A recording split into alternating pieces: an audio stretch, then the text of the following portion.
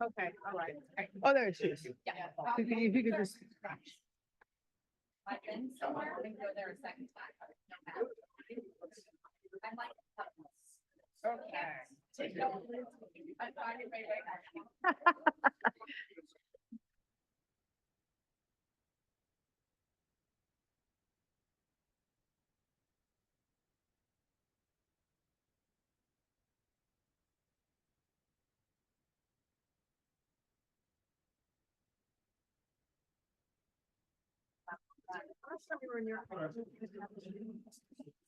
Good morning.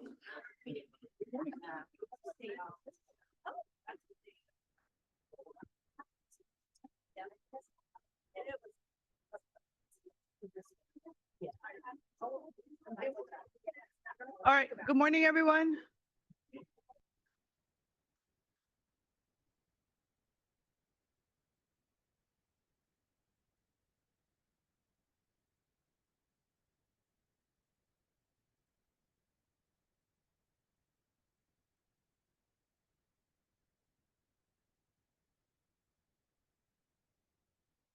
So, good morning, everyone. I'm gonna ask, before I call the meeting to order, I'm just gonna let everyone know, I'm gonna ask everyone, so my voice is still on the mend. And so I'm on limited voice, which means that I'm gonna ask everyone to please be, I can't yell, and so I have to be very careful about my voice. And if you can help me, please, I'm gonna do my best to use it as much as I can. And then if not, I'm gonna ask my fearless second vice chair to help me in this process because my voice will come and go, but I will do my best to run the meeting as much as I can. Yeah, I'm gonna try to do, there you go. I know, and use the gavel. Yes, thank you very much on top of it. And I appreciate you. Thank you, ma'am. You think I would have thought about that, but anyway, so I know it feels weird. So with that, I appreciate your indulgence and thank you for being so patient with me and then the last couple of 8 or 9 weeks, still trying to get better. But with that, good morning. The June 28th Board of Directors meeting is called to order. First, I'd like to ask our interpreters to explain how to access interpretation. Announcement from the interpreter. To use the interpretation feature, please scroll to the bottom of the Zoom screen where the meeting controls are. Click on the interpretation icon, the world, and select English as your language. If you're joining through the Zoom mobile app from a cell phone, tablet, etc., please press the ellipsis, then interpretation, and then choose your language. Finally, click on mute original audio to not hear the original Spanish low in the background. Headsets are available for interpretation. If you're in the meeting room, please check out a headset from the receptionist in the lobby. Aviso por parte del intérprete. Para hacer uso del servicio de interpretación, favor de desplazarse a la parte inferior de la pantalla de Zoom, donde aparecen los controles. Haga clic en el icono de interpretación, el globo terráqueo y seleccione Español. Si está utilizando la aplicación de Zoom desde su celular, tableta, etc., presione los puntos suspensivos, luego interpretación y luego el idioma. Si no desea escuchar el audio original en inglés en el fondo, por favor seleccione Mute Original Audio o silenciar audio original. Contamos con auriculares disponibles para el servicio de interpretación. Si se encuentra en la sala de la reunión, favor de pedir auriculares con la recepcionista en el vestíbulo. Gracias. Thank you. Thank you. The chairwoman has asked me to read the tribal acknowledgement, which I'm happy to do. I would like to take a moment to acknowledge the land that we call home. The tribal nations of the San Diego region has historically faced injustices. We acknowledge the harmony that existed between the land, nature, and its original peoples, who have since endured displacement, persecution, and systemic oppression. We pay our respect to the unceded territory and homelands of the 18 tribal nations in our region, the most in any county in the United States, from 4 cultural groups, the Kumeyaay, Digueño, the Luceño, the Cupeño, and the Cahuilla. This land has nourished, healed, protected, and embraced them for many generations in a relationship of balance and harmony. As members of the Sanday community, we acknowledge this legacy. We aspire to learn from Indigenous traditional knowledge and experiences and in undoing the justices of the past. Now, please join me in the Pledge of Allegiance. Ready, begin. I pledge allegiance to the flag of the United States of America and to the republic for which it stands, one nation, under God, indivisible, with liberty and justice for all.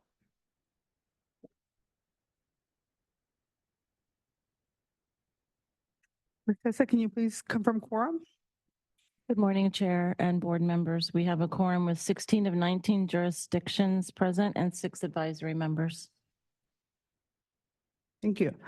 We'll start today with non-agenda public and member comments. As a reminder, no comments shall use loud, threatening, profound or abusive language that disrupts the orderly conduct of the meeting will be tolerated. Any such language or any other disorderly conduct that disrupts, disturbs, or otherwise impedes the orderly conduct of the board meeting is prohibited.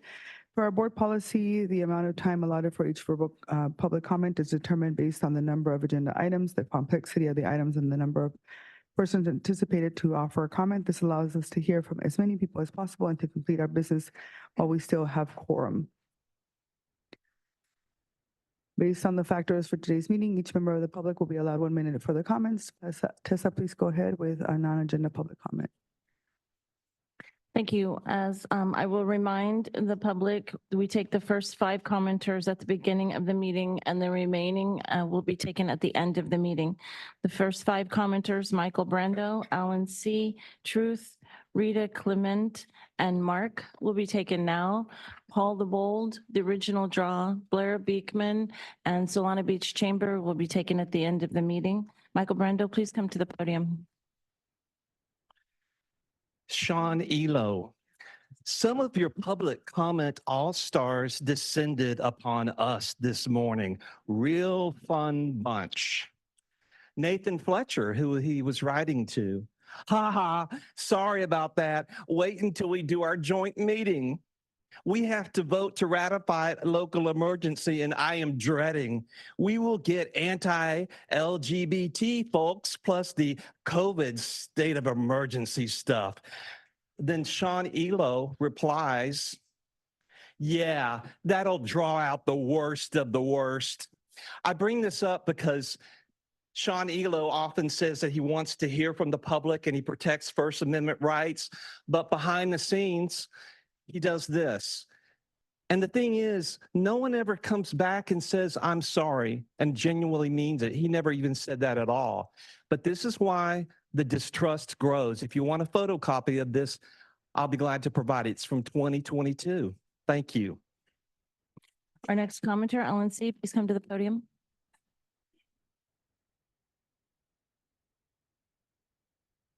Good morning. Just came back from Washington, D.C. about a week ago. I saw firsthand what the management is going to look like on 805. Yes, 805, your tax this November is going to fund removing 4 lanes, 805, just like 15's disaster, and turn it to manage toll roads because most people cannot carpool. Let me tell you what I went through. I got an Easy Pass reader, paid over $100 because a rental car said it was actually cheaper to pay $100 a week to use a managed lane. I took that stupid I-66, not Route 66, I-66 leaving Washington Dulles Airport. I got the free lane, got my $100 bonus. Meanwhile, 4 lanes next to me, jam-packed, back-to-back cars everywhere. This is what will happen to 805 if you push managed lane. And oh, by the way, 125, you use Transnet to pay it. Why didn't you use Transnet to pay out the stupid creditors instead of jacking us more and keeping that toll going until 27? You could use Transit, pay out the stupid creditors, so we're not paying as much money. And Transit, by the way, guaranteed freeways, not managed lanes. I yield back. Our next commenter, Truth, please come to the podium.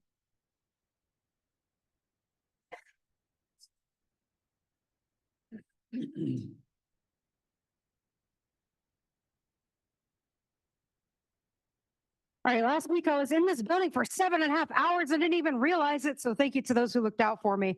And at that meeting, Antoinette was at the back. Seems like fair game to call her out because the Times of San Diego and City Attorney Mara Elliott have confirmed that all speakers are protected by law to mention all government employees. Quote, during public comments, people could swear, use hate epithets and horrible things about council members, staff, and others, end quote. And since Nora said she doesn't feel safe and Rebecca told children she feels threatened, then let's get rid of the metal detectors, bag checks, and armed security since they don't work. The more SANDAG is turned into a mirror image of county meetings, the more chaos is ensured. There, I even tried to schedule a meeting with Nora to discuss changes to fix things, and her team gave me the runaround for 6 months. For public record, no speaker directly insulted staff. Colleen and security escorted Don and Antoinette upstairs so they could zoom in. I saw them and Andre come back during closed session.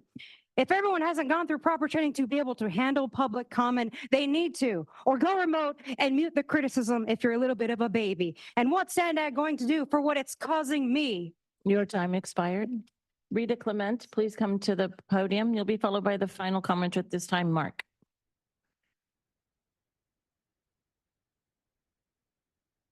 Good morning, Chair Vargas, SANDAG board members and SANDAG staff.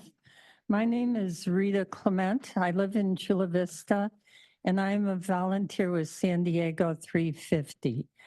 Beyond reducing driving, far too often in California's history, new highway and major roadway infrastructure displaced BIPOC communities, increased divisions in communities, and intensified noise, traffic, and air pollution in already impacted communities.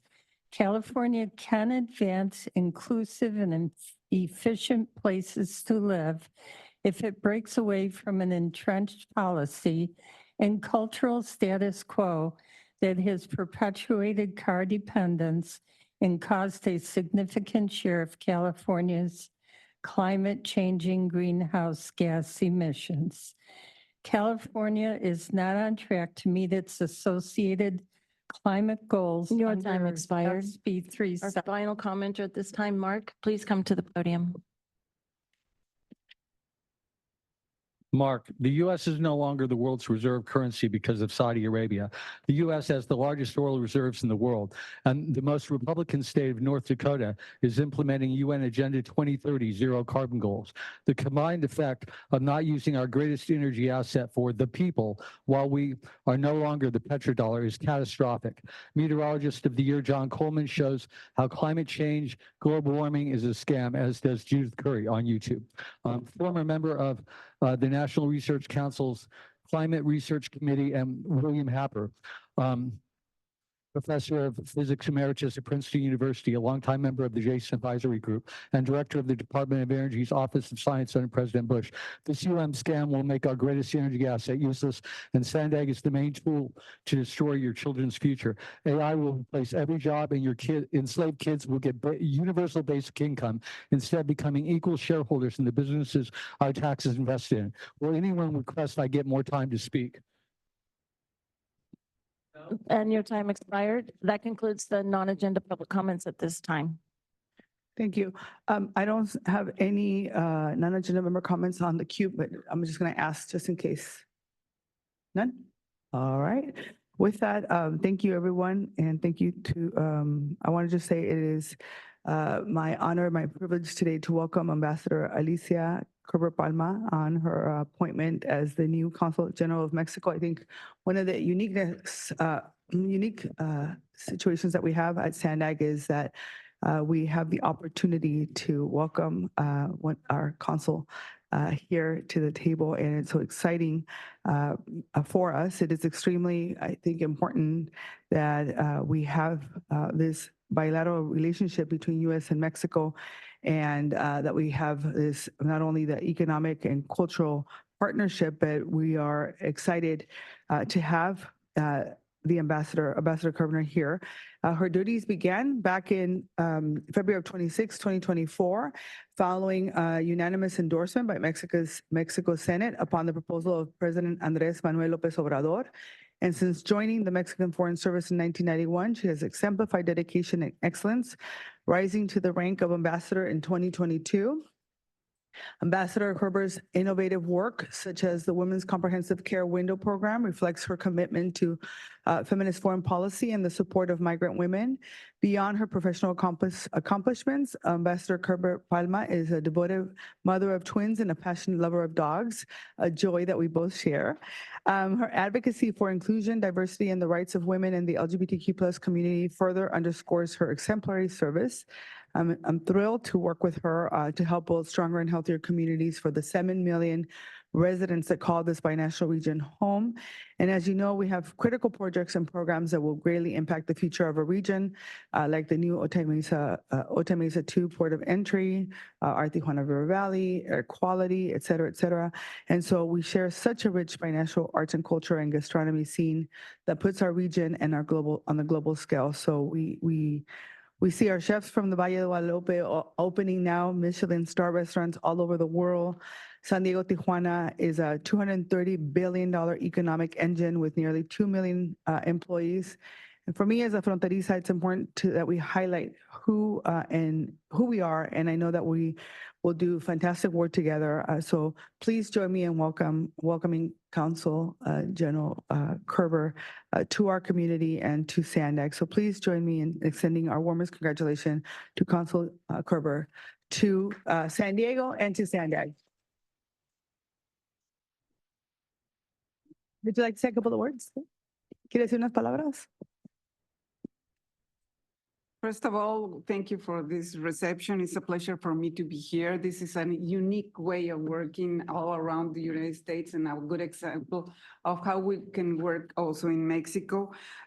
Being part of SANDAG is my honor. I don't take it very lightly. And I'm sure that we will be working together in programs that twin our cities. Tijuana and San Diego are twin cities, are a very important region, not only because the interaction that we have in the culture, in the academy, in the innovation, or also entrepreneur, but also as a region that has the competitiveness through the Asia Pacific countries. So for that, please count with me. We will be having a very strong contact with each one of you. I have been the pleasure to meet some one of you, but I just have like 3 months in the post, and I'm expecting to go to your offices and hear what can we work together. So thank you very much, Nora, for receiving me. Thank you and welcome. Bienvenida. Next, I want to make sure that we all take a moment to welcome our new CEO, Mario Orso, to his first board meeting. So please give him a big round of applause. So I want you to know that I've been on the phone with Mario since day one. He's been doing an exceptional job. He hit the ground running and has, as everybody knows, he has a wealth of knowledge and experience and strong commitment to the mission of SANDAG. And his deep understanding to the region, the community, and the team undoubtedly is going to help us deliver exceptional results for the communities that we serve. I'm really looking forward to being his partner in this process.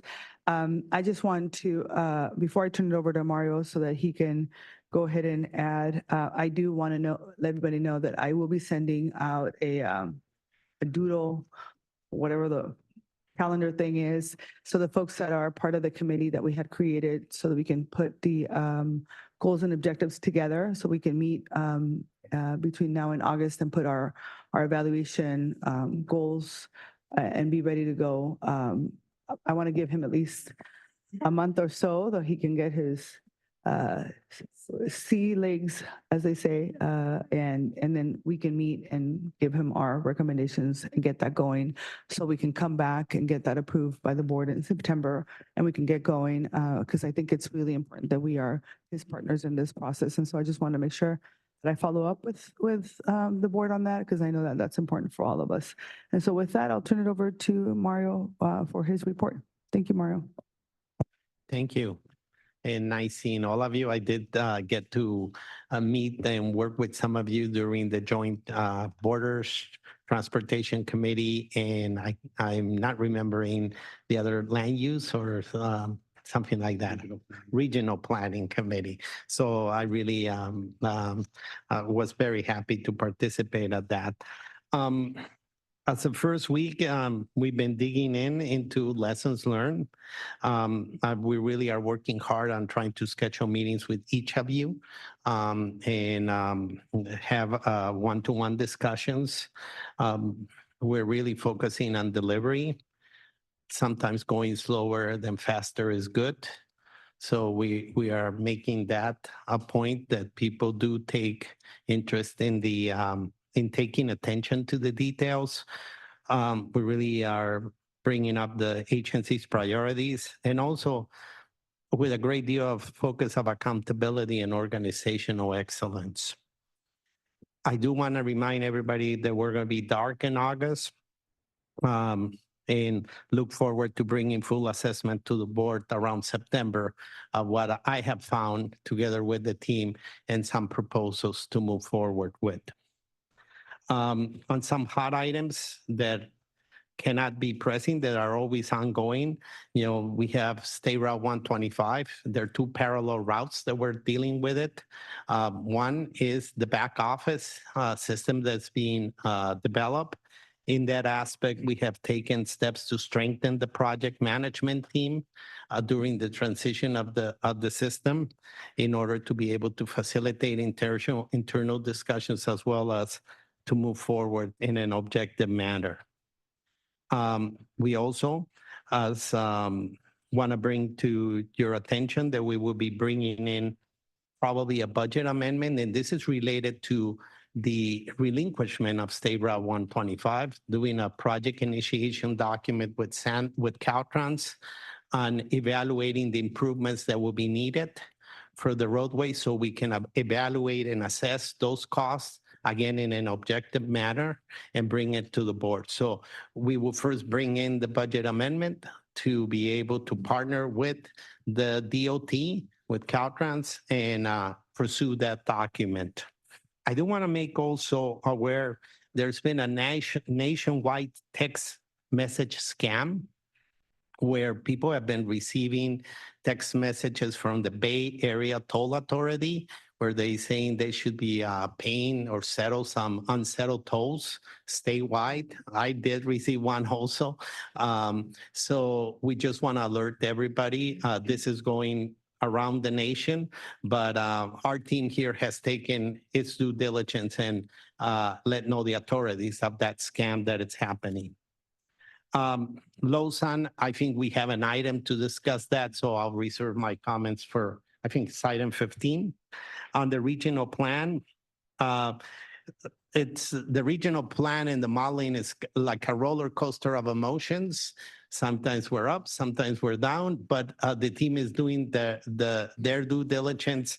The modeling is coming close. And the next step, I think that some of you has also highlighted is in August, we will be convening and bringing into the meeting the working groups. This is the Sustainable Communities and the Mobility Working Groups, where each of you have a representatives from your different offices, let it be traffic engineers or any specialists from your agencies in cities.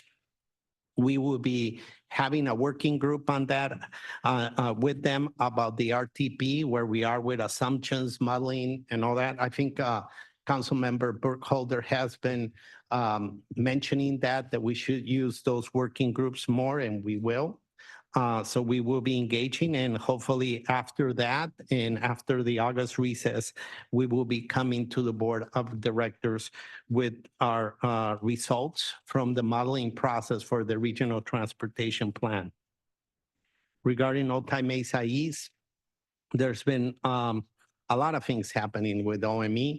One, on June 13, we had a visit of CAUSTA Undersecretary Mark Tollerson and his team visiting the site. That's very important because at different levels of leaderships, either at the state or federal level, they could see the work that we have accomplished, the work that our Mexican partners are accomplishing, and they could see why the needs of moving forward in a parallel way. Also very happy to announce that, today the Borders Committee will be receiving an update on the toll revenue sharing agreements with Mexico. From a conceptual point of view or technical point of view, the teams have reached consensus. So now it's the process to present to the Borders Committee as the policy advisory committee that oversees the project, and that committee, if they seem appropriate, they will float up to the board of directors any actions on those agreements with Mexico.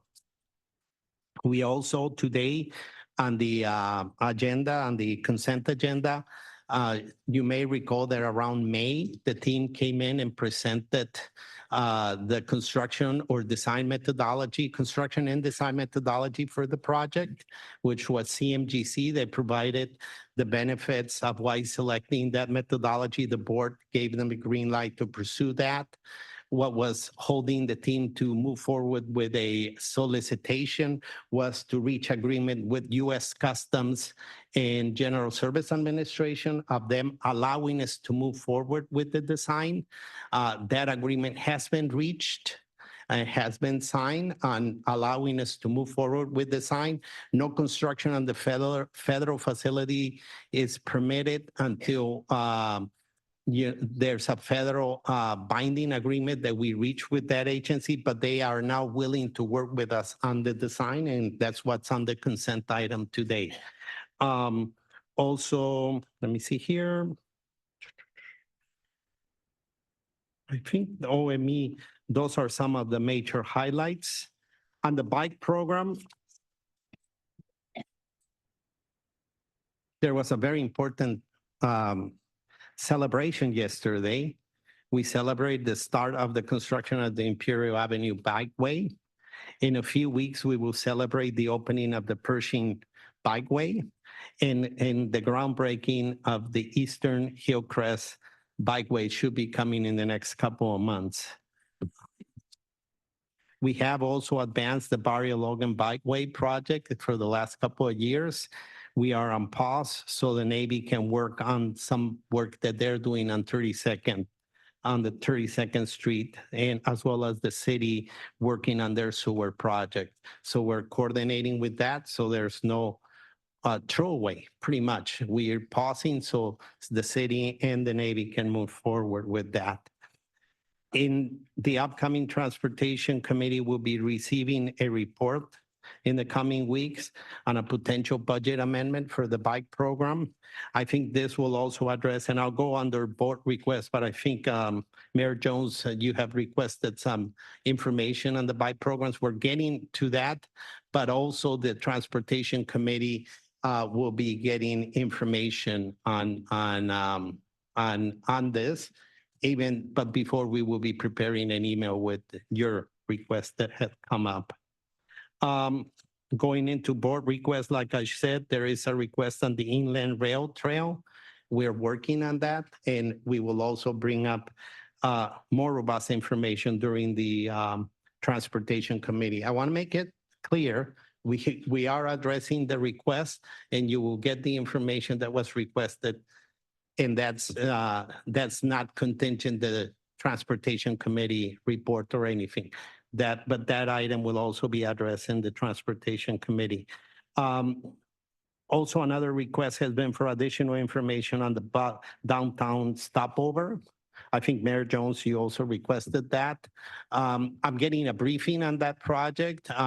We'll be meeting with leadership to understand the next steps, and we'll be also getting the information you requested, and hopefully in a meeting, we can also discuss that with you also.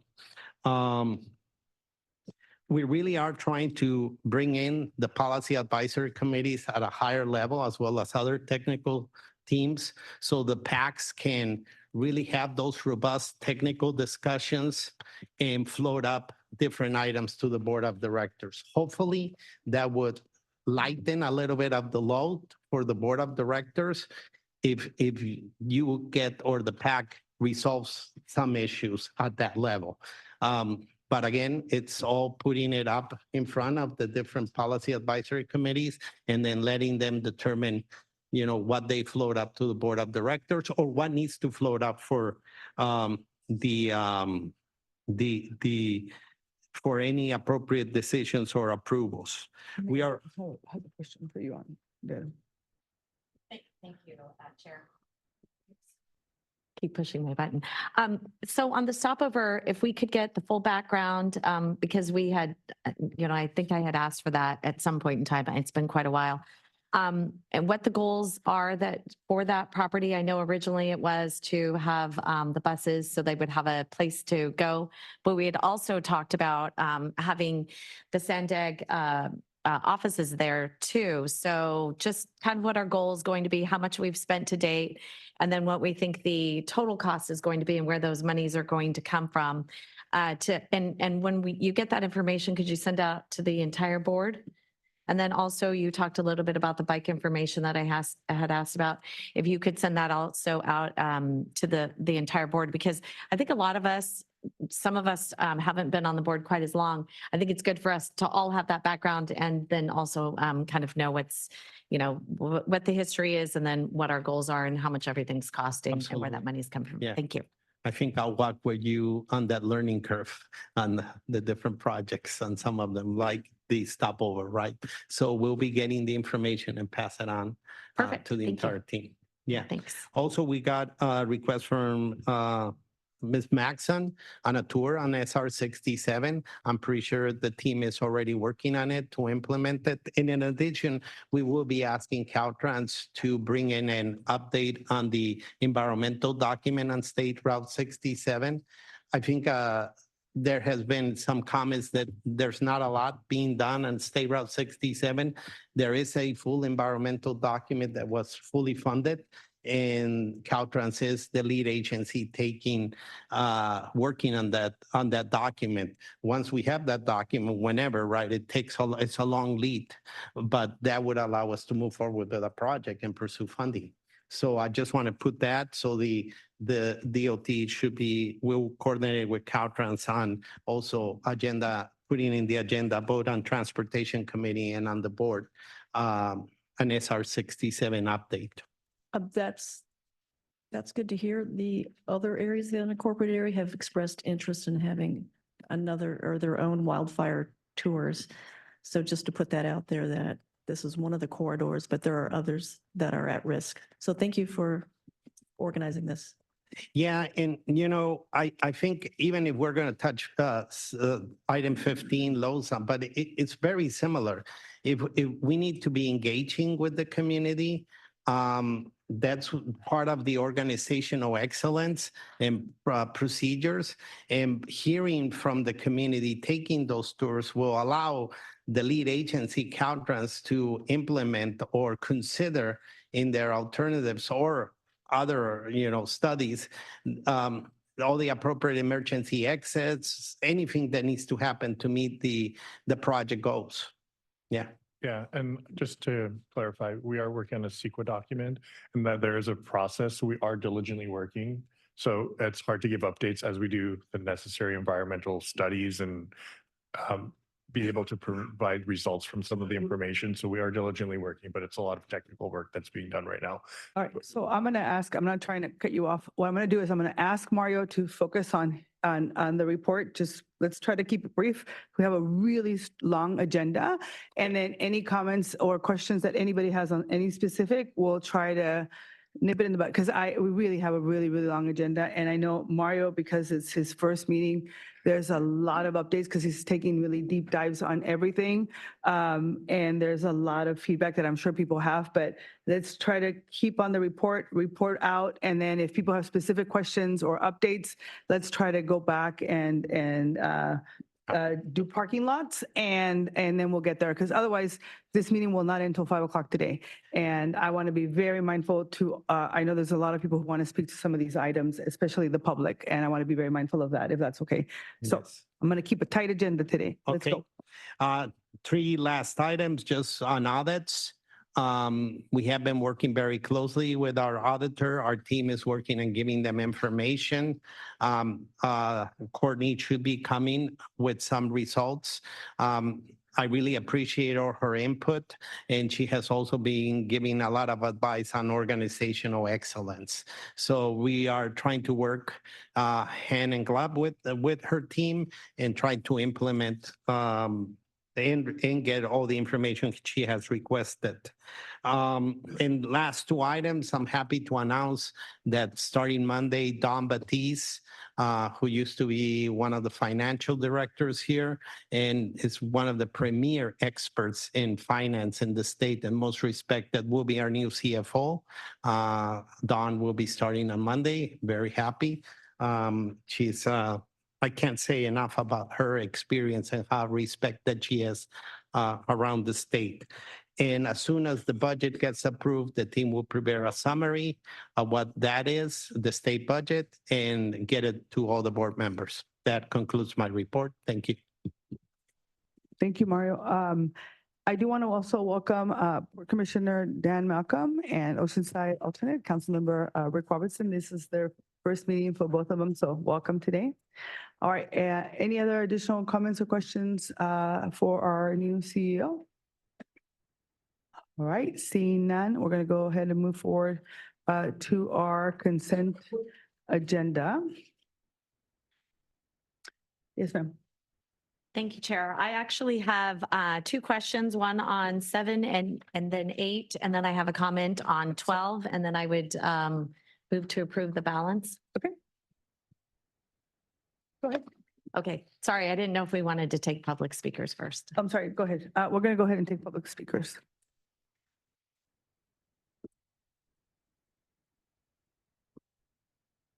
Thank you. On the consent agenda, I have 4 in-person and 4 virtual commenters. Truth, please come to the podium.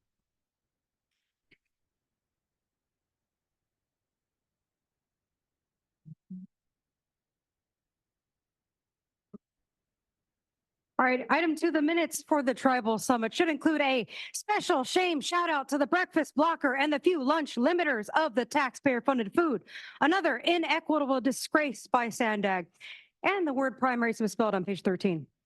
Item 3, Jose has a $100,000 slush fund to pay his own way to CalCog. Item 4, the coaster is costing everyone 19% more to keep operating with only a 7.5% fare box recovery. That's why a trolley is a better option than tunnels for North County. And the words training and education are misspelled on page 33. Item 7, the YLP program has had 9 million rides that resulted in 22.5 million in lost revenue for MTS. Item 11, Mario the Talker thought 4.2 million in death-inducing Pfizer was a good investment. Item 12, no to $10 million to London-based Steer Davies and Gleave Inc. for marketing and fake outreach. The Steer Group has been involved in creating stupid smart cities and literal behavior change programs like Shift San Diego. And no to $19 million for SANDAG van pools, too expensive. Item 13, no to $454 million of American money going towards a toll. Your time expired. Our next commenter, Alan C., please come to the podium. You'll be followed by Mark and then Hermes. Item 4, you've got multiple charts on here talking about cost to people using the bus, MTS and all that. But the chart you missed was how much it costs to the taxpayers. Over 2/3 of the bus fare is covered by the taxpayers. Sounds to me like that's a business fail. Agenda 13, Old Tie for Mexico.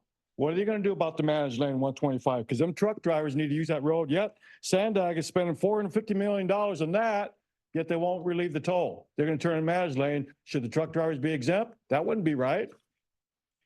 Agenda 14, there's a lot for you, air quality improvement. I mentioned earlier about the managed lanes. When you jam pack cars on the 4 other lanes and yes, people will drive. You're not going to encourage less cars by jam packing roads because people got to get to work, got to get to Costco, drop the kids to school, so forth.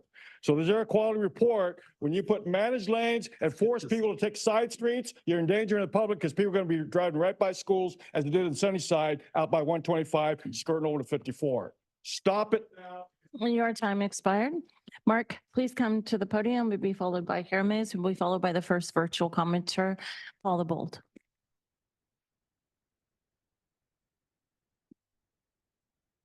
Mark, I shall be playing excerpts of Rosa Corey videos from YouTube to critique omissions SANDAG is leaving out of today's specific agenda items, as is my right under Code Section 54954.3C of the Brown Act. Do not interrupt my presentations. Rosa Corey was a district branch chief for the Department of Transportation. She is a forensic commercial real estate appraiser specializing in eminent domain valuation. She is a litigation support person and expert witness in land use and property valuation. She was elected to the Project Area Committee, where she found a fraudulent redevelopment project which led to United Nations Agenda 21 Sustainable Development. She starred Democrats Against Agenda 21.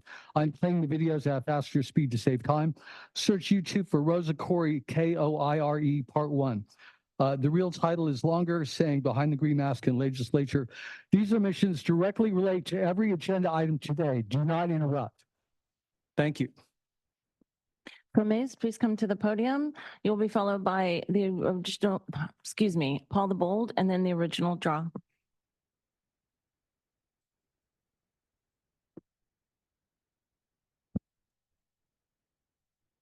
Hermes here. How you guys doing this fine and lovely day? Now, I'm going to ask you guys to please stop listening to the people that selected you into your positions. The ones that went around and created a bunch of false ballots and turned them in to get you guys elected. Now, I'm not saying all of you, but I'm just saying the ones that have very high homeless populations and encampments. Because as I explained multiple times before, this is where people can manufacture ballots. And this is what is allowing each and every one of you guys to go ahead and do, and how some of you guys are working in lockstep. Because you guys are all, or some of you are all employed by the same person. And that is not the people. That is the people, that is like ACLU, that could be other nonprofit organizations and all that stuff. People that go around and basically manufacture ballots by using registration forms. Your time expired. Our next commenter is, your time has expired. Our next commenter, Paul the Bold, please go ahead. Yeah, big welcome to Mario Orzo. The agenda has all these performance measures and by things that matter more to accountants, like passengers per revenue mile, operating cost, or fare box recovery rate. We care more about actual passengers. That should be the principal measure you use. And the TDA claim form looks like PR garbage, nothing substantial. For instance, have operating costs per passenger decreased because you're scaring passengers away with dirty, unsafe, and infrequent buses and often on coaster service? Or are they simply turned off and not showing up? This is what you should be more worried about. You need to rework those TDA claims to specify exactly what you want to improve. I see that you have 5 mil carryover for pedestrian bike lanes. These should be made. Your time expired. Our next commenter, the original draw. You'll be followed by the final two, Blair Beekman and Lisa Montez. The original draw, go ahead. For some reason, Consuelo can't raise her hand, so there's something going on that. The financials have an unclean opinion with 3 material weaknesses that went to the audit committee on the 7th and didn't go to the board, avoiding transparency again. This being Andre's last day, I'm sure he will chicken out and not be there. Dawn was selected rather quickly. Will she be more of the same?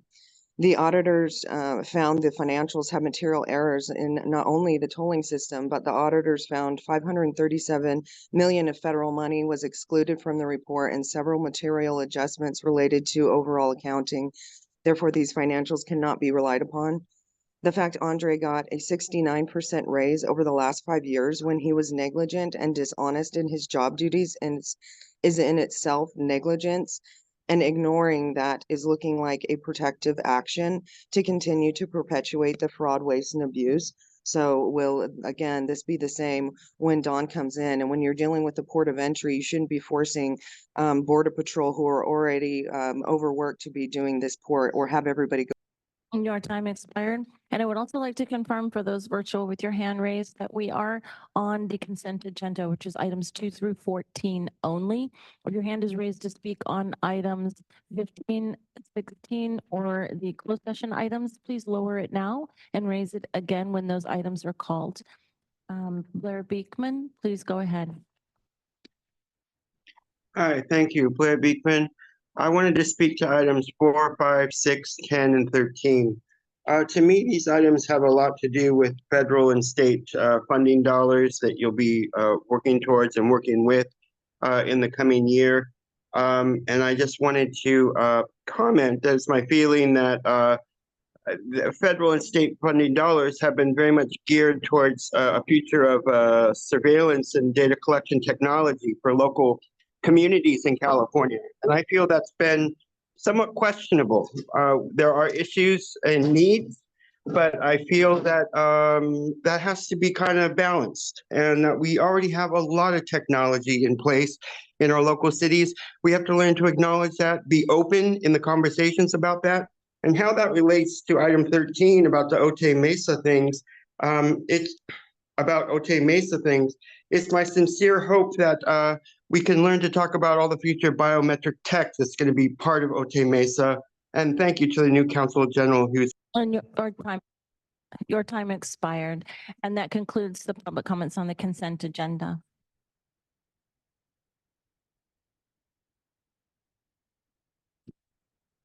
Joan, go ahead. Good morning. This is on item 7. So regarding the Youth Opportunity Pass, this is a valuable program. We need data on writers' start point by zip code. Currently, to utilize this program and to reduce the transit time for a reasonable length of youth travel time, we must drive our children down to a transportation hub. Otherwise, the travel time on the bus or other options is not useful. The more youth who can be protected from accident exposure through a public transit option is a responsible return on investment for SANDAG. Thank you. Thank you. Councilmember? Sorry, go ahead, Fisher. Thanks, Chair. I just want to make a quick comment on item number 7. As I was reading through it, it mentioned a fiscal cliff. Nothing more scary than thinking about a fiscal cliff, especially for small cities.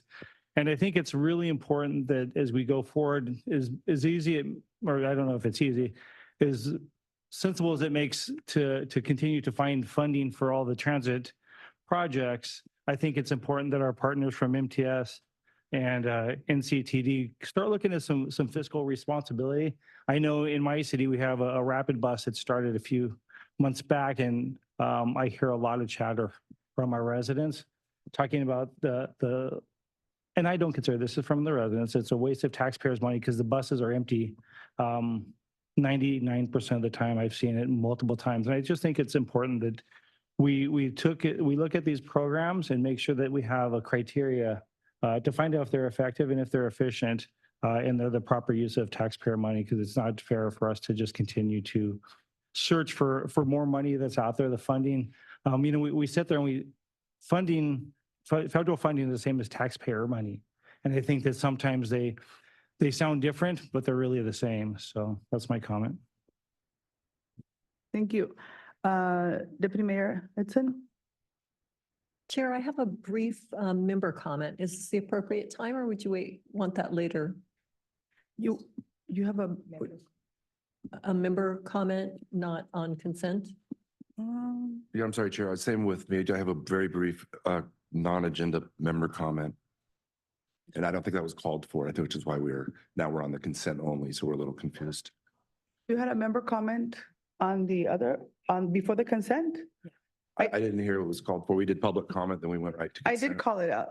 I did. My apologies, I missed it. Oh, okay. Yeah, My member comment was only about as long as that. Okay, I did call it out. So you all need to be paying attention. So I'm gonna go ahead and let you do it, but I really I did call it out, and I called it out twice. So I'm gonna let you do it right now, but I need everybody to be paying attention because we have a really tight agenda today. So go ahead and do it now. This is out of placement. So if you can keep it really tight, we have a really, really tight agenda. So go ahead.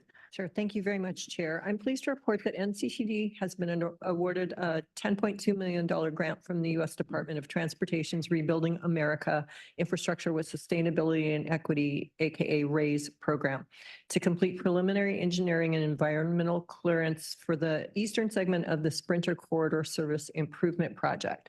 The project will construct 9.5 miles of double track along NCTD's Sprinter Hybrid Rail Corridor. Funding the RAISE program will complete environmental review and preliminary engineering for the segment of double track between the cities of San Marcos and Escondido. It is a major milestone in the effort to double Sprinter service frequency from 30 minutes to 15 minutes. This project will increase the convenience of taking transit in North County, improving access to major regional employment centers, educational institutions, healthcare providers, and other essential destinations. Improved service frequency will get more people out of their cars and onto transit, which will in turn improve air quality and reduce congestion and adjacent roads on adjacent roadways. The Sprinter corridor supports NCTD Sprinter hybrid rail service as well as BNSF freight services. Double tracking will ensure freight services will allow, freight services to increase frequencies, enhance the movement of goods, and support an efficient supply chain in Southern California. The award from USDOT builds upon funding the district received from Congressman Mike Levin and the FTA to modernize Sprinter signal infrastructure. Together, signal modernization and double tracking will enhance public transit in North San Diego County and strengthen the district's transportation infrastructure. Thank you again for allowing me to. Yeah, thank you. I'll be brief. I've never bought a prepared statement to read to this board. So in any event, I just wanted to follow on to the welcome to the Consul of Mexico and say thank you. Last week, I had a chance to visit the San Antonio de los Buenos treatment plant with Mary Gary of Imperial Beach and Congress members Vargas and Jacobs from the United States. And we're extremely grateful for the federal government, for the Mexican Army, and also for the Baja officials for prioritizing that plant to help impact the reduction of sewage flows from Mexico into the United States. So I just wanted to thank you and urge you to please continue everything in your power to ensure that that plant comes online this year. It's estimated to be online at the end of September. And even with troubleshooting, I'm hoping it's operating fully before the end of the year. So thank you and welcome. All right, Councilmember Chavez. Thank you, Chair. I wanted to go back to consent item number 7. And yes, welcome to Consul General Alicia Kerber. So last year I was on the board of directors for MTS, and we approved together the Youth Opportunity Pass offering free transit for individuals 18 and under. But I will be pursuing in conjunction with my colleagues that represent Chula Vista and hopefully the whole board at MTS that we pursue these same benefits for senior citizens with their low income and their pensions. It's never enough, and especially with rent prices. I just wanted to mention that we want to champion, and maybe this year or the following, we can get this across for seniors to have free passes as well to get to and from their destinations. Thank you.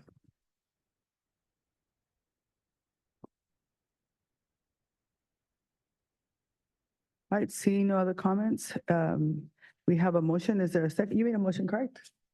Yes, but I did have questions on 7 and 8 and then, Okay, yeah, so you're just making sure. for some reason, your name is gone now. So go ahead. Oh, okay. Thank you, Chair.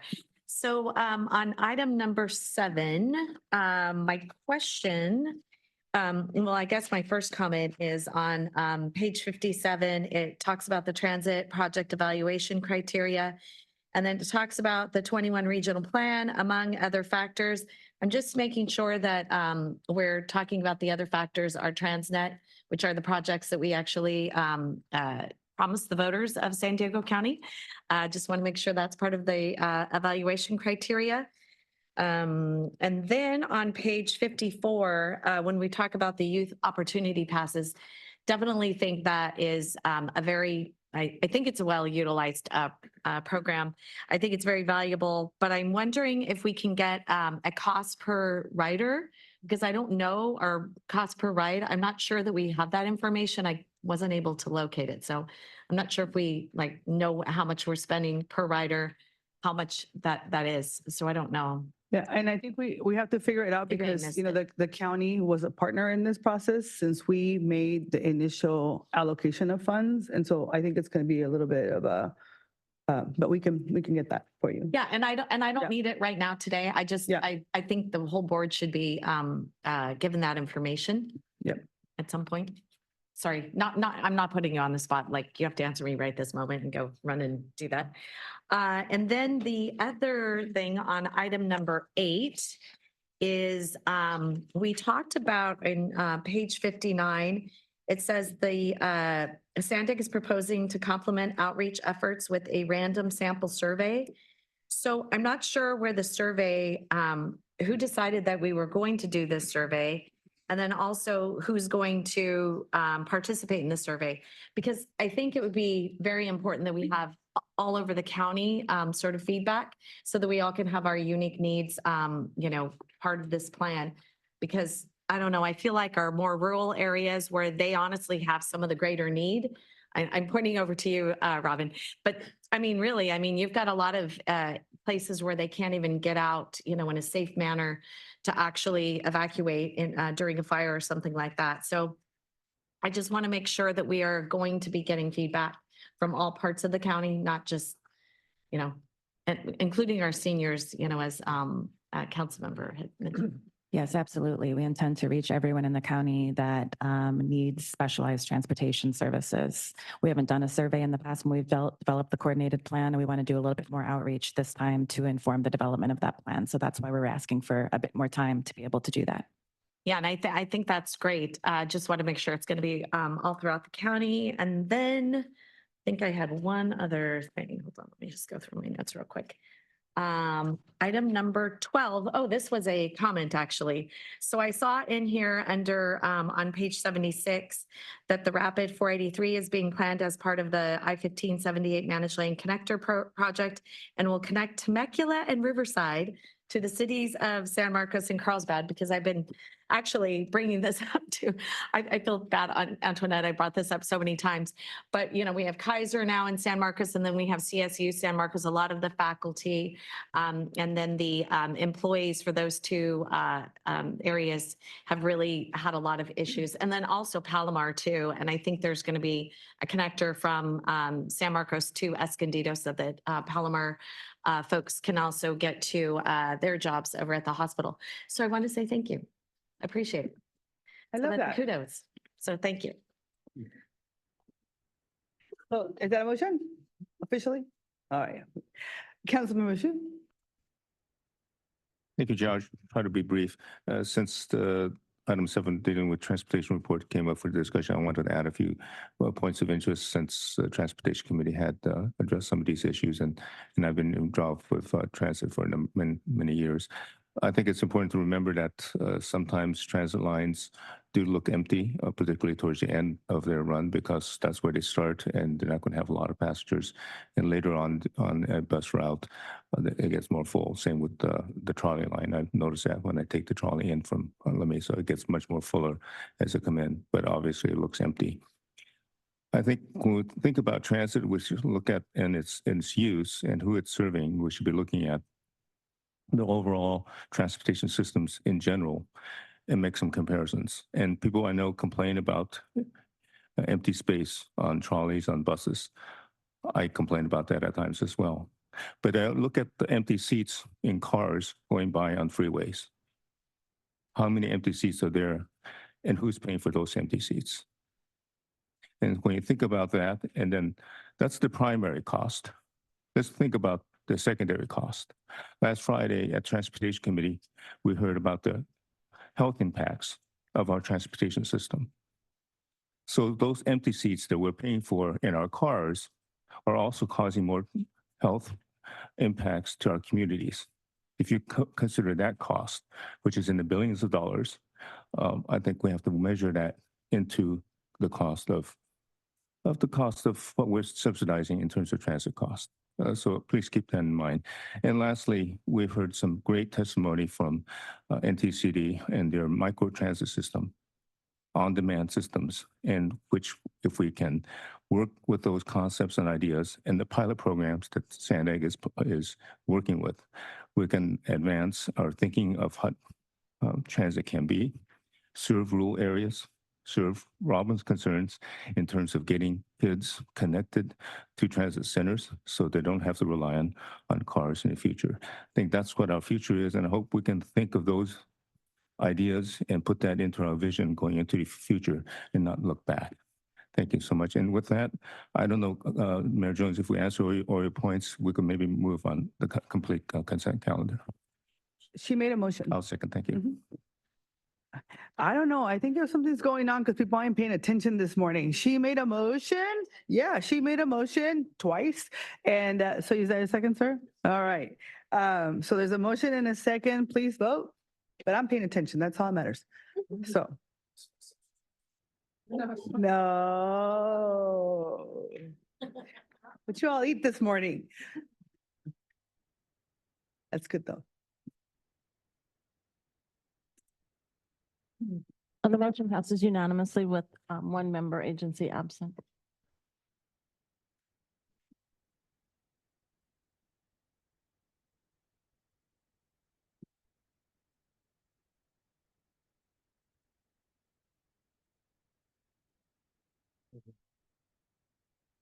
Is she gonna read it?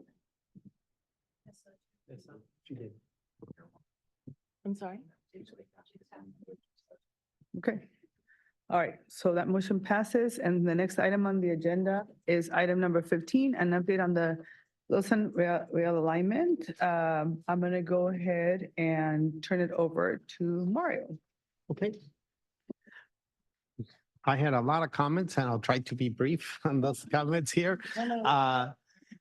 You know, a few weeks ago, the notice of preparation was released for this project.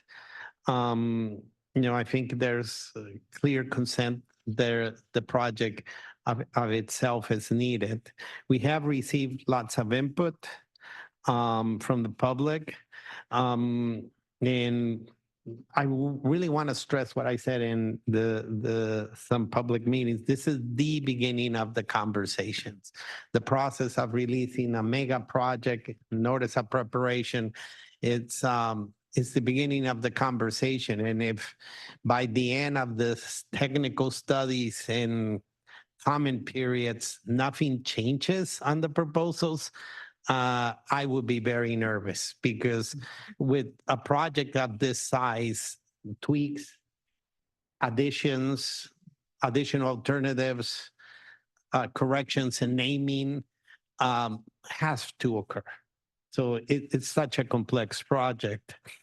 On my second day of work, we had the scoping meeting in Del Mar, and more than 400 people showed up. Personally, I've never been in a public scoping meeting that had that many people. So that gives you a good idea of the magnitude of it.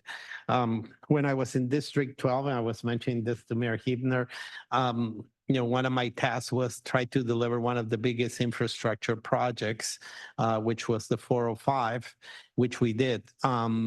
And that project is the equivalent or even smaller than this project. So that gives you the order of magnitude of what we are pursuing. I'm really appreciative. On Wednesday night, we went to the city of Solana Beach. The team presented what you're going to see today and answered several questions that the city council, the public, and Mayor Huebner had there.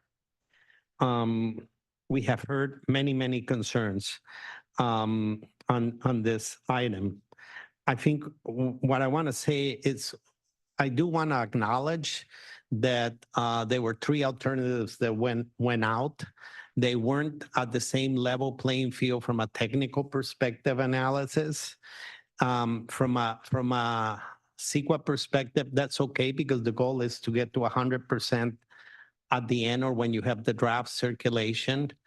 But as I opened up this meeting, organizational excellence and best practices, I can tell you that that will not occur in any future NOPs in this agency. Once we put alternatives, they're all going to be at the same level playing field. The team has done their due diligence. Nobody has done wrong. It's just also my statement of sometimes it's okay to go slow to get it right. And that's very important. You know, we've been talking hearing the concerns that are coming in. What I have proposed and directed staff is continue with the NOP process, gather as much information, but also initiate a value analysis process. A value analysis process during projects of this size is bringing in different agencies, all the interested parties or as much, and have a robust technical discussion where there could be other alternatives that could be presented or tweaks to the existing alternatives that could be able to give us sufficient information to maybe even reissue an NOP, reissue the NOP. The team will discuss that we have not begun the NEPA process because we don't have a lead agency yet from the federal government. So there is going to be a need to issue a notice of intent. That could be in coincide with us bringing in some of those edits that we find during the technical studies and during the value analysis. What I do think it's important is to continue the process in order to gather as much technical information. But I want to stress this is the beginning of the conversation, and changes will happen in the projects of this order of magnitude. And with that, I'll pass it on to the team who has done an extraordinary job. We have Danny, Keith, and Liz, which is our outside counsel and expert on environmental documents. Take it away. Okay, thank you, Mario. Good morning, Board of Directors. My name is Danny Vey. I'm Regional Planning Program Manager and Project Manager of this particular project. And Keith and Liz here help will help with this presentation. So this video explains the problem perfectly. This is 2019, the Scripps Institution of Oceanography was out collecting surveys on the beach and saw this bluff collapse, captured it on video. And right above that bluff is San Diego's only rail corridor that connects this region to the rest of the country. And you can just see how close in this drone video, how close the ocean is. This is from February of this year during king tides. You can just see there's no beach left. The waves are crashing against the toe of the slope. You see areas where we've done stabilization efforts, where there's seawalls, there's piles, there's drainage improvements, and there's more work to be done, and we're doing that. We've seen bluff erosion over the last 20 years up to 6 inches per year. And then just south of the bluffs, of course, the bluffs have a lot of attention, but just south through Los Penasquitos Lagoon, during the king tides, you can just see how close that water level is to the tracks. These are below the 100-year floodplain, and there's a resiliency issue here. If there was a flood during this king tide, these tracks would have been out of service. And the Los San corridor, there's a future vision for this corridor. The regional plan identifies an investment in this corridor, and what that vision is safe, resilient, reliable rail service. We're talking Pacific Surfliner intercity trains running every hour, up to 3 coaster trains per hour. That's about a train coming every 15 minutes in both directions. And with the investments that you see on all the series of projects, as we implement those, we can drastically cut travel time. So we can cut that the travel time from Oceanside to downtown San Diego down to 33 minutes. What we're talking about today is one particular project among many projects. This is the San Diego Los San Rail Realignment, and it specifically addresses those resiliency issues in the Del Mar Bluffs and Los Penasquitos Lagoon. Los San corridor is incredibly important. It operates, the Pacific Surfliner train operates. This is our intercity service. This picture I took on Mother's Day, these are people visiting from out of town, coming to see their kids, traveling for weekend trips down to San Diego and spending their money in their region. We've got the coaster train, which serves job centers in Sereno Valley, downtown San Diego, and also on the fair. People are riding the train to the fair, to the racetrack, or all along our coastal communities. And BNSF freight service is vital. This is our only freight rail corridor that connects to the rest of the country and is vital for the Port of San Diego and our economy. And without the rail corridor, we would see increased traffic, both cars and trucks operating on I-5 and I-15. All right, so let's jump into the project goals. So obviously, I think we've made it pretty clear. We need to relocate the tracks from the bluffs. Another goal at the same time is minimize community impacts. I think when you look at this map, you realize there's communities everywhere along this area. This is a built out community, and to realign the tracks, we want to do that by we want to minimize community impacts when we do that. We want to improve travel time. So if we're making this investment, let's make sure it can accommodate higher speeds by straightening out those curves and providing double track to remove that bottleneck so we can have continuous double track through this area. And there's an opportunity. If we remove these tracks, we have an opportunity to improve coastal access and safety and remove conflicts between pedestrians and trains and cars and trains, particularly in this area here. And we also recognize and want to preserve wetlands, both in San Diego Lagoon and Los Penasquitos Lagoon. And Mario kind of touched on it earlier, but we have been working on this a long time. But going back to 2007, there was a programmatic EIR, and that identified 2 realignments for a tunnel, one along I-5, one under Camino del Mar. And what you see on this is a list of various planning studies that have taken place over those years. And then in 2022, with the Coastal Commission's adoption of the Del Mar Bluff Stabilization Project, there was a condition that SANDAG agreed to look at advancing the relocation of the tracks off the bluffs. In 2023, SANDAG released a alternatives analysis that looked at a whole bunch of lines, and we'll talk about that a little bit more closely. And now we're shifting into the environmental phase, and I will pass it off to Keith. Good morning. Thank you, Danny. Also with me is Liz Klaubner from Nossaman. She's our outside legal counsel on all things CEQA. So as we hear the presentation later on during discussions, if there's a specific legal question, we've got Liz to help answer that. So you guys have all, as you part of your local jurisdictions, have been involved in the California Environmental Quality Act. I think you've all heard the term environmental impact report. That's the largest document for those most complex projects.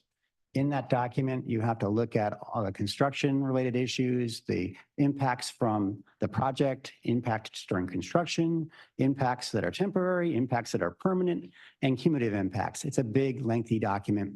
And as Mario said, this is just the start of that document. So we want to talk about where we are today and what the NOP includes, and then at the end, talk about where we think we'd like to head. So all along the CEQA process, there's a lot of public input. We are just at the initial stage of the development of that environmental process. We've just released the NOP for 45 days in June 4th, and we had our scoping meeting last week, as Mario said. So we were at the beginning of this process. The scoping period is about getting information. It's about understanding what things we don't know about the project. And we get that through a scoping period where we get information from the federal and state governments, like the California Coastal Commission, the U.S. Fish and Wildlife Service, Army Corps of Engineers, the local jurisdictions like yourselves, and the general public. And that helps shape the future EIR. It helps really improve and modify the initial ideas or concepts which are in the NOP. I was looking back at our former Midcoast documents, and I wasn't around when this first started back in the early 1990s, but the changes that were there to what was developed all came through this kind of environmental process. And in that case, they had multiple iterations and back and forth. And that's what the environmental process is. It's about learning something, getting public input on it, learning a little bit more, providing more public input, and refining that document all the way until it gets to a draft EIR, which goes out for the public to input on, and then goes to ultimately to the SANDAG board for a final environmental document. So while this is shown as a very aggressive timeline, it's actually quite a long and complex process. So we're at the beginning of that process. And one of the things that things can change dramatically. Nothing's fixed. All options are open. In the NOP that we sent out, we had input. We're looking for 3 different topical areas. One is objectives. What are we trying to accomplish with this project? The second thing is alternatives. And the last thing we'd ask for is input on the resources that we're going to be evaluating. So with the project objectives, Danny had gone over that graphic that showed the goals of the project. We came up with a set of 6 project objectives. These are the things that the project is trying to accomplish. And why it's important is because that's how we evaluate alternatives to help meet those objectives. If an alternative doesn't meet those objectives, then it's not an alternative you should pursue in an environmental impact report. So just briefly, and I'll paraphrase this, based upon the goals, we saw a need to improve the rail reliability, because right now it's in a non-sustainable area. We've had multiple emergency failures over the years, multiple efforts to patch it up over the last 20 years. So the idea is to move it off the bluffs. The second thing is to maintain rail passenger service to Solana Beach and Serena Valley and the future special events platform at the Del Mar Fairgrounds. So we had those very important hubs. We want to keep those connected. Also important is to minimize impacts to the surrounding community during construction and then after construction during operations. Equally important is the avoidance and minimization of natural resources like biological resources like endangered species, wetlands, cultural resources, and recreational resources that are out there and important. We want to help meet our 21 regional plan goals to promote transportation in the region. And we want to promote the rail plan that's been identified and approved by the state. The final goal we had here was about improving coastal access and safety. Right now, the rail on the bluffs presents a lot of conflict points between pedestrians using that for recreation and crosswalks and the trains, which are louder and quieter than people think. And it's just moving it into a safer location, avoiding that conflict is very important for the project. So those are the objectives. We're looking for impact, input on that. Did we get it right? What things should we change? Probably the biggest thing we keep hearing about is the alignments to be studied in the EIR. So I want to walk through the process of how those alignments were identified and explain what came up in the notice of preparation. But then to first say that this is just our initial understanding. All these alignments can be modified. New alignments come in or new alternatives can come in, and they can be eliminated if there's reasons that we don't know about now that the points we eliminate them. But how we got there. So Danny mentioned the slew of studies that went on before this project, and all based upon the 2007 programmatic EIR that was done for the low sand corridor, where they identified different routes to make the low sand corridor sustainable. And Danny mentioned those 2 routes they looked at. One was along I-5, and the other one was kind of one of the locations we call Camino Del Mar. Those alternatives, that concept was brought into the Public Works Plan, another programmatic look at infrastructure along the North Coast Corridor. That's from the UCSD area all the way up to Oceanside and the improvements within there. So there's been a building of programmatic level analysis leading up into this last fall when there was a release of what we call an alternatives analysis. This is looking at specifically the opportunities that could connect up or could make those project goals a reality. We took these alignments that came from that alternative study, and there's about 12 here or so. We call it the purple spaghetti map. They all consist of tunnels with portal locations in the north and south. And you may ask yourself, why a tunnel? The locations that we have in the Serena Valley and on Solana Beach are at the same elevations. Right between there's a big hill. That hill is the city of San Diego and Del Mar. There's no way with a train to go up and over that. The only way is to move it off the bluffs is to go through a tunnel. So all these include tunnels, and you're going to see that throughout the presentation. So this is what we brought out to a series of community workshops, and we asked for input. Through those in the fall and winter, we got a lot of input. And this map, a lot of creative stuff came out of the community. We call this the orange spaghetti map. And what we did is we tried to just put all the lines on a map, and then we'll characterize them. Are they feasible or not from an engineering perspective? Are they able to move forward with an objective to meet project goals? The one I know you're all looking at is probably the one in the ocean, or the 2 in the ocean. So it's very creative. You know, I was thinking like Walt Disney World, where you have the submarine that goes through Captain Nemo's land, but it's just not engineering feasible. So it's one of those ones that drop out really quickly and was not brought into further screening. But you may also see some of the lines that kind of parallel what we already had been proposing, and those kind of ones we brought further in the process. And then the big one here is there's a lot of heavy orange lines around this I-5. So don't go through underneath Del Mar and San Diego, do something along the I-5. And that kind of really resonated in this map. So a lot of spaghetti. How do we get there? Take that spaghetti and put it back into alternatives in the EIR. So the CEQA guidelines, that's the kind of law that we follow when we're looking at EIRs.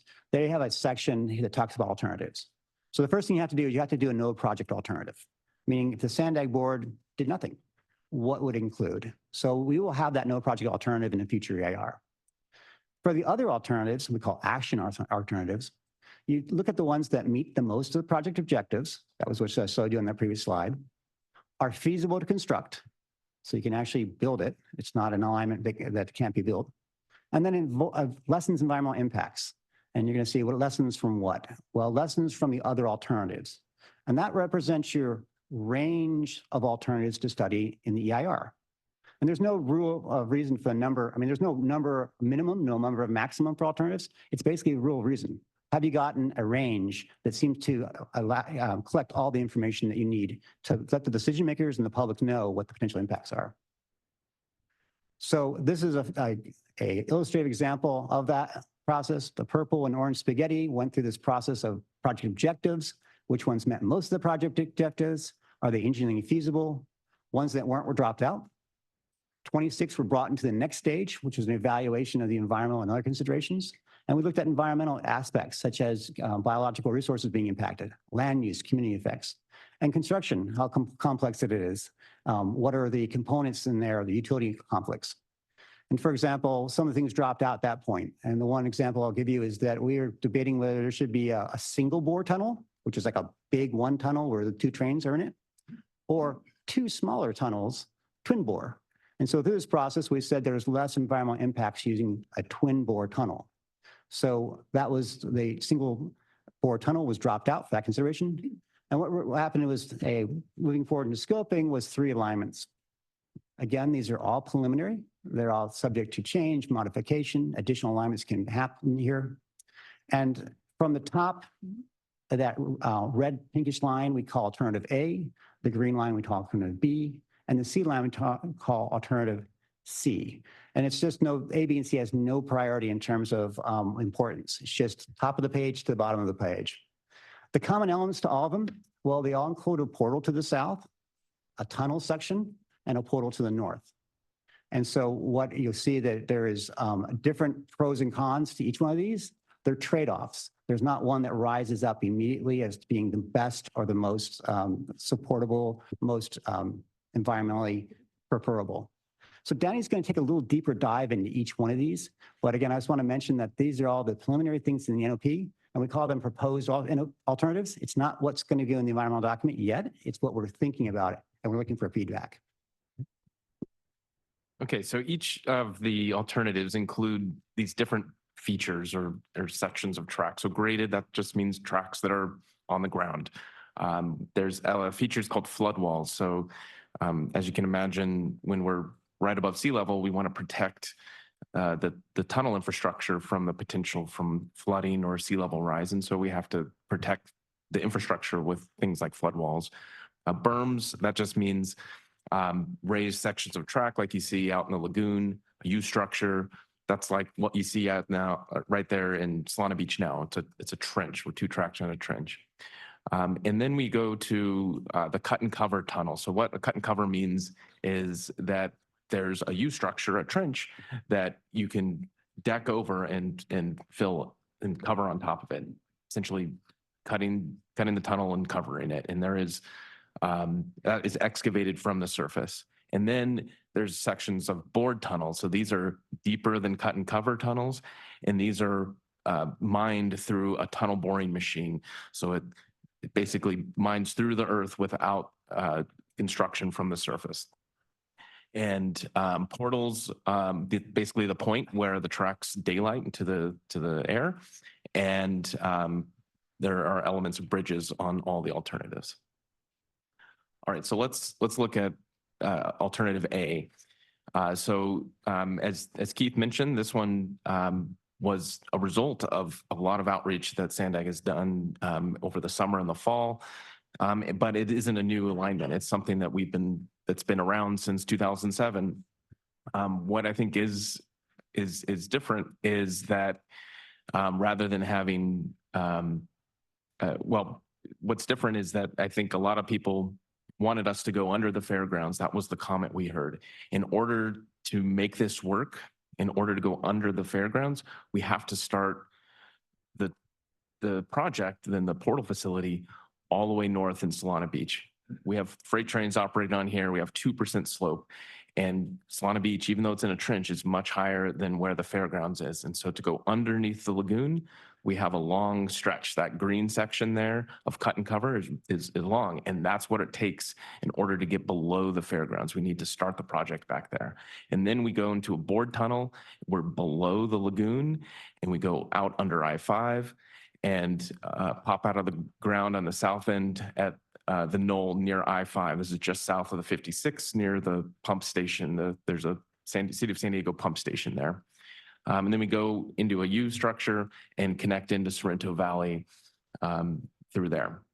Alternative B does not go to Solana Beach. It does not go to the fairgrounds. It actually ties in to the infrastructure that is part of where the new double track will be constructed in San Diego Lagoon, the San Diego double track project. So we'll tie into the new bridge and start diving down immediately, and dives under Jimmy Durante and into the hillside.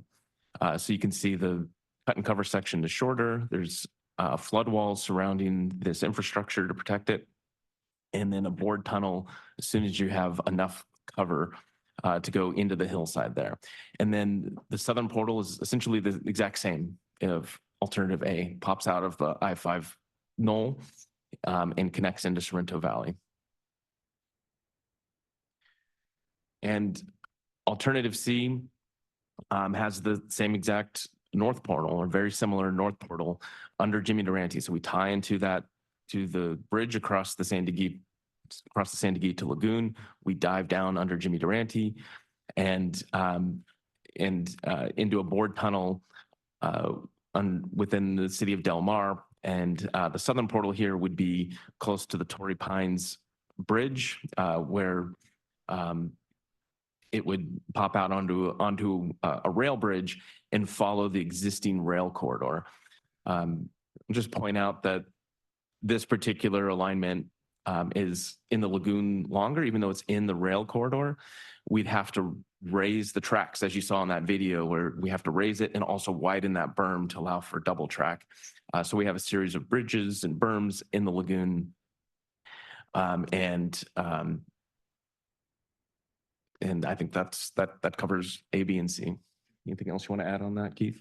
Just that all these alternatives in the future EIR or other alternatives will be equally compared to each other. And so you'll have alternative 1, 2, 3, and you'll be analyzing them against each other as part of the environmental document. So I'm going to wrap this up with a couple more slides here.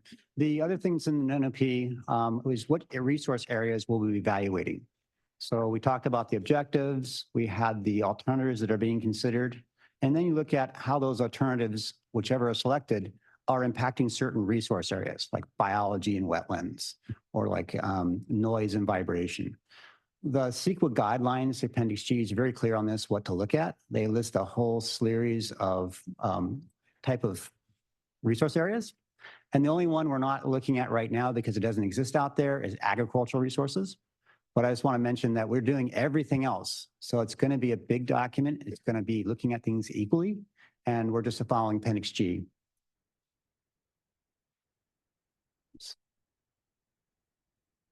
All right, last slide here. We've been talking a lot about the state process, the California Environmental Quality Act process. But we know that this project is going to have federal funding, and we know there's going to be federal permits involved. So there's a parallel process, and that process is called the National Environmental Policy Act. And there's needs to have our counterpart, SANDAG's counterpart would be a federal lead agency. As Mario had indicated, that federal lead agency has not been identified yet. So state of California has been working with FRA to have different opportunities. We're hoping for resolution on that in the next couple of months. But even when they're brought on, they're going to take time to come on board. All the MOUs between SANDAG and them will have to be signed. And the best guess is they're probably not going to be ready for 6+ months. So it gives us an opportunity because we can use all the information we're getting from the CEQA process right now and then have that information go through, be brought up in terms of this co-equal level analysis. So all those alternatives would then be analyzed in terms of the same detail levels, and then be brought that through a value analysis process or a value engineering process, where we can invite the jurisdictions that are affected, their technical teams to come down and try to see if there's modifications or changes being made, could be made to these projects. And that, if there is consensus, that's wonderful. Or if they can consensus on a range, that could then be brought into the NEPA process with the federal lead agency, and we could reissue the NOP at that time with the new collected agreed upon alternatives and the NOI, which is their process to do. Going forward after that, we have a series of technical studies to bring up these designs to 30%, which is kind of the rule of thumb for an EIR, EIS. We have to do a bunch of technical analysis for like biological reports and geological reports, all leading up into the release of a draft EIR, EIS for public review, and then down the road, looking to a final EIR, EAS, which the SANDAG would be approving or certifying, as the term is called, the EIR, and then the future federal lead agency would be doing what they call a record of decision. So that's where we are now. Again, it's still early, things can change, and the scoping process is designed to get information and help facilitate that change. So with that, I'll turn it back over to the chair for asking any questions you have. I just wanted to conclude that we're going to be enhancing the communication, the coordination, and if we find some fatal flaws with some alternatives, that's the moment to correct. We don't take alternatives that we've seen fatal flaws to 30% because it's not due diligence on being good stewards of the public's dollars. We take them to the point of we can analyze them equally. Basically, compare apples to apples, pretty much. So that's where we are with the team. Chair? Yes, so I'm going to go ahead and take public comment first, and then I'm going to do our member comments. So that's all. Thank you, Chair. I have 5 in-person public commenters: Truth, Alan C., Laura Schaefer, Mark, and Hermes. If you could be prepared to come to the podium when you're called. Truth, please come to the podium. Okay, nothing sticks yet the top SANDAG schemers ask the people of Del Mar and Solana Beach, would you like a tunnel, or get this, a tunnel under your homes and businesses? Even the original idea SANDAG presented to Del Mar was called a tunneling workshop, and everybody said no. That's exactly why I say stop wasting taxpayer money on outreach, because it doesn't even matter. It's all political theater. There's no concerns about people's blocked views of nature while in a stupid tunnel, no protection of Los Penasquitos or San Dieguito lagoons, no environmental or financial mitigations, no remedies if there's a tunnel collapse, no damages offered for displacement of residents, and certainly no real stats or facts. One tunnel plan harms Del Mar, one tunnel plan harms Solana Beach. So I wonder what choice everyone's going to be deceived into picking. Could it be C for compromise with corruption? Very few use this line for public transit. It's not even used for commercial cargo as much as SANDAG has suggested. But even if it was, is money more important than people's lives? How inequitable. Put a more affordable, easier connecting, less damaging trolley in, avoid lawsuits, and save billions of dollars and thousands of lives. The rule of reason. Your time expired. In addition to the remaining in-person commenters, there were 10 hands raised at the end of this presentation, and they will be called after the in-person commenters. Alan C. Take a look at your inbox. I sent this also to the news. I sent it out this morning to you folks. The 1940 Del Mar train track collapse will happen again. You won't be reading about a 50-foot section of bluff going into the ocean. You'll be reading about the Pacific surf liner going in and 50 people being killed due to the bluff collapse. You've been studying this since 2007. When are you going to take action? Looks like Chicago O'Hare, doesn't it? Maybe we should hold off on that double tracking on the lagoon, putting additional weight on the marshland to cause another disaster. Right now, I'm looking at north of Solana Beach, you have the same problem. Yet you're gonna put this track tunneling through underneath the lagoon? What is wrong with you people? This fight has been going on for decades. Move the tracks now, people are gonna die. And don't waste time, waste more money, because when you put it under there, what about the climate footprint? Airing out that track 24 hours a day, the lighting, the drainage and all that. Just put the track next to the freeway all the way. Your time expired. Laura Schaefer, please come to the podium. You'll be followed by Mark. Thank you for allowing me to present. I'm Laura Schaefer. I live in Del Mar. I'm sure many of you own your own home. You raised your kids in your home. And I wanted you to imagine how you would feel if the government came to you and said, in 5 years, we're going to remove you from your home, from your neighborhood, from your city. Or you're going to have vibration, noise under your home from a tunnel. That's terrifying. The people in Del Mar are terrified. There's only one alternative, A, in the notice of presentation, that's located entirely on public lands. It doesn't involve the displacement of people from their homes. There's a process here. The board needs to follow it. The board can't summarily and arbitrarily eliminate one of the alternatives that doesn't involve a massive displacement of people from their homes. We are not asking that you adopt alternative A, only that you allow it to go through to an environmental review so that you can compare these things.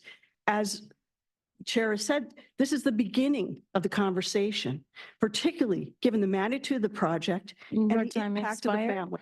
Mark, please come to the podium. You'll be followed by Hermes.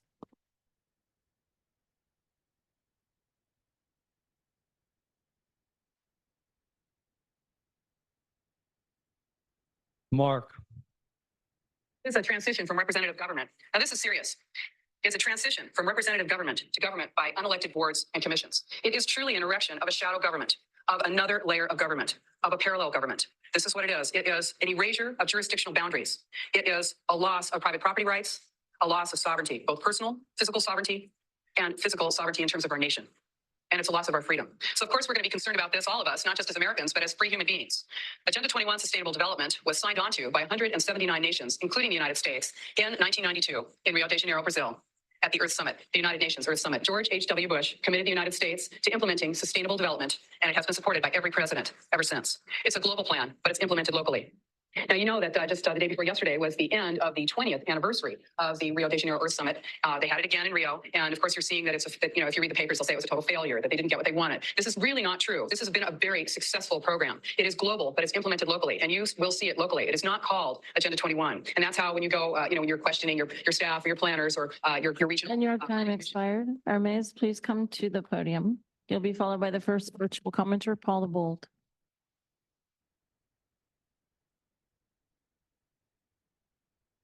Hermes here, right-hand man. So it's amazing the excuses that you use not to listen to the people's voice. I also wanted to go ahead and state, I know exactly how to identify the voter fraud. There's a reason why I cannot right now. And that reason is going to be resolved shortly. If you do not believe me or you do not, based off of what I look like and all that stuff, I don't care. But here's the thing. You could go in and ask Sean Brom, the Assistant Registrar of Voters, who I am, what I've done for the County of San Diego Registrar of Voters, and the knowledge I know about our voting system. If you do not believe me on these issues, feel free and ask him what my acknowledgement is. I'm going to take a look at the signatures of these homeless populations and all that stuff. I'm going to find out who checked out those registration forms. At that point, I'm going to go ahead and find out who those people. Your time expired. I'd like to remind the public commenters that the topic on agenda item 15 is the Rosan Rail Alignment Project. Please keep your comments to that item. Paul Bold, please go ahead.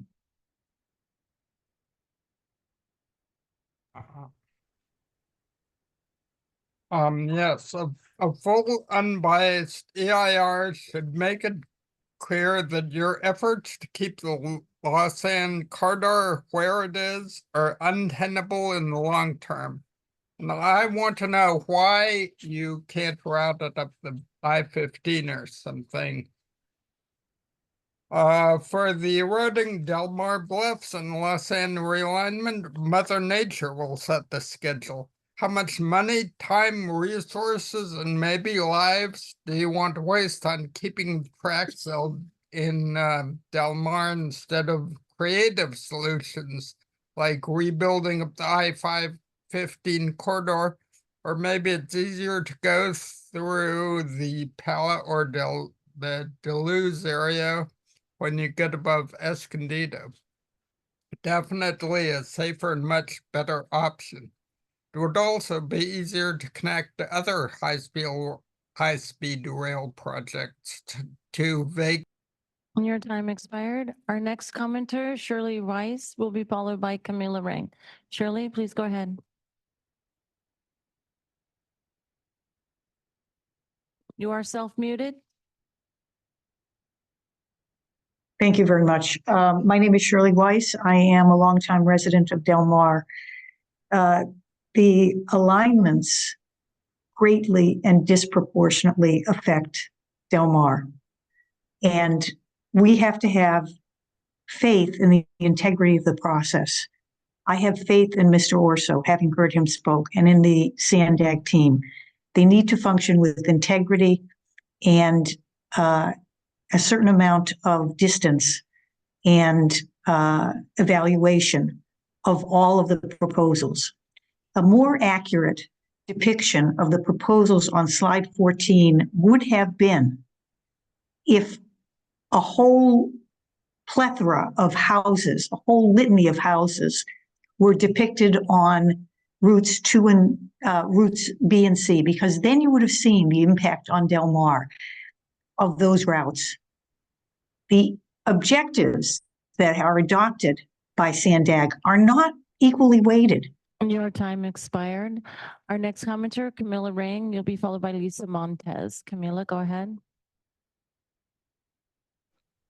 Hi, this is Camila Rang from Del Mar. Solana Beach's mayor and SANDAG's second vice chair, Lisa Hebner, is trying to pull one of the routes from the already presented NOP to go further to environmental reports. She even sent out a mass email to her constituents full of misinformation and plain lies. To abuse her position as SANDAG to pull a viable and already declared option from the NOP at this stage before any EIR has been done must surely be illegal. If not, there was an option that Del Mar did not know about, but now if it's made possible, we will pull Route B, because Route B will demolish some 50 homes in our small little town, which corresponds to 2% of our total number of houses and 50 homeless families. The reason for Solana Beach, on the other hand, to pull Route A is that they don't have enough information on how noisy the construction would be for them. It seems like our reason to pull Route B will to have 50 homes destroyed. Trumps Solana Beach's noise reason to pull Route A. Route A has to stay on NOP just as Route B and C until all questions have been answered. Keep Route A as an I-5 option, but keep on working on alternative northern portal locations. And your time expired. Our next commenter, Lisa Montez, you'll be followed by Carla Hayes. Lisa, go ahead. You are self-muted. Good morning. Good morning. I'm Lisa Montes. I am a fourth generation of historic La Colonia, the Eden Gardens of Solana Beach. We were the first neighborhood of Solana Beach. And I strongly oppose alternative A. It has the heaviest economic environmental impact to both cities, and it will affect, it's the costliest of the two other alternatives.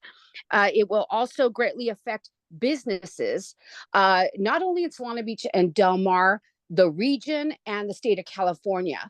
Think about Route A will, or Plan A would go through the Del Mar Fairgrounds. It would affect the Del Mar racetrack and the Del Mar Fairgrounds. And many people throughout California come and work for the races. They follow the races. They come and work at the Del Mar Fairgrounds as well. Local people come and work for both races and Del Mar. And then also our Cedros Design District, our Cedros District, with many businesses there. Your time expired. Our next commenter, Carla Hayes. You'll be followed by Sandra Hutton. Carla, go ahead. Hello, this is Carla Hayes. I am a resident of Solana Beach, and I am absolutely opposed to option A for a couple of reasons. One of which is the route through the fairgrounds, which means shutting down the fairgrounds for about 10 years because of construction staging. What this means is that $683 million per year in economic multipliers from fairgrounds events will be ceased. That is a disaster for the entire region, let alone all of the people who use the fairgrounds every year and have done for generations in San Diego County, including my family. Thank you very much, but I'm sorry, A doesn't work.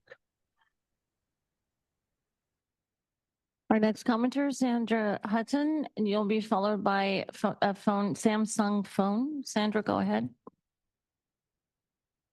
Hi, good morning. I attended both SANDAG meetings in Del Mar, the one at the Marriott and the one here in Solana Beach. I live on South Cedro, so imagine my surprise to learn one of the options includes a portal essentially behind my home. Residents, businesses, and major infrastructure will be significantly impacted with option A, yet our first notification comes in the mail. Had SANDAG and Del Mar, our sister city, included stakeholders from Solana Beach, we wouldn't feel the need to be in full defensive mode. I do not see how option A meets more than 2, maybe 3 of the stated objectives. Mr. Orso, I know you're new, and I hope you will hold your team accountable for this major oversight. As you mentioned, common practice for stakeholder engagement is including all stakeholders, and this did not happen. Thank you very much. Samsung phone, you'll be followed by Solana Beach Chamber. Please go ahead.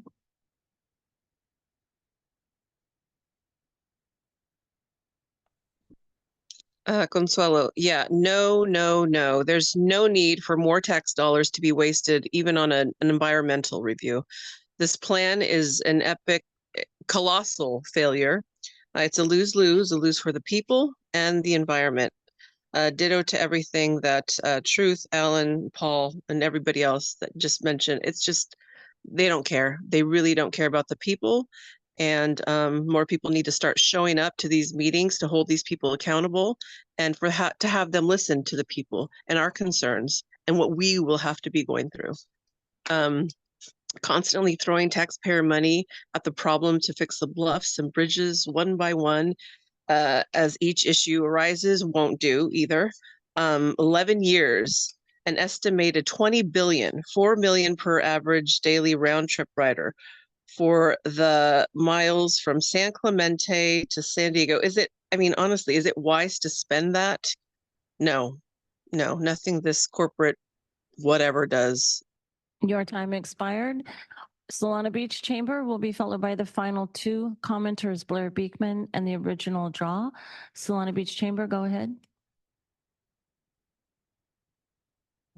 Hello, this is Kimberly Jones, the Executive Director for the Solana Beach Chamber of Commerce, and I am speaking on behalf of our nearly 300 members. After attending Wednesday night City Council meeting and learning about the impact on Alternative A, I am outraged by the undeniable threat this proposes to our local economy. Alternative A would force the closures and restrict access to the Del Mar Fairgrounds, effectively decimating our community. Our local economies rely heavily on the events at the fairground and the substantial revenue they generate through large crowds, which are essential for our businesses and vital revenue streams. The resulting loss in sales tax and transient occupancy tax would significantly cripple our city's financial health. The Chamber urges for the immediate dismissal of Alternative A due to its potential and profound economic harm, environmental repercussions, and excessive construction costs. We are committed to actively opposing Alternative A and steadfastly supporting our community and safeguarding our local economy. Thank you for your time and consideration. Blair Beekman, please go ahead. You'll be followed by the final comment to the original draw. Hi, thank you, Blair Beekman. Some things I think we have to always make clear in talking about this item. We're going to have to really work on drainage issues for the future of the coast area, no matter what. So you have to have good projects ready for that. And we just have to be incredibly sensitive to the marsh area around the building, whatever the future building of this is. We have to be talking about that always, I think. With that, I feel, you know, the project that works farthest towards the 5 and comes into Del Mar the steepest is the best way to go. That stays as far away from the marshes as possible. We also have the future of high-speed rail and cargo for the future of the area. I really think we should be considering inland routes much more and use what the True suggested as, you know, the coastline route as a future light rail service, and it keeps the land light there. We can use cargo and high speed inland. Can we talk in those terms and work with? Your time expired. Our final comment to the original draw, please go ahead. Everything about this is super negligent. You guys can't even do things above ground. What makes you think you can do things below ground? And when you're sitting here referencing Disneyland, it's a little bit terrifying because this is, you know, people's lives could be, you know, significant. They will be significantly affected by any of the plans that you make. And to be, you know, referencing that is seemingly like you're not taking it that seriously, and you just have this big idea of something that could be good, but you can't even, again, do anything above ground. So why would anybody trust that if you're going to be going undergrounding and going through the ocean and doing all these things that isn't going to affect people's homes that are above it, or anything that is above it? And so you guys need to, you know, rethink this and quit acting like this is a game, because this is very serious, and you shouldn't be spending a whole bunch of money to do this type of project when you have no idea what the repercussions are going to be. We've already suffered at the cost of SANDAG significantly. And that concludes the public comments on item 15. Thank you. Second Vice Chair. Yeah, thank you very much, Chair. I asked for this item to be on the agenda for a number of reasons. This is, as we know, a very big and very, very important project for the region.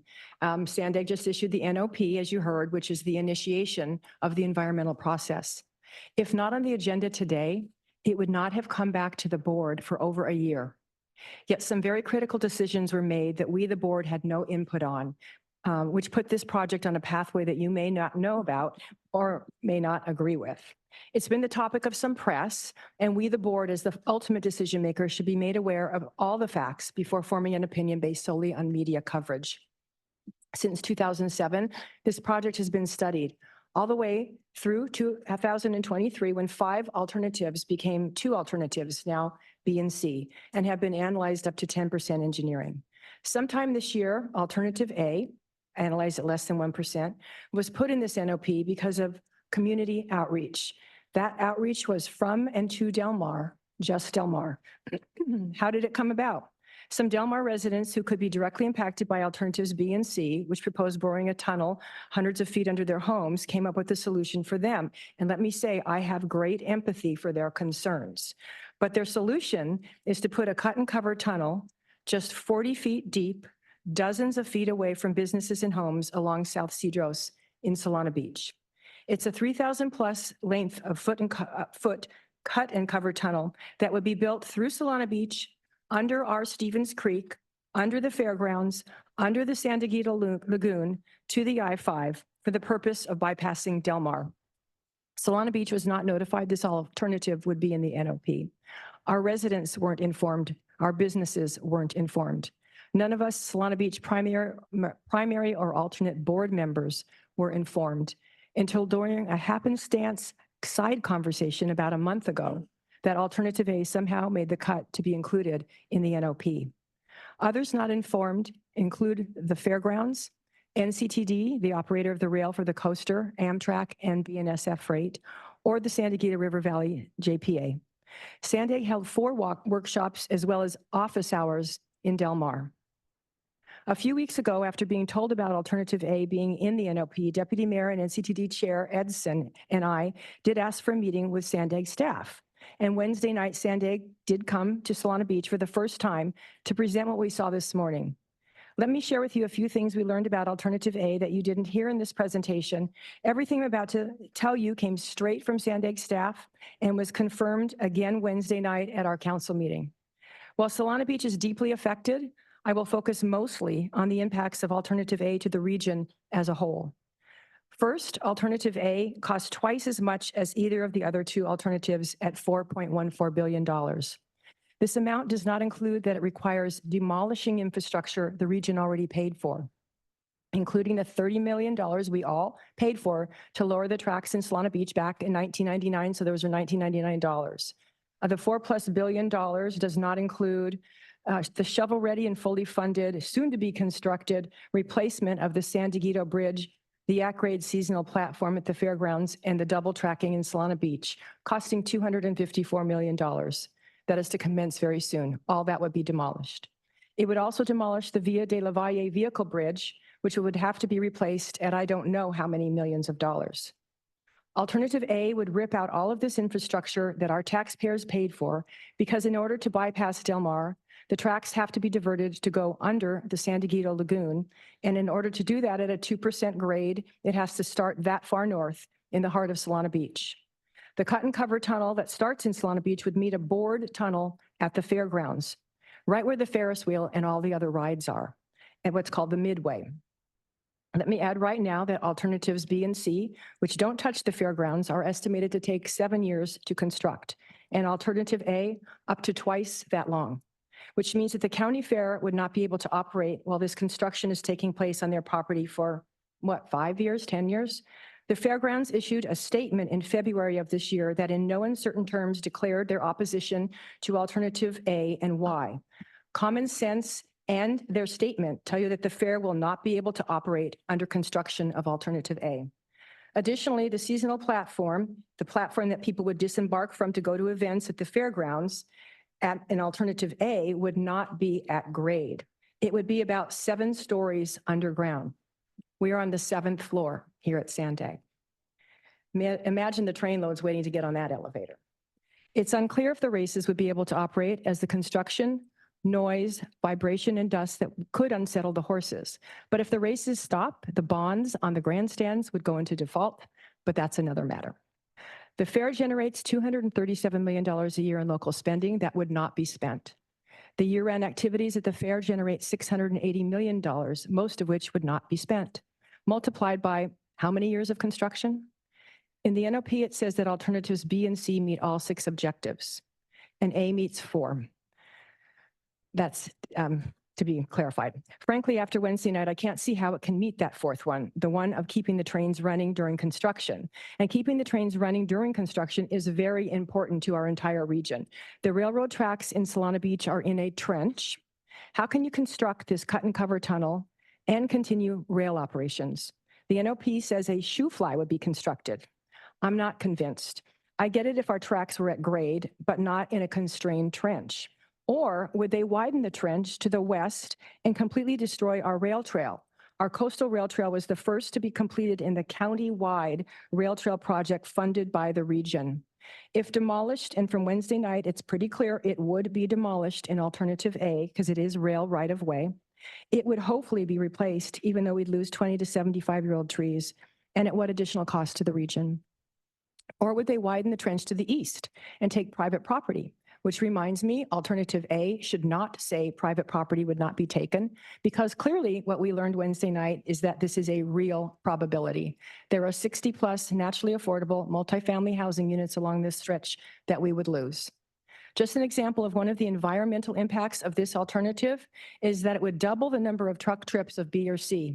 It would be 1,100,000 truck trips. Another is the impact on Stevens Creek in a FEMA-recognized floodplain. Finally, this route is designated by the military as a strategic rail corridor, and ceasing rail operations for construction of alternative A will endanger national security. It does not mitigate any of the impacts of either alternative B or C, yet somehow alternative A was included in the NOP. In my opinion, the cost alone should have eliminated it. The cost plus the waste of regional dollars already spent on infrastructure that would have to be ripped out should have eliminated it. What damage to Sandag's credibility would this cause? We build it and then we rip it out when we change our mind. The economic repercussions throughout the region, from the multiplier of lost regional spending to ceasing or at very best slowing down freight from arriving at the port, that should have eliminated alternative A. But it wasn't eliminated, it was included. And again, the other two options meet 6 of 6 objectives, and alternative A meets just 3, but was put in as a result of community outreach, yet only one community was outreached to. As you can tell, I'm not happy about any of this. My hope is that we can find an alternative that works for all stakeholders. B and C are clearly not acceptable to Del Mar. A is clearly not going to work for my community. It essentially would destroy the entire south half of my city, from the coastal rail trail to 101, to homes and businesses along South Cedros, to the intersections of Loma Santa Fe and Via de la Valle. If you haven't been to Solana Beach, that's pretty much all our streets and intersections in the south half of our 1.7-mile long city. And it's not going to work for the fairgrounds and thus the many county residents who attend events there. Alternative A, proponents claim using public lands is a positive. As one speaker said on Wednesday night, no, it's not a positive. Public lands are where we recreate. It's where we have created parks and venues for the public to enjoy together. But again, I understand the concerns from Del Mar residents and businesses, and they deserve consideration, just not alternative A. So what do we do about this? After lots of consideration and consultation with staff, I understand that we still have to put this project through the federal NEPA process. We heard the two processes will meet up at some point, and we will have to go through the scoping and comment all over again at that time. Is that correct? Yes. I also understand that if we are to add alternatives or modify or eliminate any of the 3 alternatives in the current NOP, it would have to be reissued. Is that correct? That's correct. Okay. So finally, given we don't yet have a lead agency for NEPA process, we wouldn't be losing any time, and in fact could also save some money by stopping the NOP now and reissuing the NOP and the federal version at the same time. So my ask is that we do a parallel path. We stop the NOP now because clearly we're on the path of modifying or altering or maybe, adding different alternatives. Concurrently, we assemble a group of stakeholders from Del Mar, from Solana Beach, the city of San Diego, which there's some of this in there, and CDD and the fairgrounds, to develop a hybrid of A to address the concerns of all stakeholders. This group would be a value analysis team, which we just heard. I just learned of that process from Mario, during which additional analysis of alternative A could be done and decide whether to keep it or modify it. We've already had good ideas presented to modify alternative A.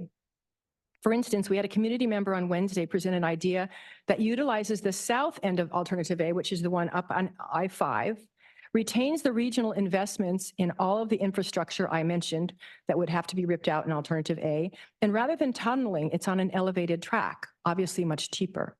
Additionally, the original I-5 alternative from the August 2023 report was rejected because of the southern portion. This could be modified to head to the Knoll instead, which everybody seems to agree is a good location for the southern port.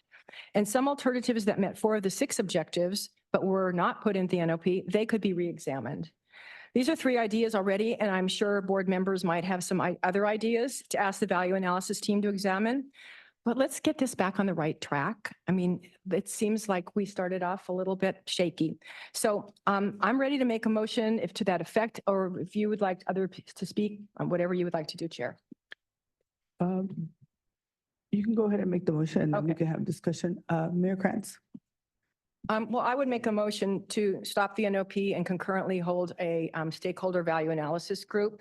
I do have a couple of other little things that I would like to just add then at this point. If you reissue the screening report, whatever it may ultimately look like, if there is one, could you issue it in a more organized manner so that the public and board members can easily see its process and the results? There were other names to each of these routes that became B and C and A, and it's just, you have to look at like 3 or 4 places. It's crazy making.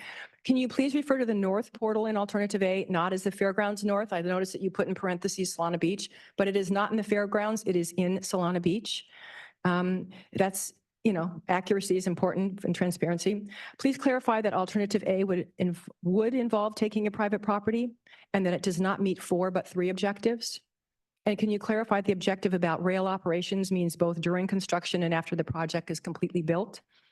And finally, can you have a project name that is stable and finite? This is important because it helps the public understand what they're reviewing and commenting on. I would second that for discussion, but I also have a request to add to that. So maybe I can make my comments and then we can consider modifying the motion. Point of order, point of order. Has the public been duly notified of this action? Well, I'm sorry.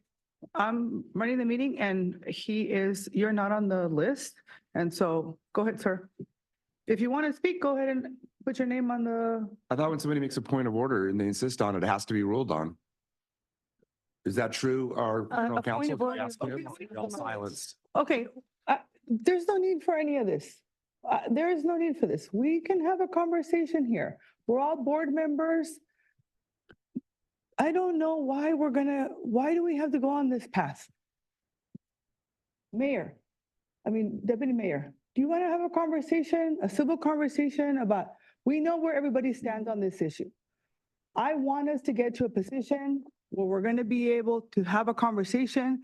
There's constituents in Del Mar, there's constituents in Solana Beach, in the fairgrounds, everybody. There is no need to be able to do anything, no need for anything other than that. So would you like to be on the queue? I am on the queue. You're not on the queue, ma'am. Would you like to be on the queue? I hit 0 ages Okay. ago. Could you please make sure that the deputy mayor is on the queue? You will be on the queue. Could you, council member, would you be okay with me running the meeting? I think we are allowed to ask if a point of order has to be ruled on when the member makes it and insists from our council. Yeah, of course, you're obviously running the meeting. That's why so she made the I'm point of order to you. I don't know Okay, why so you have to do the this and question not is- have regular The question procedure is, she's governed. asking for a point of order. I don't know why you're asking me for a point of order. You could have just asked me if you're on the queue or not. I'm letting you know you're not on the queue because you were not on the queue because, again, there's a problem with the technology here at SANDAG. I'm letting you know that you're not on the queue. The mayor has been on the queue from the beginning. So you are now on the queue. Are you okay with that?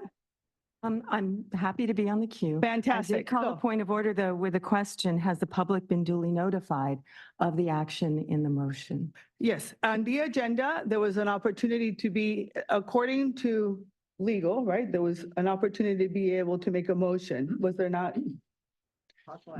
A possible action. Yes, it is agendized as discussion, possible action.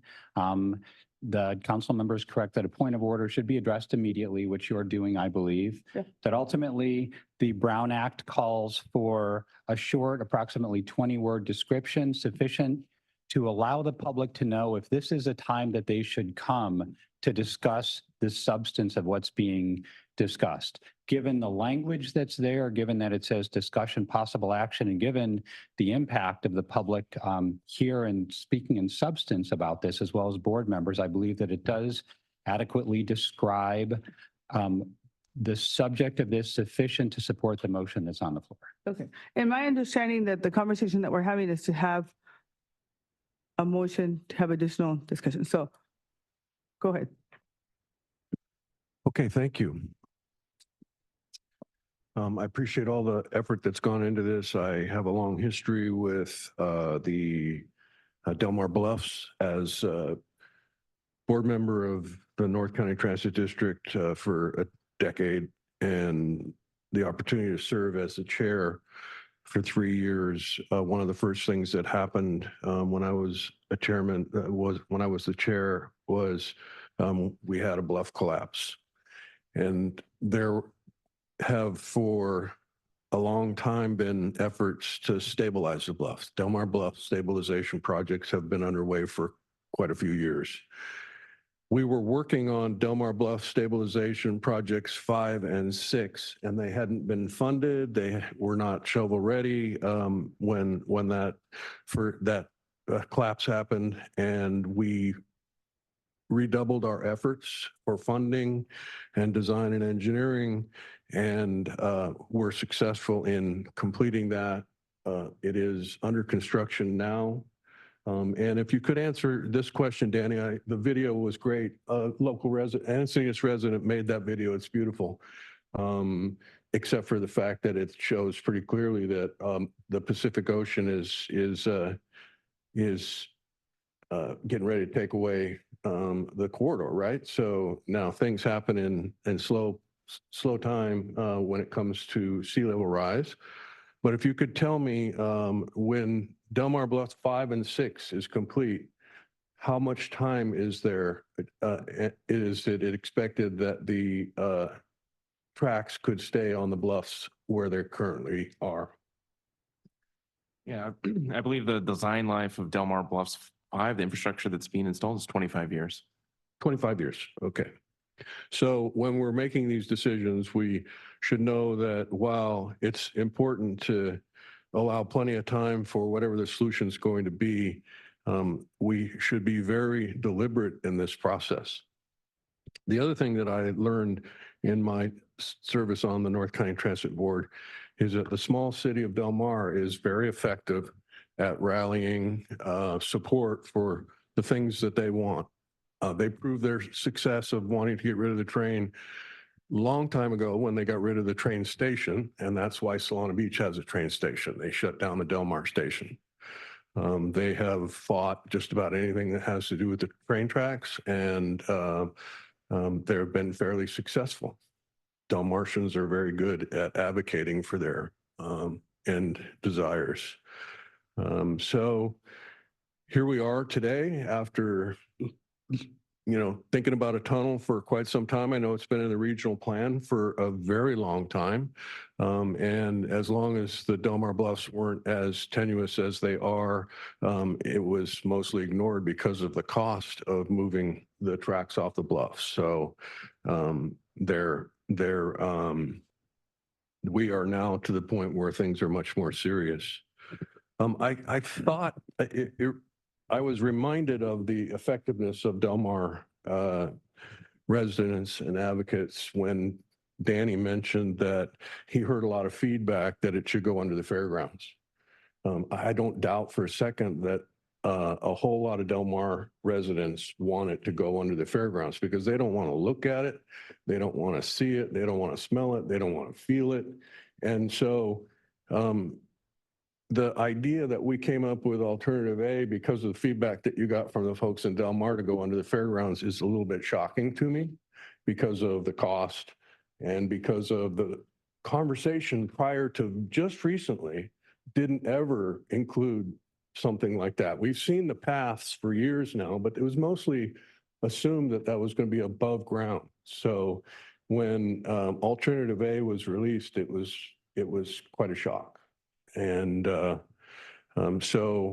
naturally, to hear of the impacts that alternative A would have on the city of Solana Beach, when really the city of Solana Beach you didn't hold any meetings there, it's just really surprising that we would drop alternative A on the public in the way that we did. Quite disappointing, frankly. But we're moving forward. And if you could, please, I'd love to see a slide of the project objectives. There was a slide up there.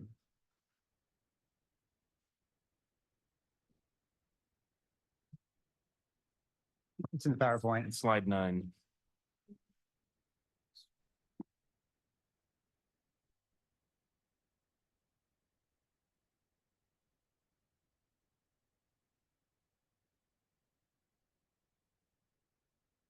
So I think these are all really good objectives except for one. And that is to maintain passenger rail service to stations serving Solana Beach. I think that creates a situation that makes looking at the project in a more regional way more difficult, more expensive. I know Solana Beach, I love the train station there, it's beautiful. I think one of the things that we're making a big mistake on is locking into a rail corridor that was built in the 1880s. It's really disappointing that for a city like Encinitas, which is 4 or 5 times longer than the city of Solana Beach. We don't have the ability to trench the entire corridor like Solana Beach did. I tip my cap to the city of Solana Beach. They managed to get the railroads in a trench, the rail in a trench so that they don't have the impacts of train horn noise and the other significant quality of life impacts that are part of having a rail corridor through your city. So my next request is that they could put up on the screen the other presentation that we have, which is the alignment screening report. Yeah, so page 10 of that shows where this came from, this alternative A. And I've always thought that the I-5 corridor route was would leave hope that someday the train could be in the I-5 corridor. I don't have a whole lot I agree with Alan on, but I can say, frankly, this is one thing that you and I are lockstep on, okay? The I-5 corridor is where the railroad belongs. And so when I see the alignment P1A and P1B show the alignment in the 5 corridor, and then I go to page 32 and I look to see what happened to that alignment. If you could go to page 32, it shows at the bottom of the page that it was removed from further consideration because one of the objectives is to maintain passenger service to the existing Solana Beach station. So we basically pinned the northern end of the idea of tunneling or trenching or bridging or whatever we're going to do for this rail corridor to the Solana Beach rail station. And I think that's a mistake. And I'm not saying that we should necessarily jump to move the train station in Solana Beach. I'm just saying that this study is critical for being able to make an informed decision about exactly how we should align the entire rail corridor. And frankly, I would pin the northern point up to approximately the intersection of I-5 and the 73, because the 5 has plenty of room for quite a ways. And San Clemente has the exact same problem that we have right now. So then the question becomes, okay, what do you do with freight? Because freight can only do 2% grade. And how many tunnels do you end up with going through San Clemente? And how many do you have to tunnel through Solana Beach and, you know, in the 5 corridor? And are there tunnels involved in Encinitas? Are there tunnels involved in Carlsbad? Who knows, right? But I think the purpose and the point of this study is to answer those questions. And so I think we are missing a great opportunity if we pin the objective to maintaining the existing train station. So my goal in this study is that we broaden it enough to consider the I-5 corridor as far north as possible. It doesn't have to, you know, obviously the 73 belongs to OCTA, but to the northern border of San Diego County, whatever. Oceanside would be good. I mean, Oceanside, it already kind of follows the 5. So, and there is a Camp Pendleton that it doesn't bother. So it doesn't have to be in the freeway corridor through Camp Pendleton. But effectively in Oceanside south to essentially Sereno Valley, if we were to move the train, it would to the 5 corridor. I think every community, Carlsbad's looking at a $500 million project to trench through their city, not through their city, only through the village of their city. And Encinitas needs to grade separate Lucadia Boulevard, which is another $500 million. And you know, when you're done, when you take all these pots of $500 million, you could probably put it in the 5 corridor and save, I won't say save money, but it's long-term much better. And finally, the most important thing, or not most important, but the point that I think is really, for me, hanging over this whole thing, it involves my service on North County Transit District.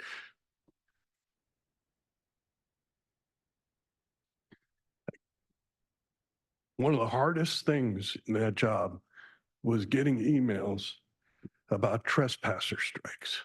Trespasser strikes. It's a real euphemism for somebody just stepped in front of a damn train. And the 5, nobody steps in front of cars driving on the 5. You put a train in the 5 corridor, you save a lot of lives. So my request to modify the motion would be to consider removing the northern pin from the train station in Solana Beach so that we can study other alternatives. I would say that instead of removing it, we could also do it an also, not a either or, but a both and. Pardon me? Instead of an either or, either you're suggesting that we do it either take it out or not. I would suggest that we study both, that we leave it in. Yeah, that's, and that I'm we all for can that. always I take just a don't look at want. it. I agree with you because, I think this study really needs to look at, all kinds of alternatives and really gets out. This is a huge endeavor and we shouldn't be stuck in a box. And so that I would be open to exploring it. But of course, I prefer to have our train station where it is and serving a passenger rail service. Perhaps there's an alternative. You've often advocated for freight being different than passenger. I understand what you're saying about the strike, but I would be fine with saying, and also considering. Yeah, that's fine. All I'm trying to do is they eliminated an important study part of this by the fact that it was pinned to Solana Beach. So if they didn't have to eliminate it because of that, that's what I'm trying to achieve. I think that the most obvious solution is to use the Camino del Mar path. We don't have to, we own the right, or I don't know who owns the right of way, but we don't have to negotiate any easement rights with private property owners. So, in the end, it may be that that's the fallback, but that doesn't really that doesn't improve service. And I think that there's no question that if you studied putting it in the 5 corridor, the speed with which you could make it from Union Station in LA to the depot in San Diego would be greatly enhanced. So it's just important that we use this opportunity to study that. And that's all I'm asking for. So both is. And I just want to make clear that my motion does not include eliminating alternative A. It includes analyzing it during this team analysis, this technical analysis that would be going on as we pause and pick up again, because we're going to have to reissue a new NOP. Clearly things have to be modified. Nobody likes B or C in Del Mar, and nobody if what I said resonated with you in the region really likes A, or Solana Beach certainly doesn't. So you're acceptable to his changes. Okay, and staff is. Can I ask a question to legal? Yes, please. Liz, if we tweak or change the goals, does that require going back to the NOP? Thank you, Mario, for that question. So the project objectives are set by the agency, right? It's the discretion of the agency to define the objectives. Consistent with what you informed the board, this is the beginning of the environmental review process. So those refinements can continue to be made during scoping and through focused stakeholder engagement, and may be reflected in the future when an updated NOP, or if an updated NOP is issued concurrently with the NOI. So that means it's okay. Yes. We just speak regular people speak. All right. Appreciate that. All right, so we're good. And can someone modify and please post that so that everybody can see it? All right. Okay. Deputy Mayor, please. Want to make sure you. Thank you very much, Chair. You're welcome. So the most essential is for SANDAG to continue to follow the CEQA process to the letter of the law. That is a driving force here. Del Mar does not object to an extension of the NOP deadline in support of further public engagement during this time. But our position is that the NOP must not be suspended or canceled. Why? The geotechnical studies need to get underway. We need to do the environmental studies. We need to compare. The environmental review process will provide critical information about all three alignments, and I do agree with changing the objective, adding the both and, as Mayor Krantz has given us so eloquently. Thank you. We must get underway as soon as possible. All stakeholders, including Del Mar, Solana Beach, the fairgrounds, and the City of San Diego, have raised important concerns regarding the proposed alignments, including the need to acquire properties, possibly through eminent domain. And those concerns should be thoroughly evaluated by SANDAG through the environmental review process. Del Mar is asking this board to firmly oppose any attempt to cancel or remove any of the three alignments from the NOP. So I'm glad that we heard from the mayor of Solana Beach that she is not asking for A to be removed.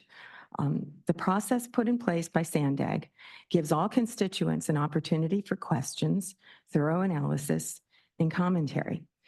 We need to let this process play out without premature elimination or suspension of this NOP time period. I want to add that in 2023, early on, our city laid out 10 guiding principles for how to go about thinking through the railroad realignment. Number 4 is that the coming SANDAG studies, the ones we're talking about here, must include a reasonable range of feasible alternative rail alignments, including the I-5 alignment and the proposed fairgrounds alignment, and must also include a no project alternative. So we've recognized from the beginning that I-5 and looking at it carefully and thoroughly is of the utmost importance. So I wish to make a substitute motion. The substitute motion is to keep the NOP going as it is, to move forward with the process as designated, to entertain an extension to the deadline for the response to the NOP. This gives people the continued opportunity to bring their input forward. I-5 with the Solana Beach bypass can be submitted in the NOP response. And then the next step is to take all of these questions. That's where we are right now. We're gathering questions from everyone. And the cities can give their questions, individuals can give their questions, people whose house is above a line and where a tunnel, at least in 2017, was designated to be, can ask their questions. It's really important to keep this open process going now. We're in the question gathering period. So keep that going, keep the NOP underway.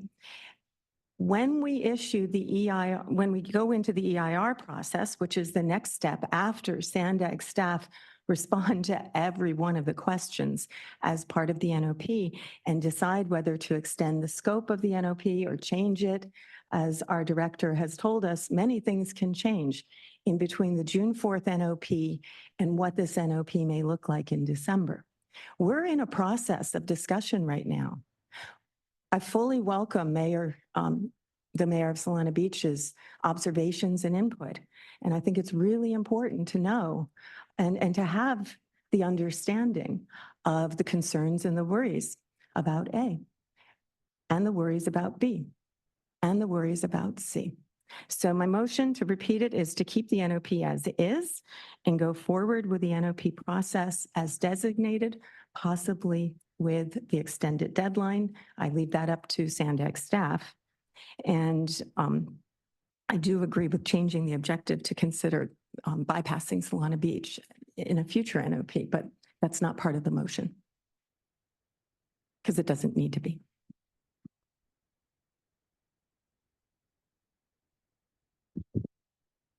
I'll second for purpose of discussion. So can I ask the question now? Thank you. Thank you, Chair. So I just need to understand the difference in these two motions before we move forward. So help me understand that. I don't know if that's Mr. Kirk or Mario or staff. If we could, I think if staff at the table can talk about how you would proceed differently, given either of these motions being passed. Absolutely. Thank you. So the motion that's up there right now, I guess you can call it the primary motion, this NOP would stop. So all the input that we received, we would just utilize it, but we wouldn't accept new input. If you extend the NOP or concluded the NOP timeframe, then all that input would be part of the administrative record, including everything we came in with. So maybe Liz could elaborate on the legal aspect of that. Sure. Thank you, Keith. So the comments that have been received so far, the feedback that has been received in written oral communications with the agency as well as the NOP itself will remain part of the administrative record, even if an NOP is withdrawn at this time. However, the agency may withdraw the NOP and cease the scoping period. Alternatively, the alternative motion is to continue with the scoping period, leave the NOP posted, continue to receive comments from the public and engage in focused stakeholder discussions as more information comes in and more technical material is developed regarding the alignments and their impacts. And then based on that additional study, determine at that time the changes that are appropriate to be made to the NOP that was issued in April. Can I ask a clarifying point here, if I just could? So my understanding from my conversations, and I could have it wrong, is that what you just said is that the NOP, if we were to stop it, every comment, and Del Mar's had this for a year, Solana Beach just got it a few weeks ago, that every comment would still be included. And that because we're also concurrently doing this value analysis technical, that technical studies could continue, and we can at that time, take a look at all of these different options in a universal manner, and those would then inform a new NOP that would have to go out anyway. If we don't stop the NOP, we're clearly it's going to lead to altering these alternative A. And so we're going to kind of waste that time and waste, in this process. And we're looking at some funding deadlines. So if we were to stop it, but at the same time, continue to study all of these things and then initiate the new NOP as soon as possible, or at the same time as the NOI, we would save some taxpayer dollars and still end up in the same location. We're going to still study A. We're going to study modifications to A. We're going to study modifications to B and C. And then come up with other ideas too, the both and stuff. Is that correct?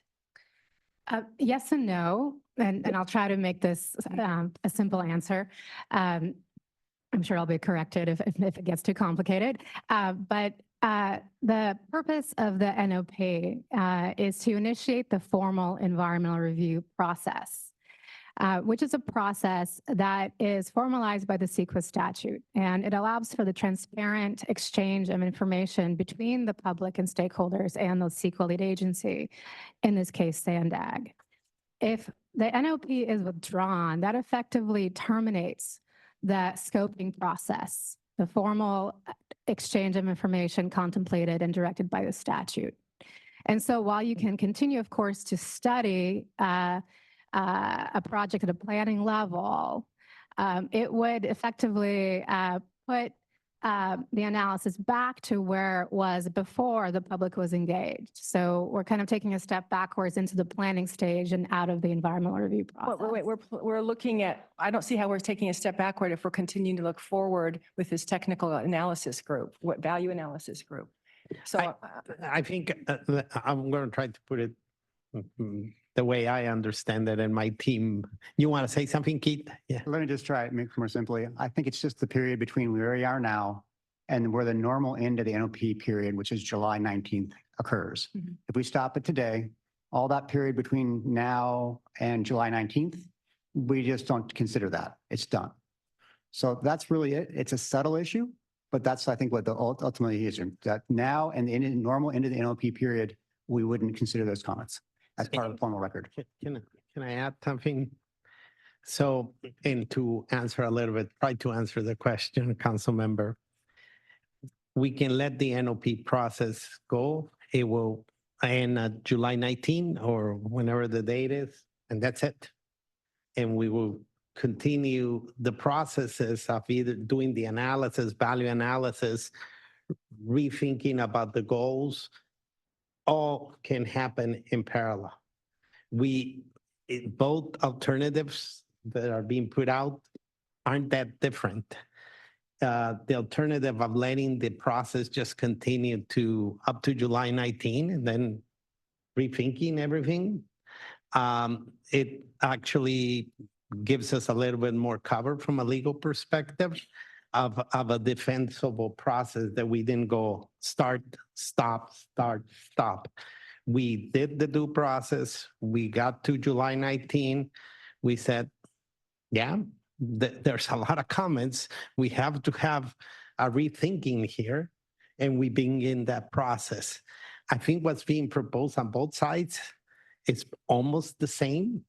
It's just how strategic we are in order to defend the agency for anybody seeing that trying to say at the end that we didn't follow the due diligence and the process CEQA has. Okay, through the chair, if I might, in the spirit of collaboration, then I would be fine with keeping the NOP open, but only to July 19th with absolutely no extension whatsoever. And at the same time, concurrently, engaging the value analysis team. So then you're offering a substitute motion to her substitute.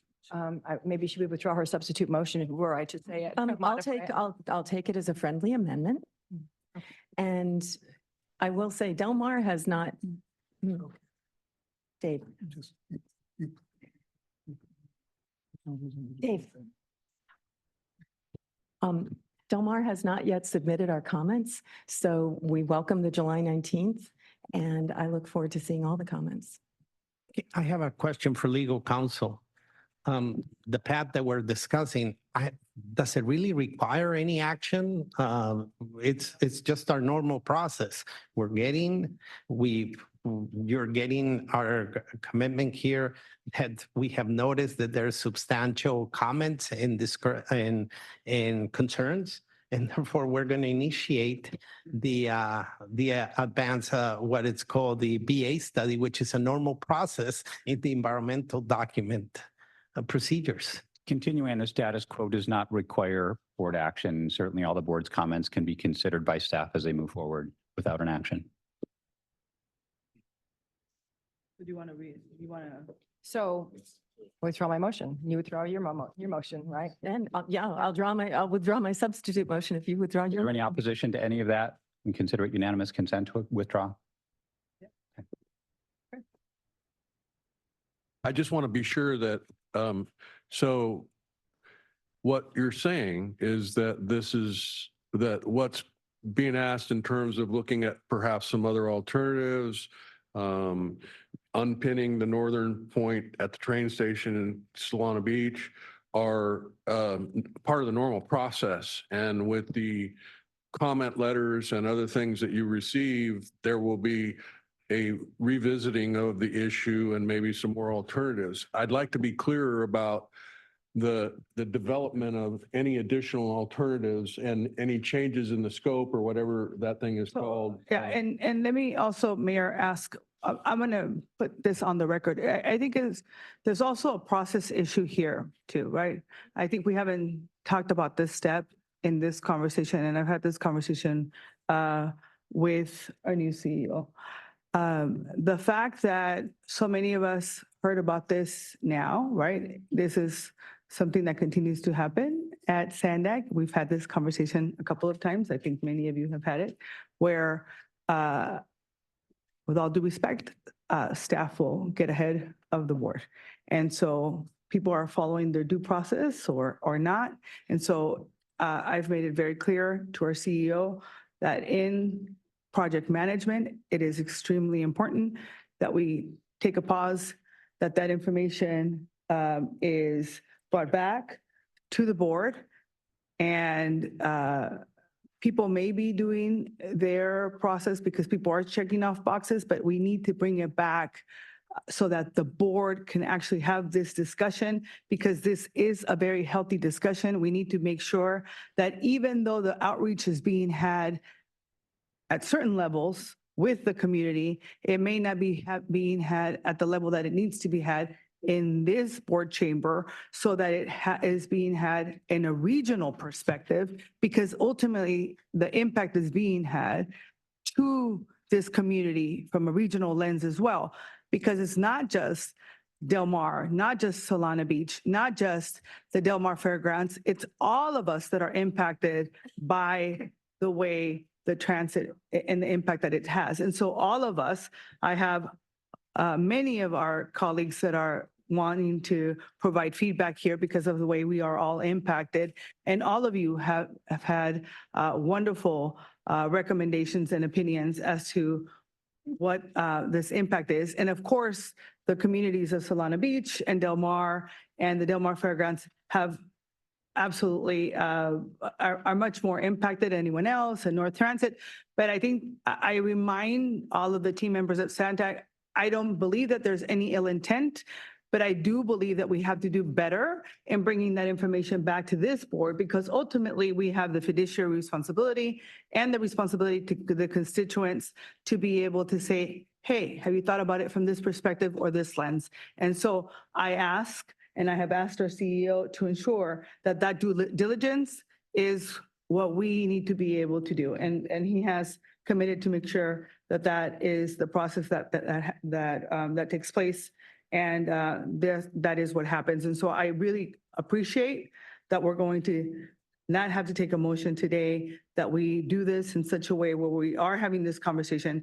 I do have many folks on the queue, so I'm going to let everybody provide their comments, that those comments are duly noted in the minutes so that we are able to provide that information to all of you, and that they're part of the record, so that as we're moving forward and that we're presenting the information, the folks that are the stakeholders understand that this is extremely important as we're moving forward and part of the conversation. So the next person on the queue is. We had to answer Go ahead, Mayor Krantz' question specifically of what he has brought up.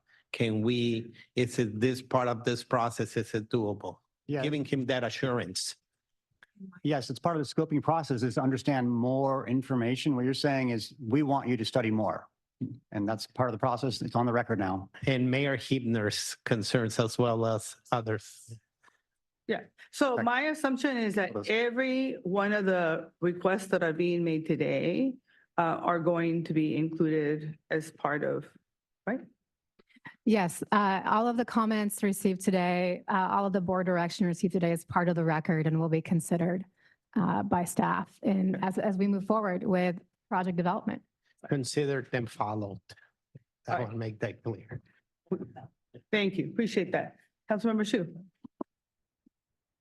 Thank you, Chair. And I'm glad we're doing this. I think this is the purpose of scoping meetings is to deal with the scope of the project. And that's why we're going through this process. I have some real quick questions to staff. I don't like the idea of eminent domain and taking people's homes when they don't really want to sell their home. But typically, when this is done, whether it's Caltrans, SANDAG, or any agency who build transportation, don't the homeowners get fair compensation, fair market value when those homes are purchased or disturbed? You probably need to, real estate people, I know you're with CEQA, but typically, with your knowledge of these projects, if you have to buy a home or if you're going to disturb a business, do they get compensated? If you want a non-legal value. Constitutional principles, yes. I mean, the agency will proceed in accordance with. Sure, I just want to make that clear. Whether it's $1 million or $5 million home, you get compensated for market value for the value of your loss. Taking. Or your taking. Correct. The process is, it's what's called just compensation under eminent domain. And what happens is if it's a business, it's also lost value and everything. Yeah. So I know the process. The reason why I'm making that clear is because that's the same reason why poor people's homes are also taken. So poor people get to complain, they get fairly compensated, and freeways can continue to be built through cities.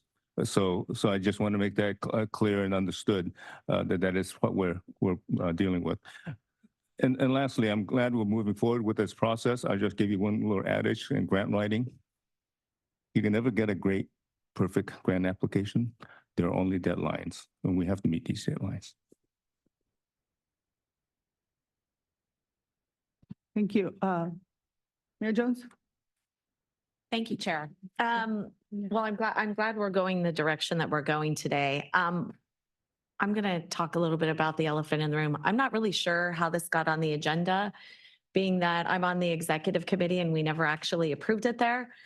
I'm a little concerned with the way that that actually happened because it seems like it was all of a sudden on the agenda and now we have, I think, kind of all of the coastal cities kind of fighting with one another, which I don't want to see that. I mean, I'm very uncomfortable with, I don't want Solana Beach residents to be upset. I don't want Del Mar residents to be upset or any of the other coastal cities. So I guess at the end of the day, the comments that I'd like to make is we should have a few objectives. One is spending the least amount of money possible, causing the least amount of economic impact in the whole region, and then also making sure that we are not having throwaway improvements, because that is not a good idea. And let's see what else. And we definitely want to make sure that we are taking care of the residents. Again, back to the point of not disrupting their lives. I mean, tunneling under someone's house, and honestly, I don't know that we even really have any metrics on whether that's actually safe or healthy. I think, I don't know. I wouldn't be comfortable with it. I'd be quite upset about it. And, people losing their homes, yes, they might get paid, but if we're talking in a large scale, does that really, I mean, at the end of the day, if we can find another alternative, I don't think we should be taking people's homes if we don't need to. I mean, if they're living there, they've been there a long time, whether they're in Solana Beach and Del Mar, Carlsbad, Oceanside, anywhere along the coast, Encinitas, I don't want to leave anyone out. But I mean, truly, like, we should have a few objectives that we are literally trying to meet. And that is all of kind of what I've stated. But this infighting is very uncomfortable, I think, for all of us. I don't think anyone wants to see it. I don't want anyone to feel like they're being left out of a conversation or not being heard. So I think we just need to, and we've talked about this, our new director and I, being really open about what we're doing and not having something jump on the agenda that we don't even know about. And it's like, why is it here all of a sudden? I just, and here we are, we're actually making a decision to keep on the same track. Did we really even have to have this come through, or should it just be going through the process and everyone gets all their feedback? So anyway, I guess my point would be that as a non-coastal city, I still care about the other communities that are along the coastline, and I don't want them to feel like we're not listening to them. And we don't want to feel like we're cramming anything down anyone's throat, because that is not, that definitely isn't a goal that I want. So I don't think anyone here wants that.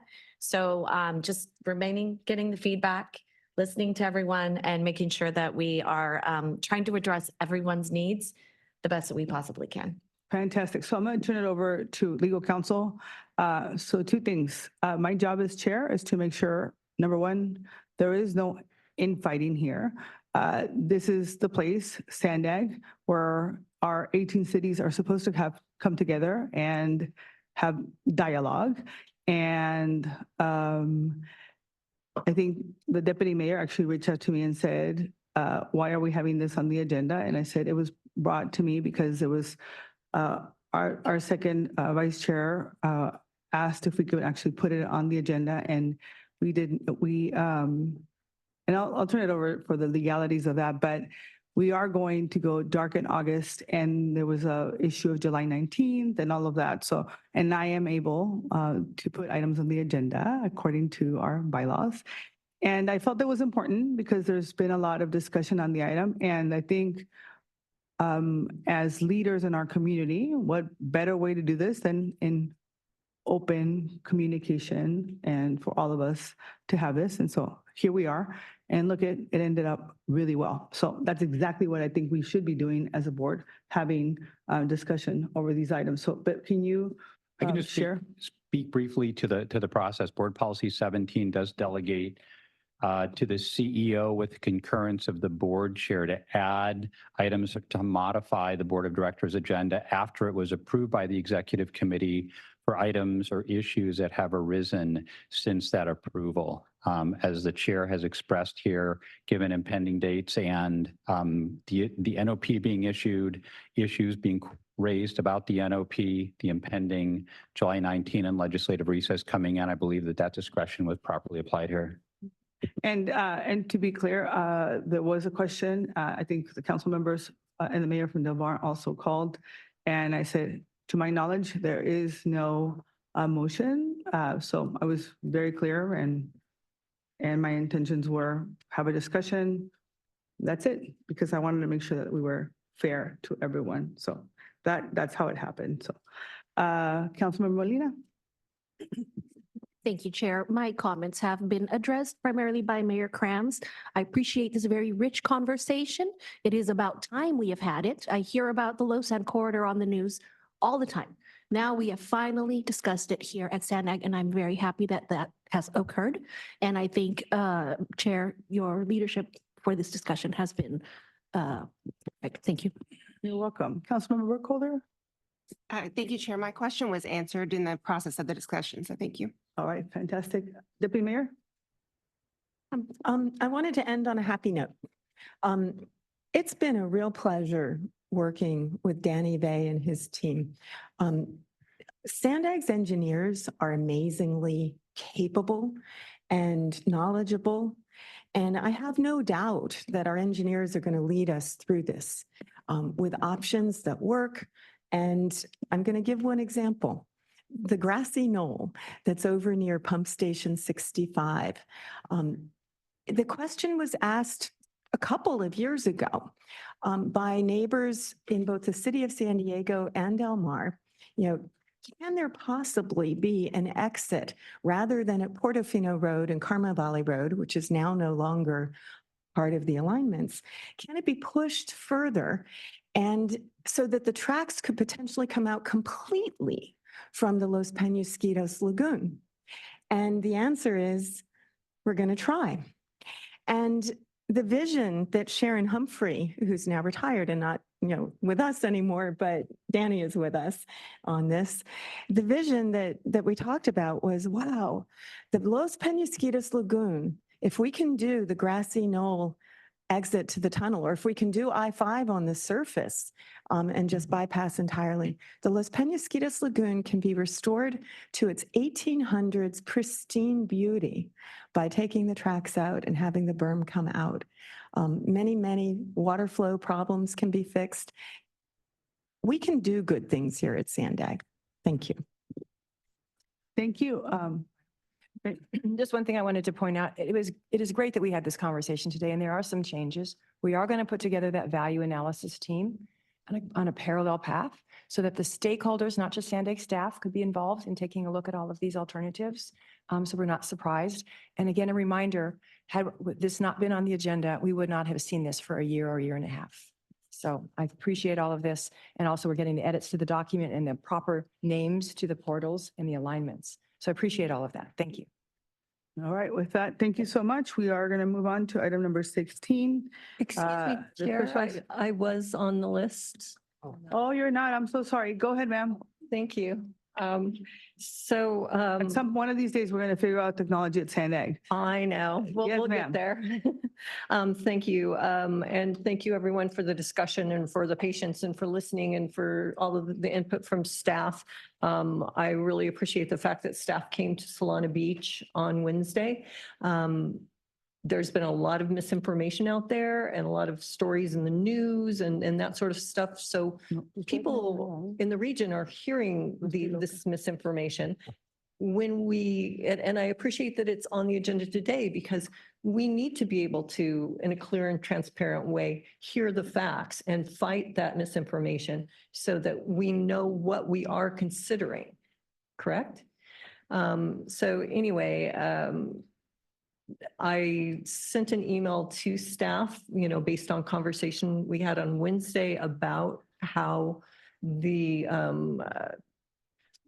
key considerations are not incorrect, or are incorrect in a number of ways, especially in the language, as Mayor Huebner mentioned about identifying Fairgrounds North Portal being in the heart of Solana Beach, where it should be Cedros Avenue, if you follow the other ones being Torrey Pines Road and Jimmy Durante Road, that sort of stuff.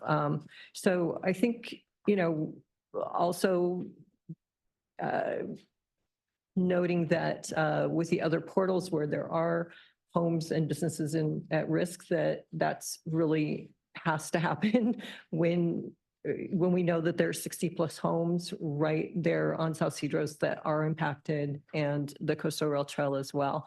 And getting out to the public, the fact that the differences in costs are dramatic, and that the stakeholders other than Del Mar have not been engaged, including NCTD and LoSAN, two boards I sit on. I was sitting next to Dan Malcolm here, who before he left to go to a meeting said to me, I wanted to speak for the port.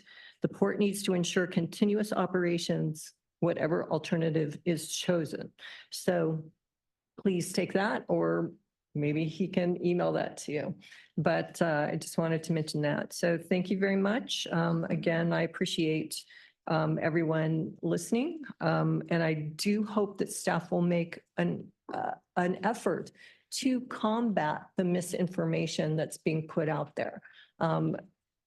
It's really important that the facts go to people, not fairy tales. Thanks. Thank you. Mayor?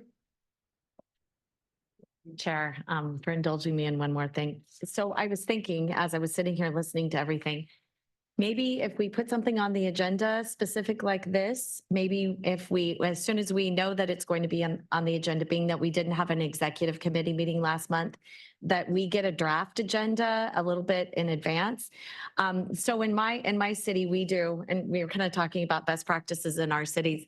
So what we do is we always have an upcoming agenda item thing, and it comes out every week, and we update it every single week so that all of the board members know what's coming up, projected to come up. So if something gets added, at least we know what's happening. So maybe we could have some sort of communication as to, 2 weeks out, this is what's going to come up on the next agenda so that we all can get prepared in a timely manner. I think that would build a lot of trust, to be honest. Thank you. Chairwoman asked the same thing yesterday. All right, next item on the agenda, thank you, is item number 16. Thank you very much, team, for your presentation. Item 16, the Specialized Transportation Grant Program, Cycle 13, call for projects. I am going to I'm going to turn over to Councilmember Shi. Thank you, Chair. This is an item that came before the Transportation Committee, and actually it's the Specialized Grant Program is something that has been worked on by the Transportation Committee ever since I've been on the Transportation Committee meeting. I want to say something up front that I think is important. When I learned about this program, got to know the different community organizations that provide transportation, specialized transportation to our community, to people who really need it, seniors, disabled population, people with special needs. It was very heartwarming, but it was also very upsetting that we simply do not have enough funds to fund all these organizations to the extent that they could use funding for their services. All of them deserve backing and support. So I want to reiterate this board's action to ask our lobbyists both in Washington and DC to look into these programs to not only protect these funds, but to seek additional funding in the future. That's the best we can do as we go forward. And I just want to remind staff and hopefully pass on the word to our lobbyists.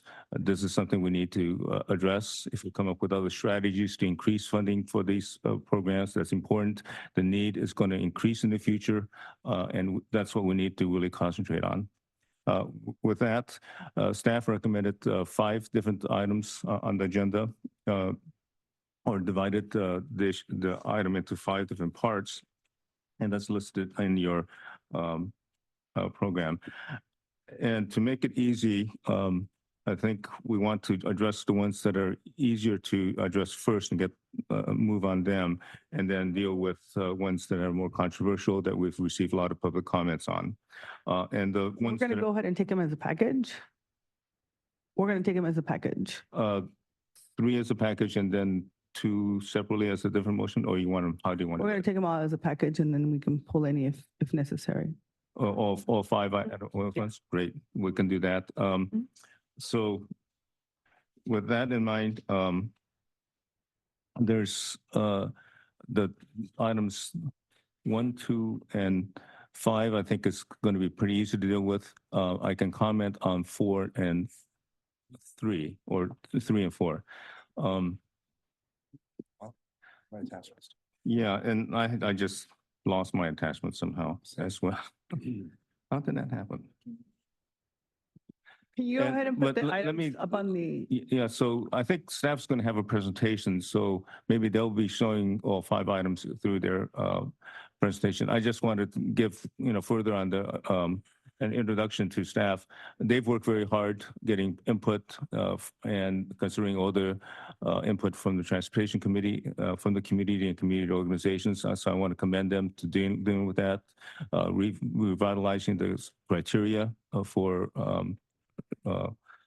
judging these programs. We have volunteers that read these grant applications. I want to also encourage that process to be honored by us, the board, as well as I really also want to put a shout out to all the community organizations that participated in the public comments, and that I've heard them, and I've really gotten a lot by visiting the various providers and seeing what they do and talking to their clients.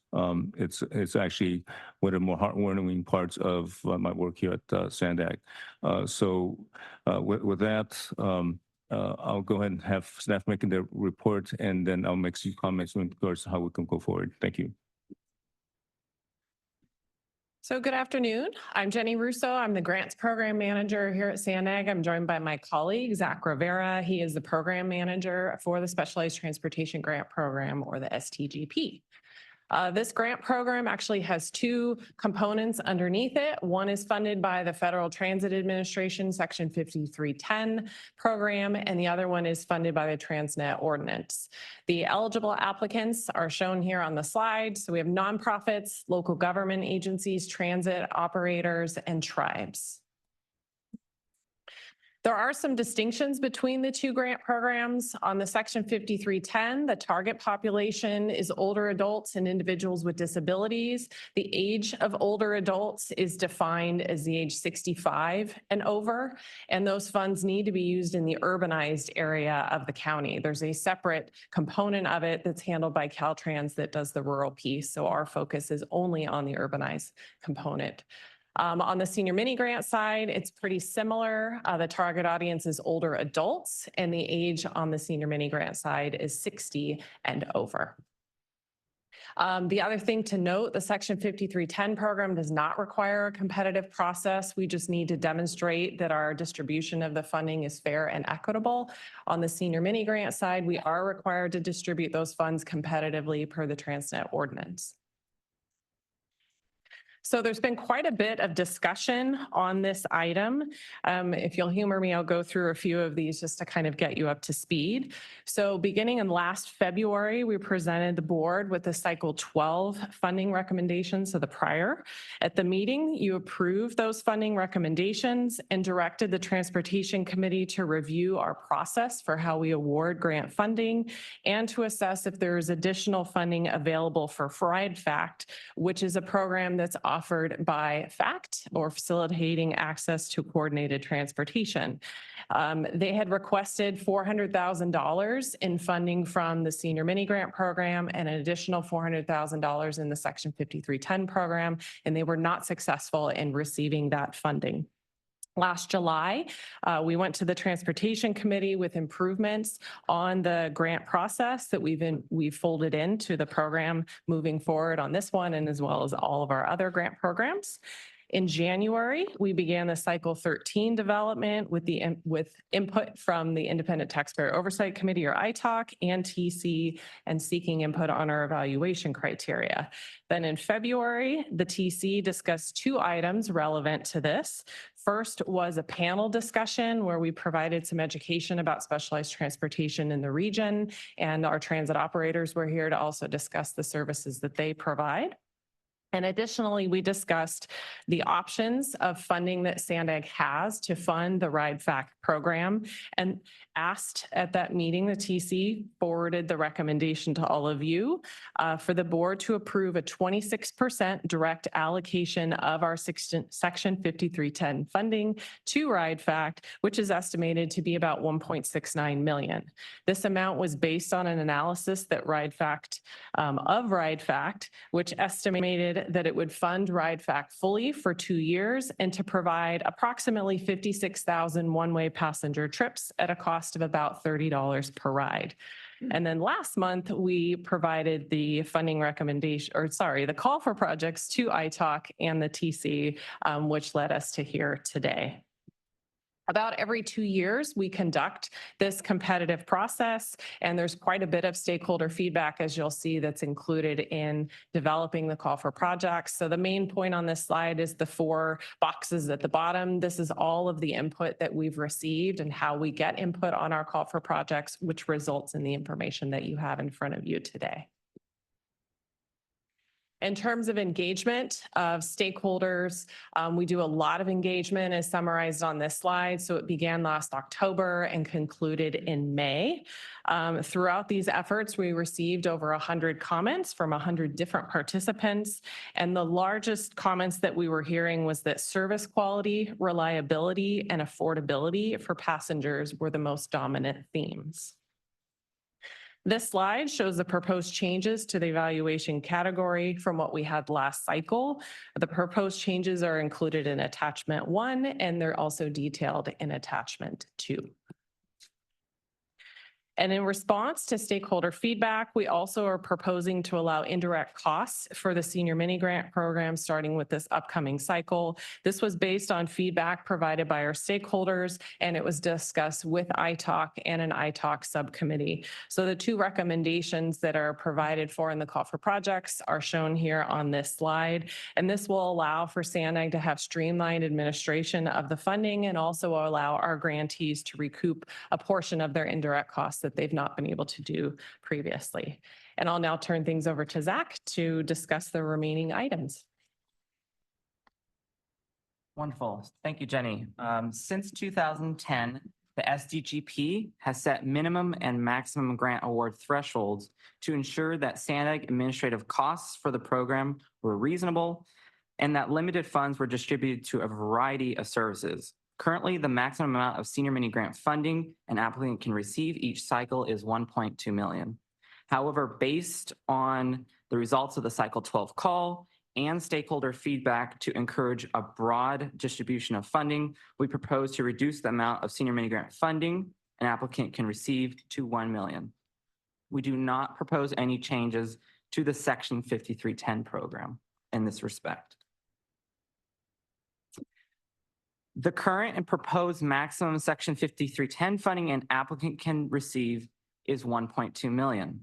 At its February 16th, 2024 meeting, the Transportation Committee, however, recommended that FACT receive a direct allocation of Section 5310 funds, which is anticipated to be about $1.6 million for RIDE-FACT service.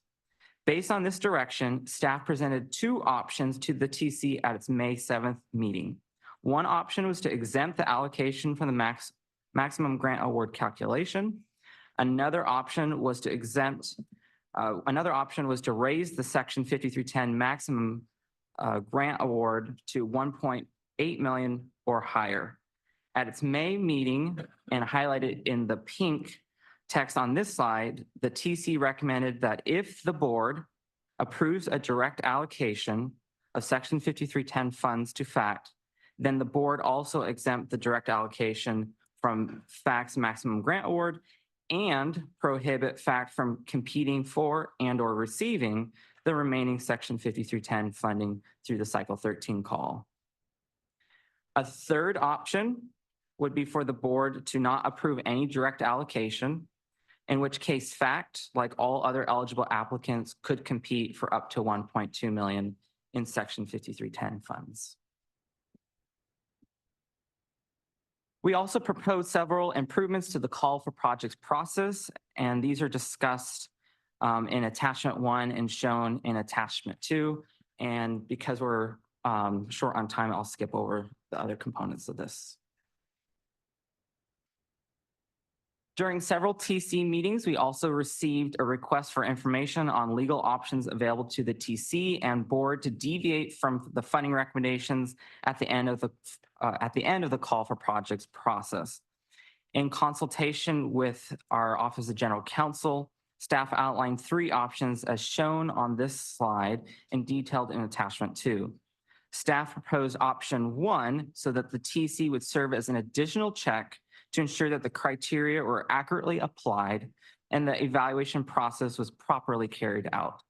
Staff will provide the TC and the board the full results of the evaluation process, including individual evaluator scores, so that the TC and the board can review these details for errors or inconsistencies. During the TC's discussion in May on this issue, the TC recommended that the board retain discretion over the final Section 5310 awards subject to FTA requirements and a 2/3 vote by the board. Following this meeting, the Office of General Counsel researched whether the board may self-impose a higher voting threshold, such as the 2/3 voting threshold, and determined that SANDAG's enabling legislation does not grant such authority. For this reason, the staff does not recommend approving the portion of the recommendation related to the 2/3 vote as discussed in attachment 1. So in terms of next steps, we plan to release the call in early July, depending on the outcome of this meeting. Once the call is released, there will be a 90-day application window.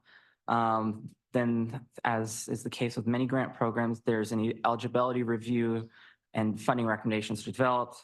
Then we plan to bring these funding recommendations to the ITALC and the TC, and then ultimately up to the board of directors. And if pending approval of the board, senior mini grants could begin July 1st, 2025, and awarded Section 5310 grants could begin October 1, 2025. So to recap, staff provided the TC 4 recommendations at its May 17th meeting. The first 2 are shown here in black text. The TC voted to add the text in pink.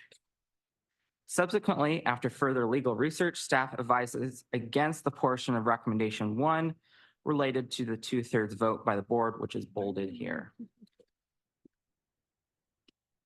The third and fourth recommendations concern the possible direct allocation to FACT. The third recommendation was provided by the TC at its February meeting. For the fourth recommendation, the TC recommended additional language at its May meeting as shown on pink as pink text.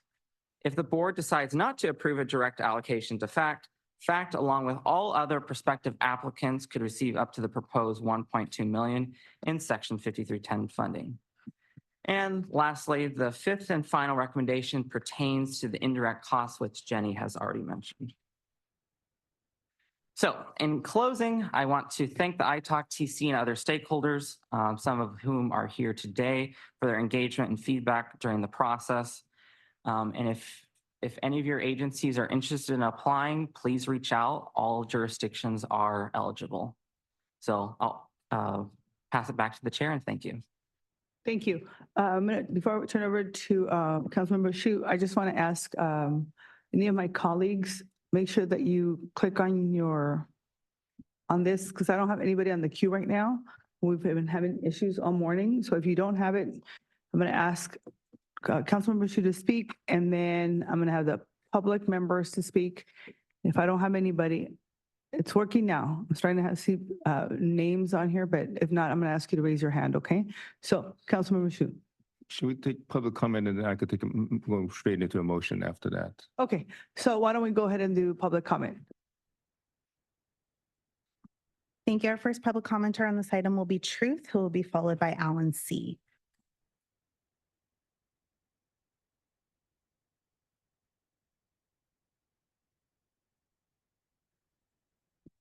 All right, SANDAG predicts 9.3 million in sales tax for these grants. I predict much lower as inflation worsens, the dollar goes less far and people have much less to spare.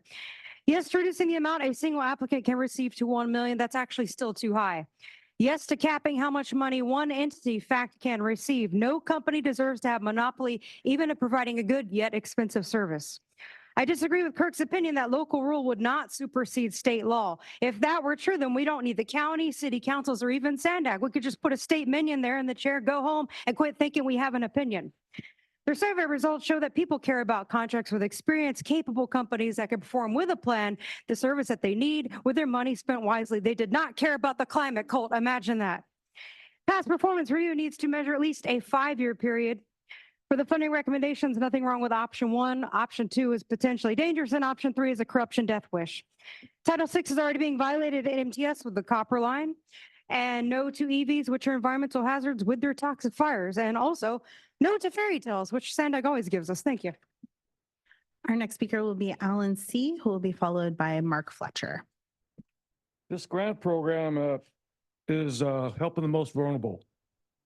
So yeah, you're taking away competition. It's not only financial. Who's going to provide the best service if you don't have competition, as in the free market? If you just say, okay, you're going to get all this money, but we're not going to have competition to make sure you're the best people taking care of our handicapped and our seniors. Jack, you pointed out a very good point. It's still taxpayers paying for this. But in this case, it's also the disabled and senior.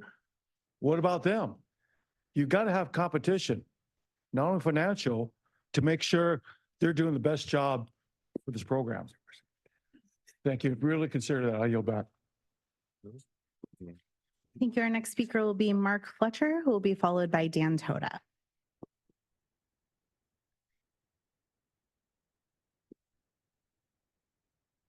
San Diego is one of the most expensive cities in the nation.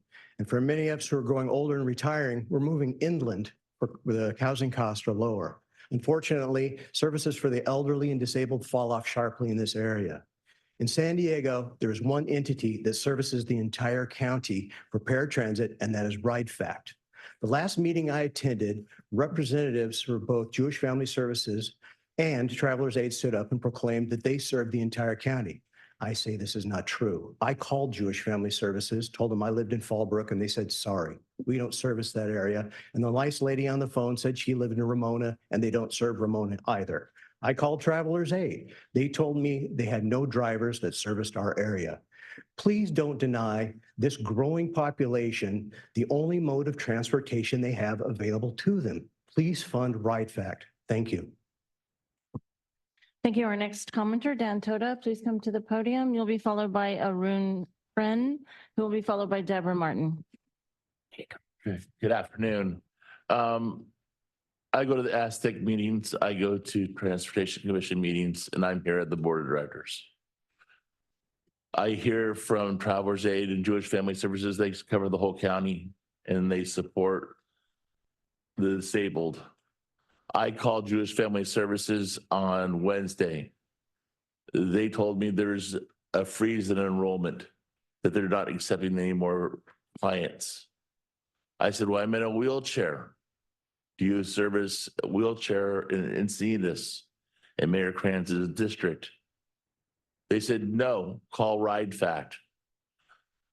We are apples and oranges here. If Travelers Aid and Jewish Family Services are going to cover the whole county, then make them responsible for covering the whole county. They cannot go and say we are competing against RideFact. They are not. They're two separate apples and oranges. We need to continue funding RideFact. Your time has expired. Thank you. Arun Prem, please come to the podium. You'll be followed by Deborah Martin and then Christine Stensberg. Thank you, SANDAG Board. early last year, you approved funding for FACT to provide Access for All program, which introduced on-demand accessible rides for San Diego people with disabilities for the first time ever. We just concluded that program with providing over 20,000 rides successfully, where we were like an Uber that responds to you at the door within 40 minutes of calling for that ride. Unprecedented. It was recognized by CPUC as a star. It was recognized by Circulate San Diego as an award winner. None of the agencies here speaking against FACT applied for it. And the reason is not that they don't need money. The reason is they don't have the capacity, the experience, and the will, and the mission to provide services that FACT does. Please consider this award to FACT. Thank you, SANDAG, for your support, and I ask for your support on this item. Thank you. Deborah Martin, please come to the podium. You'll be followed by Christine Stensberg, Lisa Noakes. Good afternoon. I'm Deb Martin, Executive Director of Elder Help and also a member of the Coalition of San Diego Specialized Transportation Providers. This remarkable 5-agency coalition came together last year. We had 2 goals: help educate the committee and the board on the impact and importance of our specialized transportation programs and ensure that an equitable, transparent, competitive process with 5310 funding is upheld. Somehow this issue has turned into discussions about rural rides and ADA rides, which are funded with other sources and don't really play part in this current discussion. Simply stated, we support FACT continuing to do the great work they do, but we don't believe any one agency should be allowed to bypass a competitive process, gain an exception to the award cap, while also accessing other funds that are already provided for ADA rides and mobility management. For these reasons, we remain against the carve-out. If the carve-out is approved, we believe it should remain for ride fact only, as discussed and voted on by the Transportation Committee. Thank you for your time. Your time has expired. Christine Stensberg, please come to the podium, followed by Lisa Noakes and then Adriana Yamnapte. Hi, my name is Christine Stensberg. I oversee transportation programs for Jewish Family Service. Each year, we provide 30,000 rides to older adults through volunteers, staff, and rideshare, including on-demand services. The SANDAG process needs to remain competitive. The competitive evaluation process SANDAG staff has created uses expert evaluators and encourages innovation and excellence, including using volunteers to maintain low cost per ride and fostering community connection. Awarding 26% of all available funding outside of the competitive process goes against the rigorous evaluation focused on quality and quantity of rides and best using limited funding. We respectfully request that you do not approve this carve-out. Thank you for your time. Lisa Noakes, please come to the podium, followed by Adriana Yamhapte and Marcy Rourke. Hello, I'm Lisa Noakes, and I'm the Executive Director of Peninsula Shepherd Center. There's been much discussion about the coalition's use of volunteer drivers and the positive impact that this has had on reducing our cost per rides. While government funding is critical to sustain our transportation programs, coalition agencies do not solely rely on government funding. We've incorporated volunteer drivers into our programs wisely to keep our costs low. Yes, comparing programs with volunteer drivers and without volunteer drivers is challenging, but I encourage you to view utilizing volunteers favorably. It's innovative and it's a proven way to keep our programs affordable. It also is a huge connection to the community. Please note that the coordinated plan specifically provides for the use of volunteers, and it identifies it as a very high priority. Thank you very much for your time. Adriana Yamhapte will be followed by Marcy Rourke and Kaylee Levitt. Yeah. Good morning. My name is Adriana Yamhapte, and I'm the Director of Social Services with Travelers Aid. Through 5310 funds, we currently serve 116 regular clients throughout the urbanized areas of the county with necessary and ongoing transportation to chemotherapy, radiation, dialysis, and other essential trips. While we can offer life-changing transportation at no cost for extremely low-income individuals, removing the competitive process by allowing a 26% carve-out for FACT will limit the funds that coalition members like ourselves need need to continue to operate and serve the county's most vulnerable individuals. RideFact currently charges riders up to $40 a round trip. For low-income older adults needing to get to daily radiation, this is simply not an option. This county needs diverse transportation options that can meet the needs of a growing aging population. It is proposed that FACT receives almost $1.7 million, while remaining agencies are limited to apply for $1.2 million each. This is not only unfair to the agencies providing the rights, but also the clients we serve and taxpayers of our community. I'm here today to urge you to vote against the carve-out for FACT and keep this process competitive. Thank you. Marcy Rourke, followed by Kaylee Levitt and Phil Monroe. Good afternoon. I'm Marcy Rourke, President of Travelers Aid.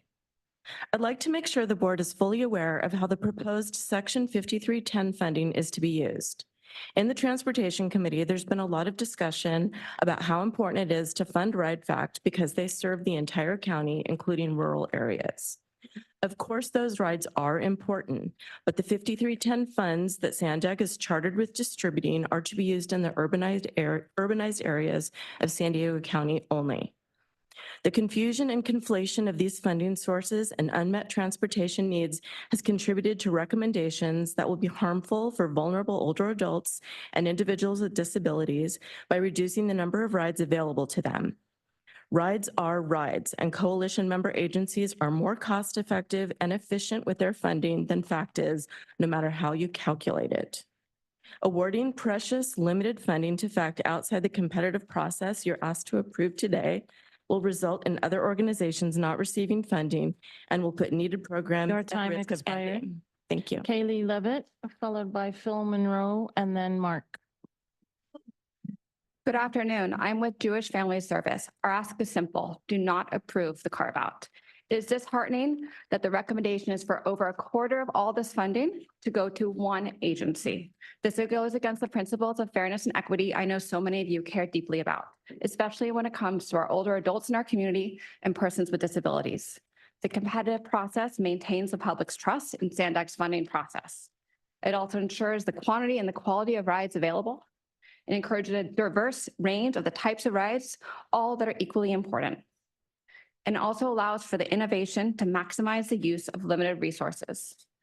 We ask you today, do not approve the carve-out. Thank you for the time. Phil Monroe, followed by Mark, who are followed by our first virtual commenter, Jean Durgan.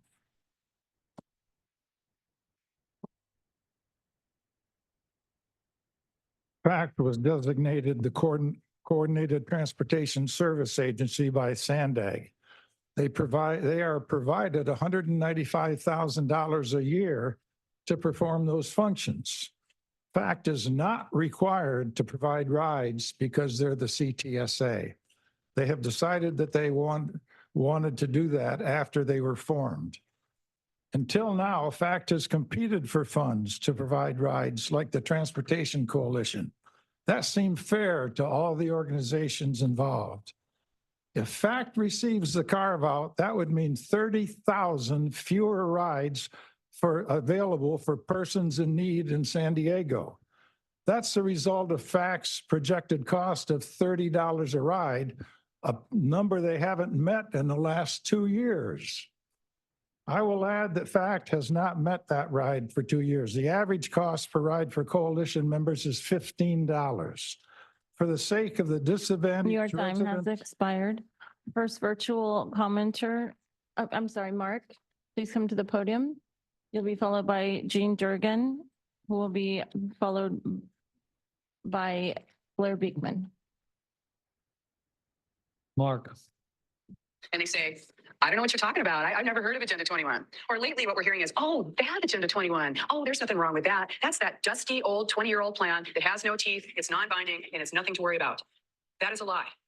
This plan is implemented in the United States. It is the biggest public relations scam in the history of the world. But it's far more than that. The agenda for the 21st century is a recipe for destruction.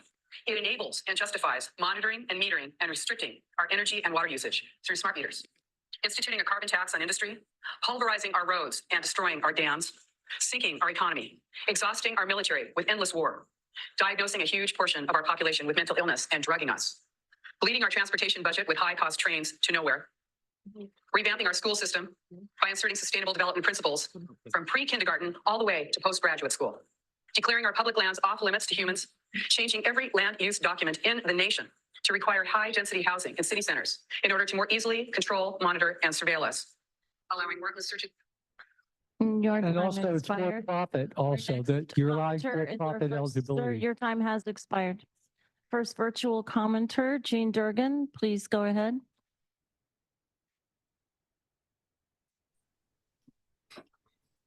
Good morning.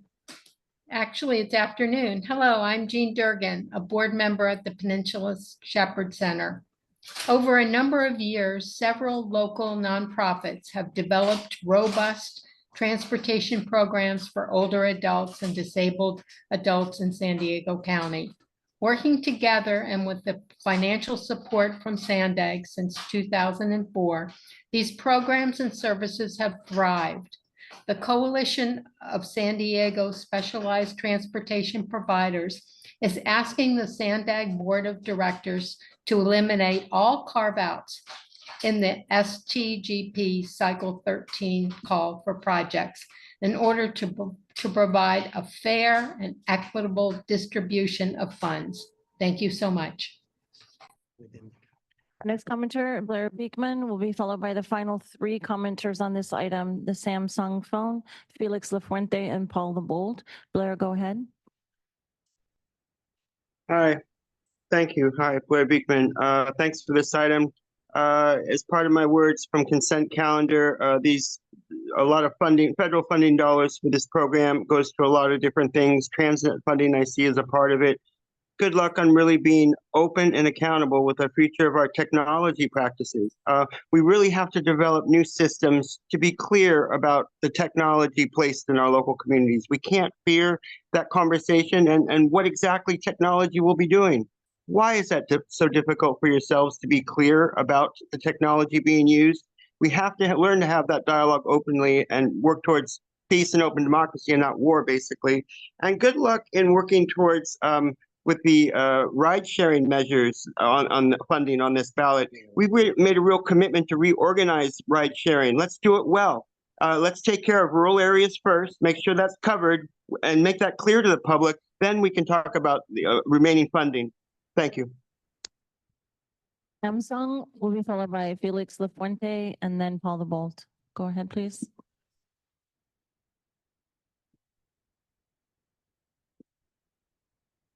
Consuelo, can you hear me? Yes. Okay, thank you. So yeah, transparency is just a word they like to throw around, Blair.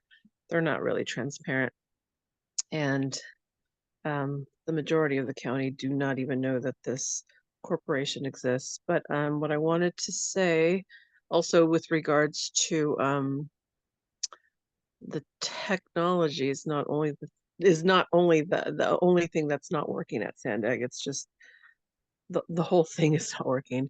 It's obvious. And the fact that they act like they care for people with disabilities when they have somebody calling in, giving them 60 seconds. That's how much they care about your input, people. 60 freaking seconds.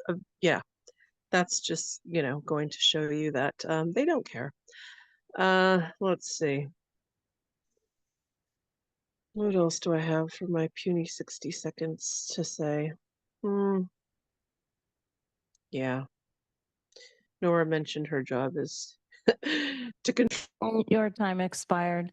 Felix Lafuente will be followed by the final commenter, Paul the Bold. Felix, go ahead.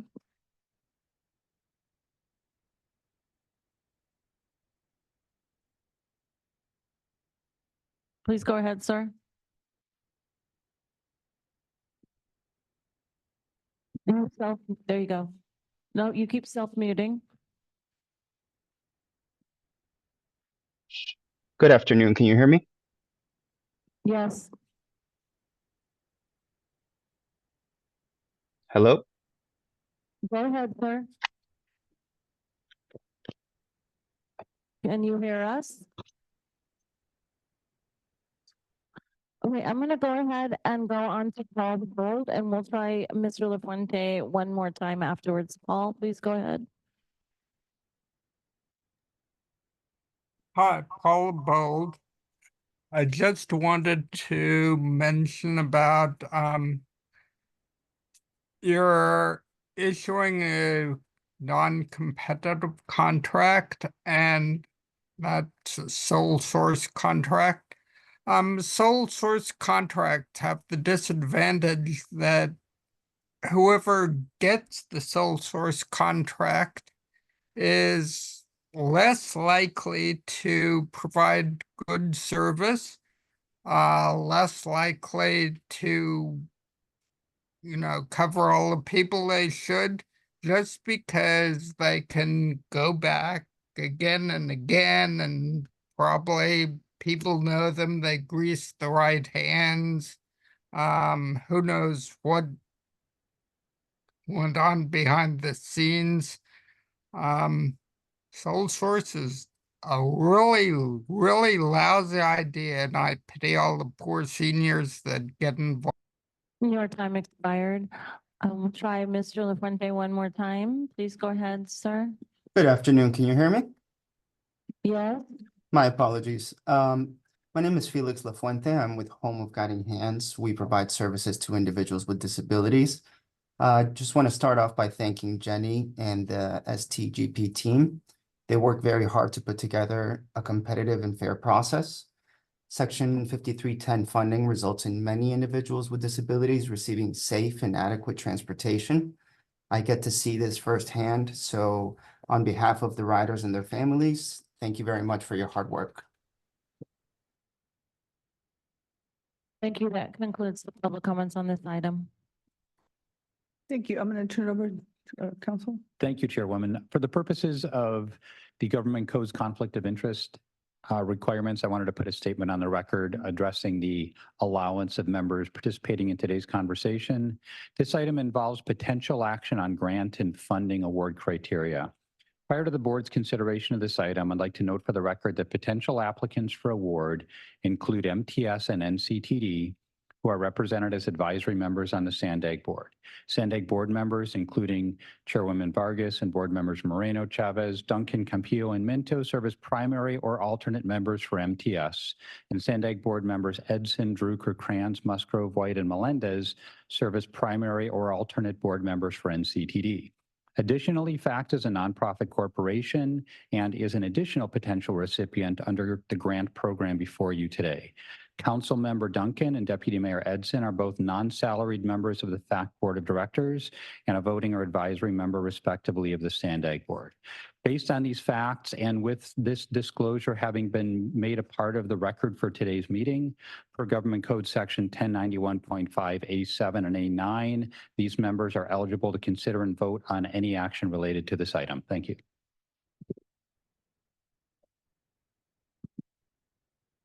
All right, Councilmember Chavez. Oh, wait, actually, I'll be quick before I make a motion. I just wanted to clarify a few issues with some questions to staff. First has to do with per ride cost. Can you reflect on the difficulty of figuring out per ride cost? Does it include distance? Does it include where they are and the complexity of those rides? And so how do we look at these numbers of $30 versus 15 or 5? Yes, there's a lot of variety among specialized transportation providers, including our grantees. They range depending on the service types of services that are provided, the different models, the different geographies, and trip lengths. So there is some complexity in assessing what the cost per trips are vis-a-vis other providers. I don't want to say it's whether it's fair or not, but just how difficult it is to compare one ride versus another and per ride per cost. It's a difficult task. It is.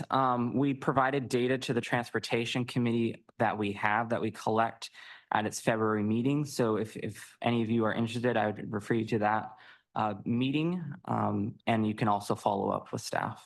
Great, thank you. The other question I have to do with some clarity in terms of what this particular fund, 5310 funds that we're dealing with in this grant program, its eligibility for use in rural areas. And I understand there's some guidelines on that. So can you give this some clarity as well as maybe some examples? What these funds can a ride to Alpine Valley Center? Does it go out to Ramona? Just give us some practical examples so that we know what we're talking about. Definitely. So the Section 5310 program is only for the urbanized areas of San Diego County. So rural areas, including Alpine Valley Center, Fallbrook, would not be eligible for 5310 funds through SANDAG. Caltrans administers the 5310 program for the rural areas. Great. So I think that gives us some clarity on that.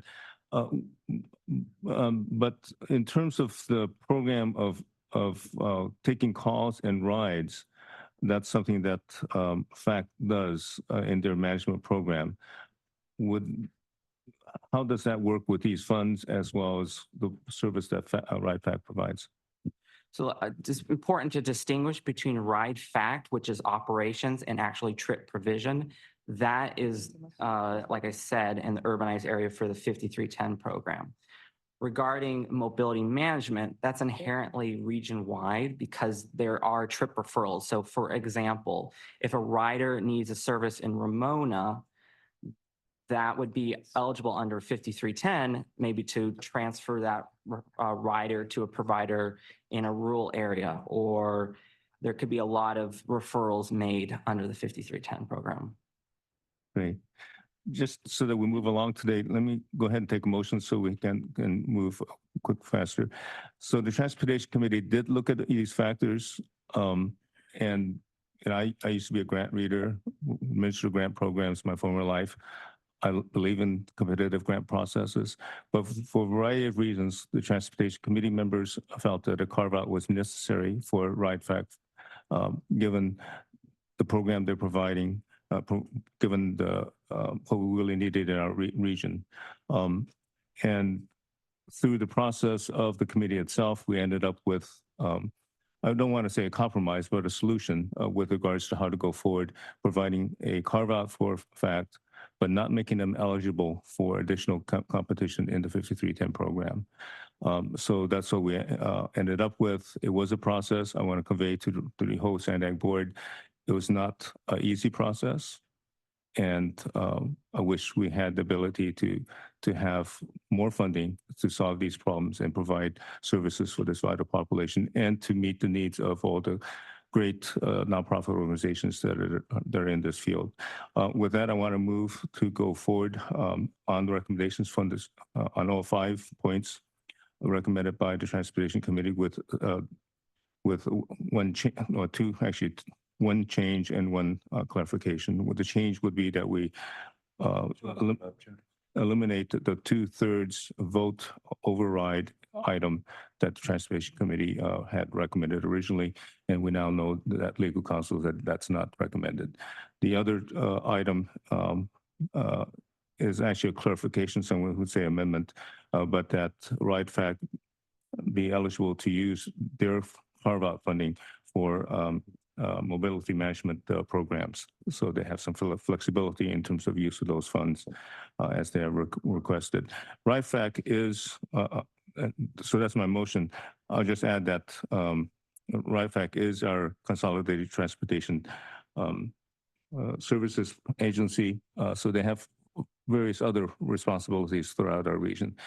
So I think that should be noted, and that I want all the organizations to champion this cause of really getting more funding and providing these services for these populations. So with that, that's my motion to essentially move forward with what the Transportation Committee had recommended with those 2 minor changes. So can you make sure that, can you take a 1 minute and just speed read over that and make sure that that's correct? Because you made the changes right now, and I just want to make sure that they're correct. Before it had a 2/3 vote on the board, and then you've made a couple of changes. So I want to make sure that's the correct motion. You want me to read 1 through 5 real quick?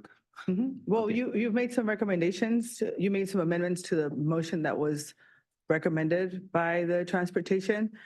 The before it had a 2/3 vote of the board and you've taken that off. And so I just want to make sure that it's the right one.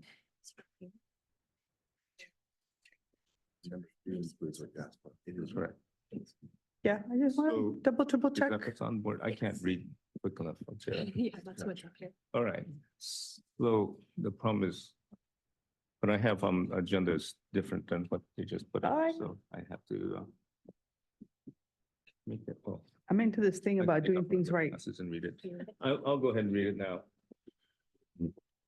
Sorry, I just have problems with my eyes and No, good. glasses and no glasses. Apologize.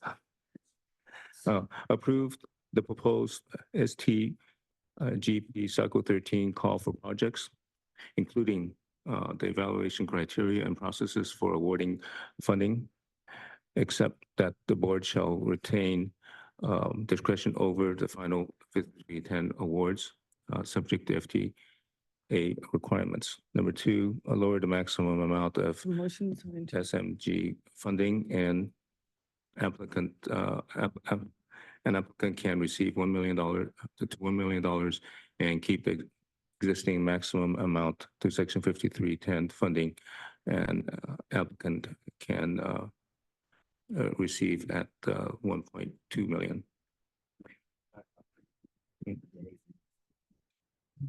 And I think it might be easier if Councilmember Duncan can read the rest, because I think his eyes are working better than mine. You're. Thank you. And I think number 3 includes the changes that Councilmember Director Shu had requested, but I'll read it specifically. Approve a 26% annual allocation of federal fiscal year 2023 and 2024, Section 5310, pass-through funding available approximately $835,543 and $856,666 respectively to FACT for ride fact service and mobility management. That includes the one change that you had mentioned, sir. Okay. Number 4, should the board approve a direct allocation of Section 5310 funds to FACT, exempt the direct allocation of Section 53 funds to FACT from FACT's maximum grant award. But this is also the part that was added by the Transportation Committee here. I'll read. And prohibit FACT from competing for and or receiving the remaining Section 5310 grant funding. Number 5, reinstate the allowability of indirect costs for the SMG program, starting with the STGP Cycle 13 call for projects consistent with the proposed indirect cost guidelines. So it does include the removal of the 2/3 provision as well that Councilmember Shu had requested. Okay, so you're good? Yes. So you have a motion. You have a second? Second. And with that, Councilmember, did you have comments? I just wanted to mention that recently we became aware of the issues that our constituents are facing with FACT. We had a constituent that was in a dire need to get to an appointment, and unfortunately, we realized that there wasn't enough rides per day. The increase in FACT funding is essential. It is often used as first or last mile connect with our public transit. Overwhelmingly serves our senior and disabled communities. Current grant allocation only allows funding for 35 to 40 rides per day, less than 9,000 rides per year. We should be increasing accessibility by all our senior residents. As I mentioned earlier, opportunity passes for our public transit, as we mentioned with MTS, partnering up with MTS board members. The capacity and ease of use affect how much use our transit networks are being used again, and providing options for communities that need access to alternate transit options but do not have significant fixed route coverage. So I completely support. We recently became aware of, we're all heading there. We're all heading there. We will all need this. So the funding that we give today, we're going to be using it tomorrow as well. So let's keep that in mind when we move forward, when we make this adjustments for the better good and for the better good of the people that need it today. Thank you. Councilmember Vivian Moreno. Thank you for the presentation. First off, I want to thank staff for this work. I know it was a lot of a lot of time and dedication that was put into this item. During the Transportation Committee meeting in May, I voiced my concerns regarding the direct allocation of funding to FACT, as other agencies that do very good work will not have the opportunity to compete for this funding. Part of what is being recommended today is for FACT's $1.6 million direct allocation to be exempt from the maximum amount the rest of the providers must adhere to. In addition to the direct allocation, FACT can also compete for senior mini grant funds. That means that FACT could possibly receive $2.6 million out of a total specialized transportation funds of $9.3 million. By directly allocating a portion of federal 5310 funding to FACT, we will be unfairly depriving our transit agencies who also provide a critical federally mandated service. To be clear, these transit agencies are federally mandated to provide this service, and we're essentially preventing them from doing so. Ultimately, this will also be taking away jobs from our Teamsters. In addition, with FACT's much higher cost to operate, I'm not sure that they will be able to backfill the need. I do understand FACT will not be able to compete for additional Section 5310 funds. However, they could also still pursue senior mini grants.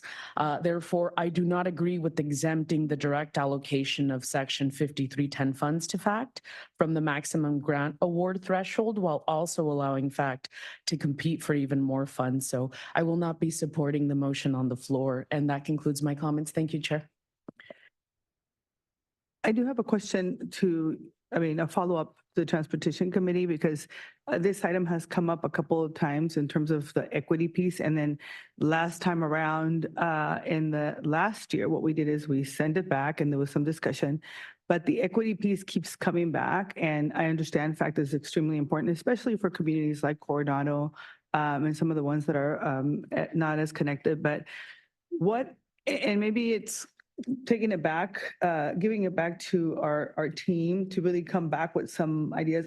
I'm going to support it because I know that there's been a lot of work done, but how do we do this and do it better so that it's not just one entity that is receiving the funding, and we really start peeling the onion so that we are looking at other opportunities for other folks to be able to get access to these resources, especially so that the communities that need it the most as well are actually being able to compete, number one, and the communities that need it the most are able to get it and access it. I think we haven't found the actual formula to do that, and I think we need to push ourselves. What I have found, I'm going to just speak from experience, is that we have this list where we do check boxes and we'll do check, check, check. We did it. Let's go next in terms of grants and everything else. And I think sometimes we need to push ourselves a little bit more. And we say, oh, we've been working with this organization. They do it well. Nothing against the organizations that are participating now. But I think we do need to really push so that we can get outside of our comfort zone and really begin to include some of the folks that have not been at the table so that we can really expand our opportunities. And we hear from folks where we really need to expand. And so I'm going to encourage our team members to do that. And if we can come back with some analysis, I'll support it this time around. But I do think that we need to do better in terms of how we do that expansion. And the council member has brought it back last time. We need to do it this time. And equity really needs to be that, the expansion, thinking outside the box and looking at it from that lens. So thank you for your comments, council member. I appreciate Councilmember Moreno's in your comments as well. This carve out, I don't understand why you guys are allowing this and then making it sort of evergreen. So could you give me that sort of a short history of why this is being recommended by the Transportation Committee, on which I do not sit? Yes. So if you may recall, the story goes back further and is a little bit longer. If you go back to the 5310 STGP cycle 12, what happened at that cycle was RideFact did not receive any funding. So what was going to happen at that point was RideFact was going to shut down. So that would have left that population that was being serviced without a service. So The staff worked very hard, legal worked very hard, the transportation committee worked very hard multiple times. Staff was, we were grateful, or I hope the community was, and this board was grateful that staff did find some other funding that had, I believe, had been forfeited, or grant award winners did not utilize, and therefore it came back into the pool. That, as well as some other things that, money that FACT moved around, was able to keep the service going for up to a year while some type of solution was being looked for. I agree, you know, there was a lot of blood, sweat, and tears of trying to figure out a way to try to prevent that from happening again. Didn't they meet some threshold to get the funding in 12? Yeah, that was the question. It's very hard to see the answer to that when it goes out. I know, you know, people like how the grant reviewers come back with the decision. They're the best, greatest grant reviewers in the history. If they don't, it's very mesmerizing. And that is part of the reason why, as you may see in number 1, legal worked hard to obtain approval from the FTA for the language that this board shall retain discretion, or some discretion, over the final 5310 awards, subject to the FTA requirements, in case there is what appears to be an aberration that may harm our county, and that we may have some opportunity to try to remedy that. I agree that it doesn't come across as the most Incredible. well. I think that depends on what perspective you're looking at, but they were, to address part of what your concern just was with equitable, that is why the Transportation Committee made, and I think, as Councilmember Shu said, the compromise of excluding FACT from any further 5310 applications, which means, and to staff, how much 5310 funding is there total? 6.4 million. Okay, so after you take out whatever, carve out, what would be left if this is passed for the remaining applicants? Well, it would be, so this is 26%, so it would be the difference of 74%. So 74% of the funds will be remaining where FACT will not be eligible to apply. So all of those funds will go to any other applicant. In regard to some of the chair's comments earlier and other comments made, I mean, I agree. If there was a competitor on countywide, that would be ideal. I don't know what the answer is, because they're all private entities that have to apply, whether it's all these other specialized groups get together and form an entity that can compete, whether it's another new entity. I do, in my opinion, think whatever entity it is has to have some proven track record. We can't just fund a startup origination without any track record. That's why something such as these providers possibly would be a good alternate. I mean, I do believe in competition fully, but that's sort of how we got here. And I don't know if Chair Shu from the Transportation Committee wants to answer any, but I can answer any other questions about the conversations and how difficult it was for staff and for legal and for the Transportation Committee. And in regard to our CEO's comments earlier about trying to empower the policy advisory committees to actually do work, and that this was, in my opinion, significant real work that was done. Yeah, I just wanted to answer the chair's point about equity and program. So that's why the criteria for the evaluation process did change from before. Equity got up by 5 points, as well as operational reporting. So those are changes to the evaluation process. And I must say, I don't want to get into the weeds of what happened in the last cycle of cycle 12. I can tell you that the Transportation Committee members that ended up approving those grants were not very happy with the results of what happened, mainly because we were looking at funding things like vehicles that cost a lot of money at the cost of actual providing rides at a critical time. And I think that's why we're grappling with that and still going forward with a program that will work. I don't like the idea of our carve-outs straight up, but after looking at the situation, what was hand, and trying to make sure that we have a provider, supporting one provider with a firm funding base so that we can move ahead in various other ways, was important.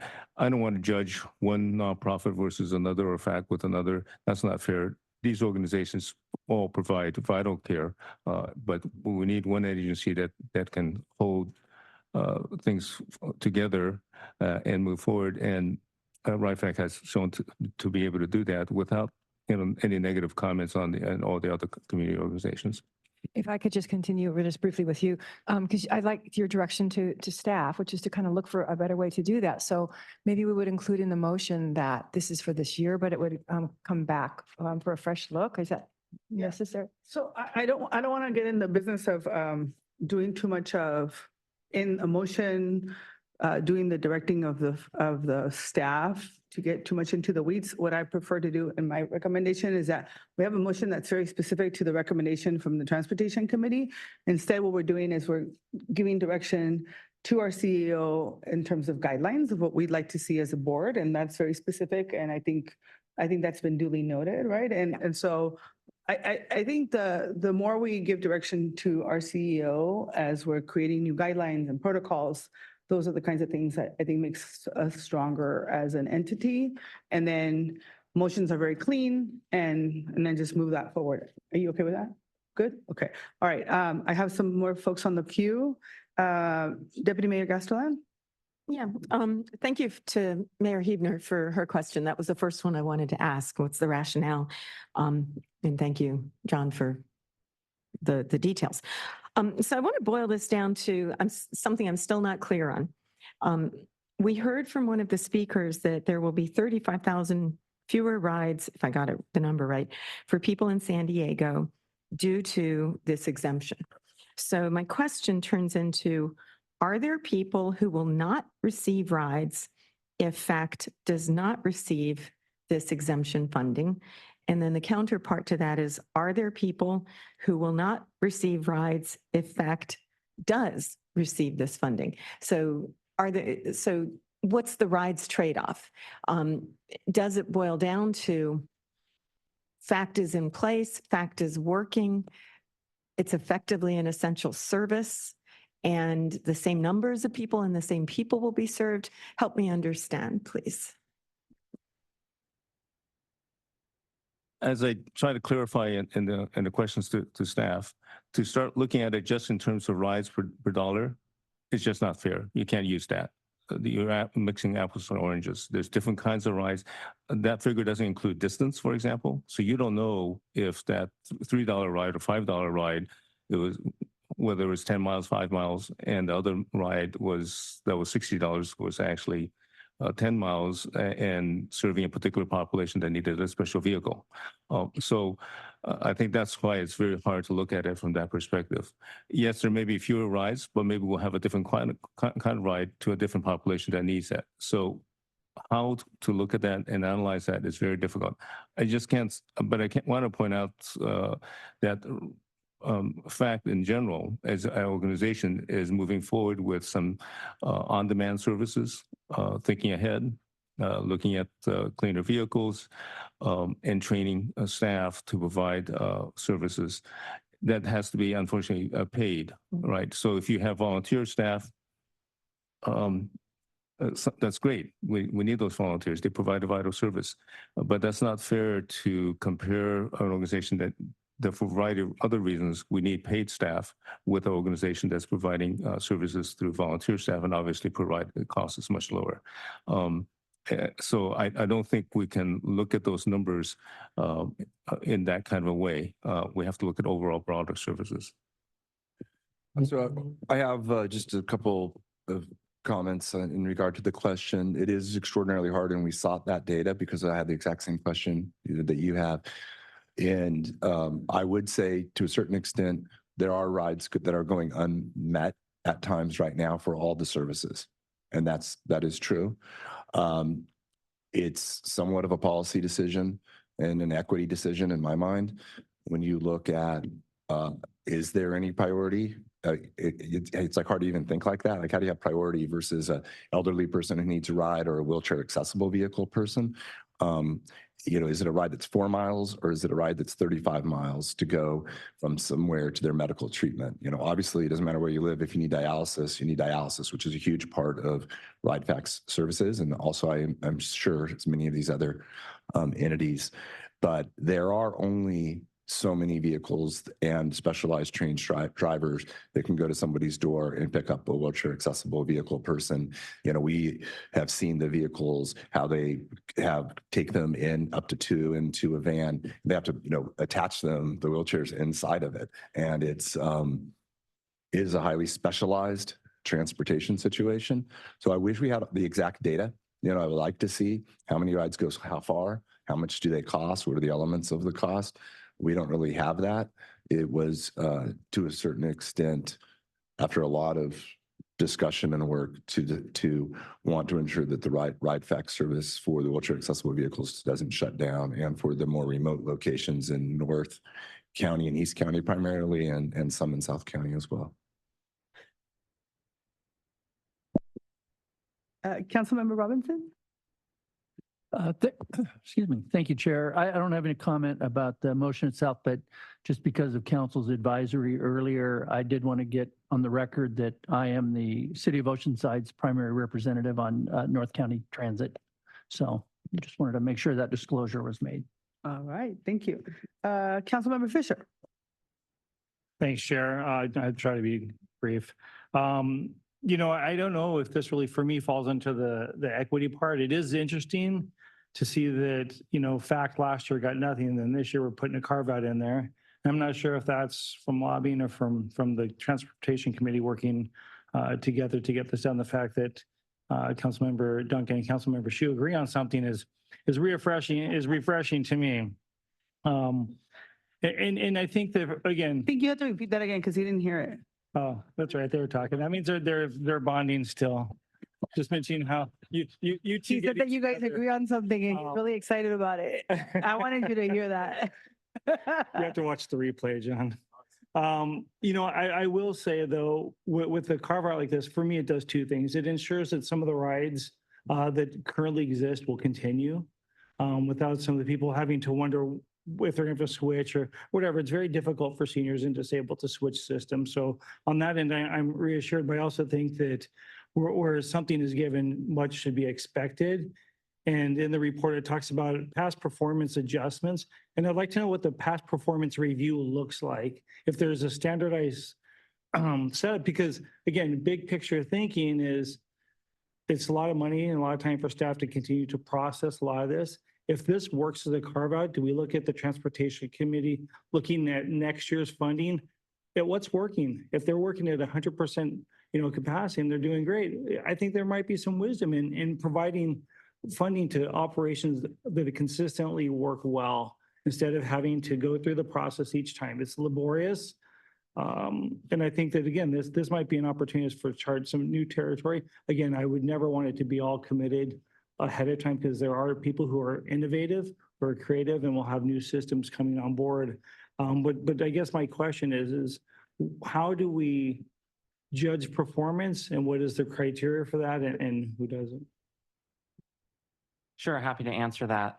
So to clarify, the FACT initiated a request for us for Ride FACT in the February Transportation Committee meeting.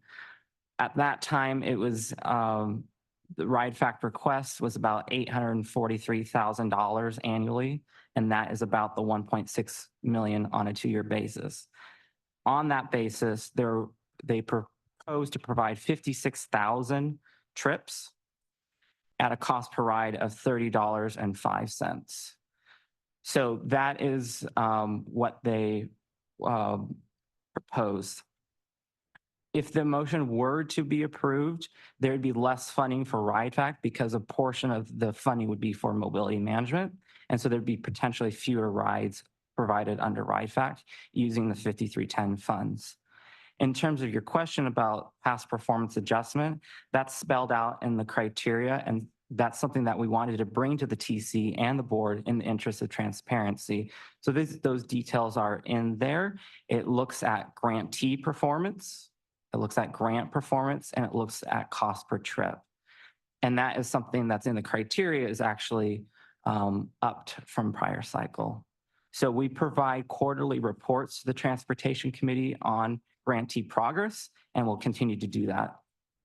So, does it talk about service quality? Is that part of it? Obviously, grant performance is important, but is the service quality, is that measured as well? Yeah, so that is in the criteria for the Cycle 13 call for projects. May I ask Chair a question? But Zach, just to be clear, right, staff follows up on the performance of the grant recipients after they receive their grants, correct? And their Yes. performance. I mean, I've heard the reports from you on, and then there's written reports as well that the board receives. Correct, yes. Okay. Second, Jenny, cycle 13 yearly, bi-yearly, what's the turnaround? Yeah, so it's every 2 years. So the cycle is 2 years in length.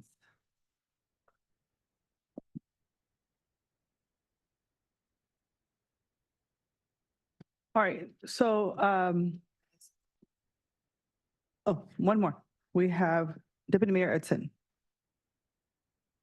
Sorry, Chair, I don't know how to get it off of there once I do it. My question was already answered. Fabulous. All right, with that, we have, anybody else? No? We have a motion and a second. Please vote.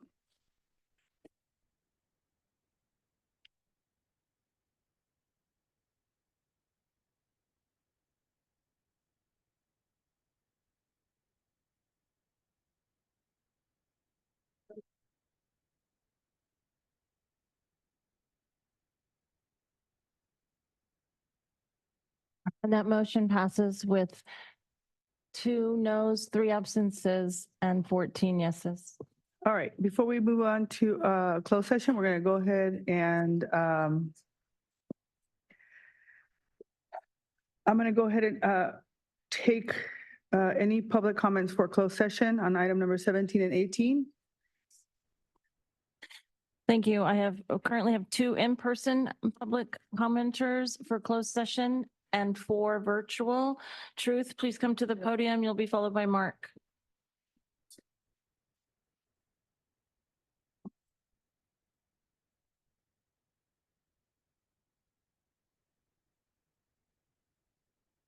All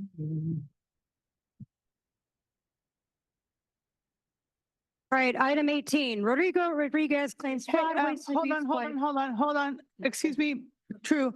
Hold on. Hey, colleagues, can you please do me a favor and give our public the courtesy, because they are speaking to closed session items, and we need to give them the courtesy because they are going to speak to the closed session items that we're going to hear. So go ahead, True. Thank you for the courtesy. Item 18, Rodrigo Rodriguez claims fraud, waste, and abuse by SANDAG and Pedal Ahead. 80% of GPS subscriptions paid for never bought. False data, the same bike to different people.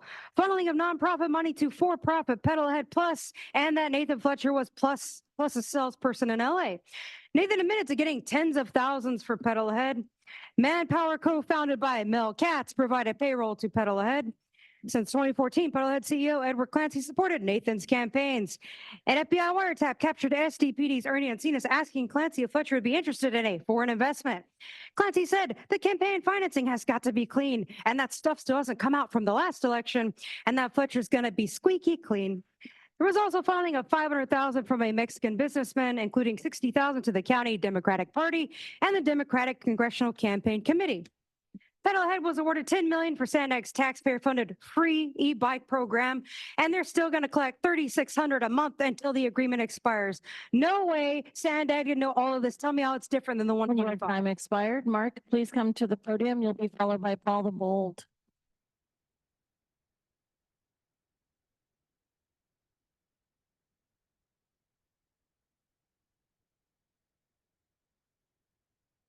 Mark, I commend City Attorney Mara Elliott's First Amendment overview and Attorney David Loy supporting public comment towards staff, which is a right in the Brown Act and Constitution. De-escalation is good, Rebecca. Unfortunately, when I spend 56 seconds explaining 54954.3C of the Brown Act to ELO, which he should already know, like our Constitution, he is going to uphold, and I suddenly notice I have 4 seconds left to conclude my point, I'm forced to be very blunt. Of course, no one should be threatened. I was at that meeting and I do not recall anything that could be perceived as threatening, except ELO himself. 1 minute is not nearly enough time to redress grievances over the egregious agendas SANDAG proposes. I would have given a much more nuanced argument against Delo's statement, but it's impossible given this insulting time limit, and I request it immediately be changed to a minimum of 2 minutes or more, especially during multiple consent agendas. You paid well enough to afford us a little more time, and there are very few commenters here. Our next commenter, Paul the Bold, will be followed by the final three on closed session, Blair Beekman, Samsung, and the original draw. Paul, go ahead. Hi, Paul Bold. Can you hear me? Yes, Yes, sir, Hello? we can hear you. Oh. yes. And what happened to non-agenda? We have to wait until 5 o'clock or whatever? Yes, sir. Sounds like you're kind of sneakily censoring the public here. As usual. Yeah, as usual. So you were having conference with property negotiators. You know, from the way you're talking homes who've been there forever in Solana Beach, I'm not really sure if SANDAG is really responsible enough to handle property negotiations. Your time expired. Our next commenter, Blair Beekman, please go ahead. Hi, thank you. Hi, Beekman. As a point of procedure, can I ask that you can take non-agenda public comment after closed session public comment, and before you go into closed session? It would save a lot of time, I think, for all of us to work in those terms. Thanks for listening today. Our next commenter, Samsung, I believe that's Consuelo, will be followed by the final comment to the original draw. Consuelo, go ahead.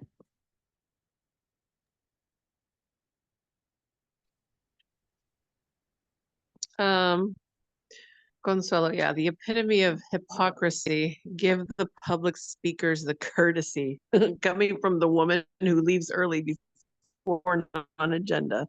Okay, so typical.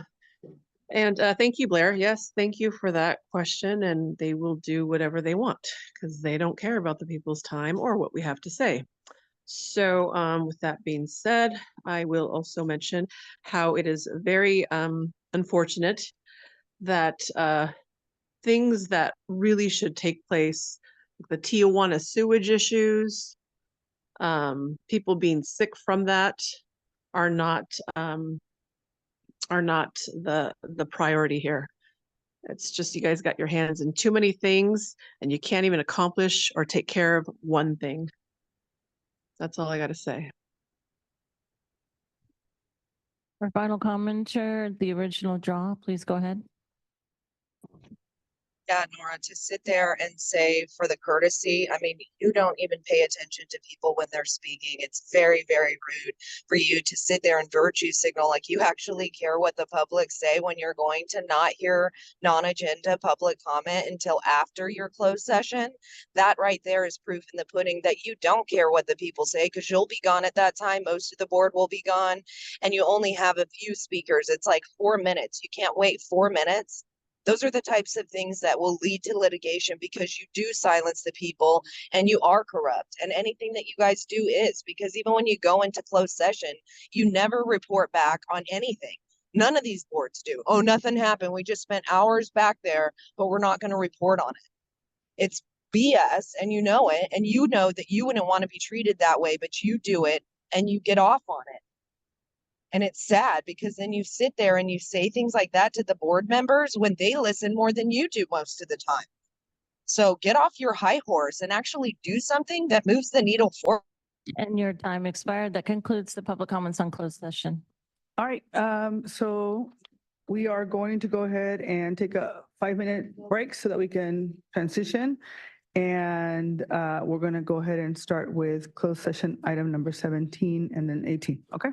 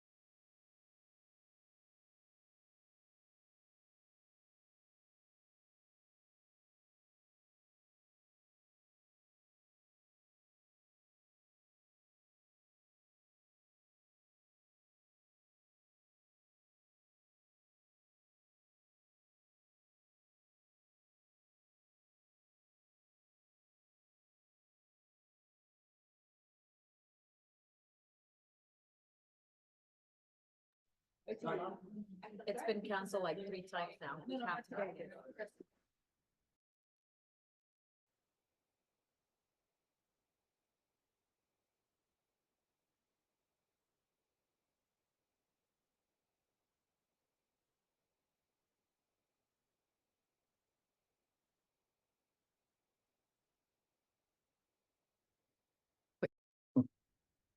Turn it over to Tessa. Thank you. We'll The report out. remaining non-agenda public comments.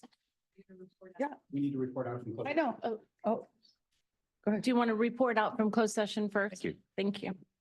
Okay, thank you. The board met in closed session on items 17 and 18. There's no reportable action for item number 17. And on item number 18, the board voted to deny the claim. Thank you. Thank you. I'm going to now turn it over to Tessa. Thank you. There were 4 remaining non-agenda public commenters at the beginning of the meeting. If you are still present virtually, please raise your hand. Paul LeVold, the original draw, Blair Beekman, and Consuelo. Paul LeVold, please go ahead.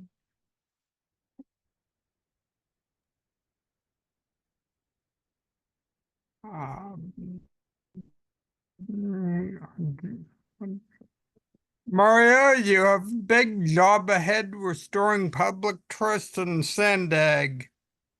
I hope you are looking forward to this challenge. You've already shown your openness to change and readiness to include the people of this county before deciding things. That's just the ticket. It's a bit of an insult that after the detailed letter I sent SANDAG with suggested topics to discuss at the Palace thing, that I have no indication that you even received or read them. I am confident that you will promote a much more open, more democratic, and more productive atmosphere. It's disturbing that SANDAG in the past made no mention in the minutes of what the speakers actually discussed or said. So we don't know what the speakers said or what recommendations and counter proposals the board made, which limits the amount of help we can give. No, how Your many time people don't. expired. The next commenter, the original draw, please go ahead.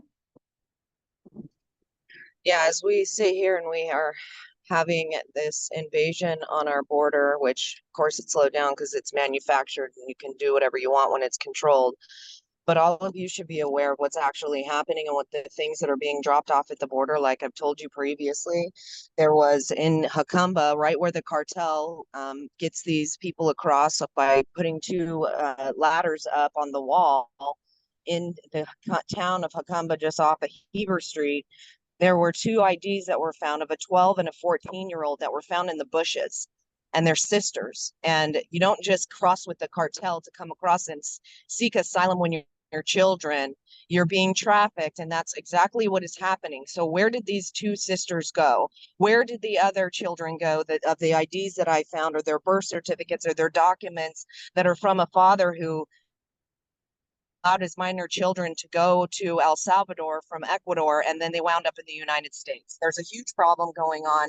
A man also from the Islamic Republic of Your time Africa dropped expired. his entire passport. Sorry, I'm not able. There we go. And Blair Beekman, our final commenter, please go ahead. Hi, thank you, Blair Beekman. Thank you for seeing my hand. To quickly offer, there was, I can't remember his name. His last name is Buttigieg. He's the current Department of Transportation Secretary, Peter Buttigieg, I think. He gave a hearing. He was part of a U.S. hearing on the future of transportation issues. They talked about California high-speed rail. A fairly interesting meeting I invite yourselves to look into, and can really help with the questions that about the future. You know, we have many issues to address. And I hope you really take a light approach with the future of rail issues for marsh areas. We have to be able to talk about marsh area issues, you know, when in this project. We can't just be all, you know, we're just men building the future of the world kind of thing. We have to talk about environmental concerns a lot, like we used to. Try to practice that, please. And to conclude, good luck how, again, we can talk about accountability and peace, and not Then your time expired. The final commenter, Samsung Consuelo, please go ahead. Okay, so yeah, ditto to everything that was mentioned from the previous tax-paying concerned citizens. Yeah, how about we just start focusing on taking care of one thing at a time? As I mentioned before, not having the hands and the tax dollars of the people being wasted on several projects that go on and on and on and on and on for decades. And let's just be mindful of that. I want to end on a positive note in saying that, gosh, I don't have anything positive to say. It's Friday. And I'm happy about that. That's all I got. Thanks. And that concludes the non-agenda public comments. Thank you very much. With that, that concludes our meeting. The next board of directors meeting will be on July 12th at 10 a.m. And with that, this meeting is adjourned. Have a wonderful weekend, everyone. Thank you for your comments and to the public for being here.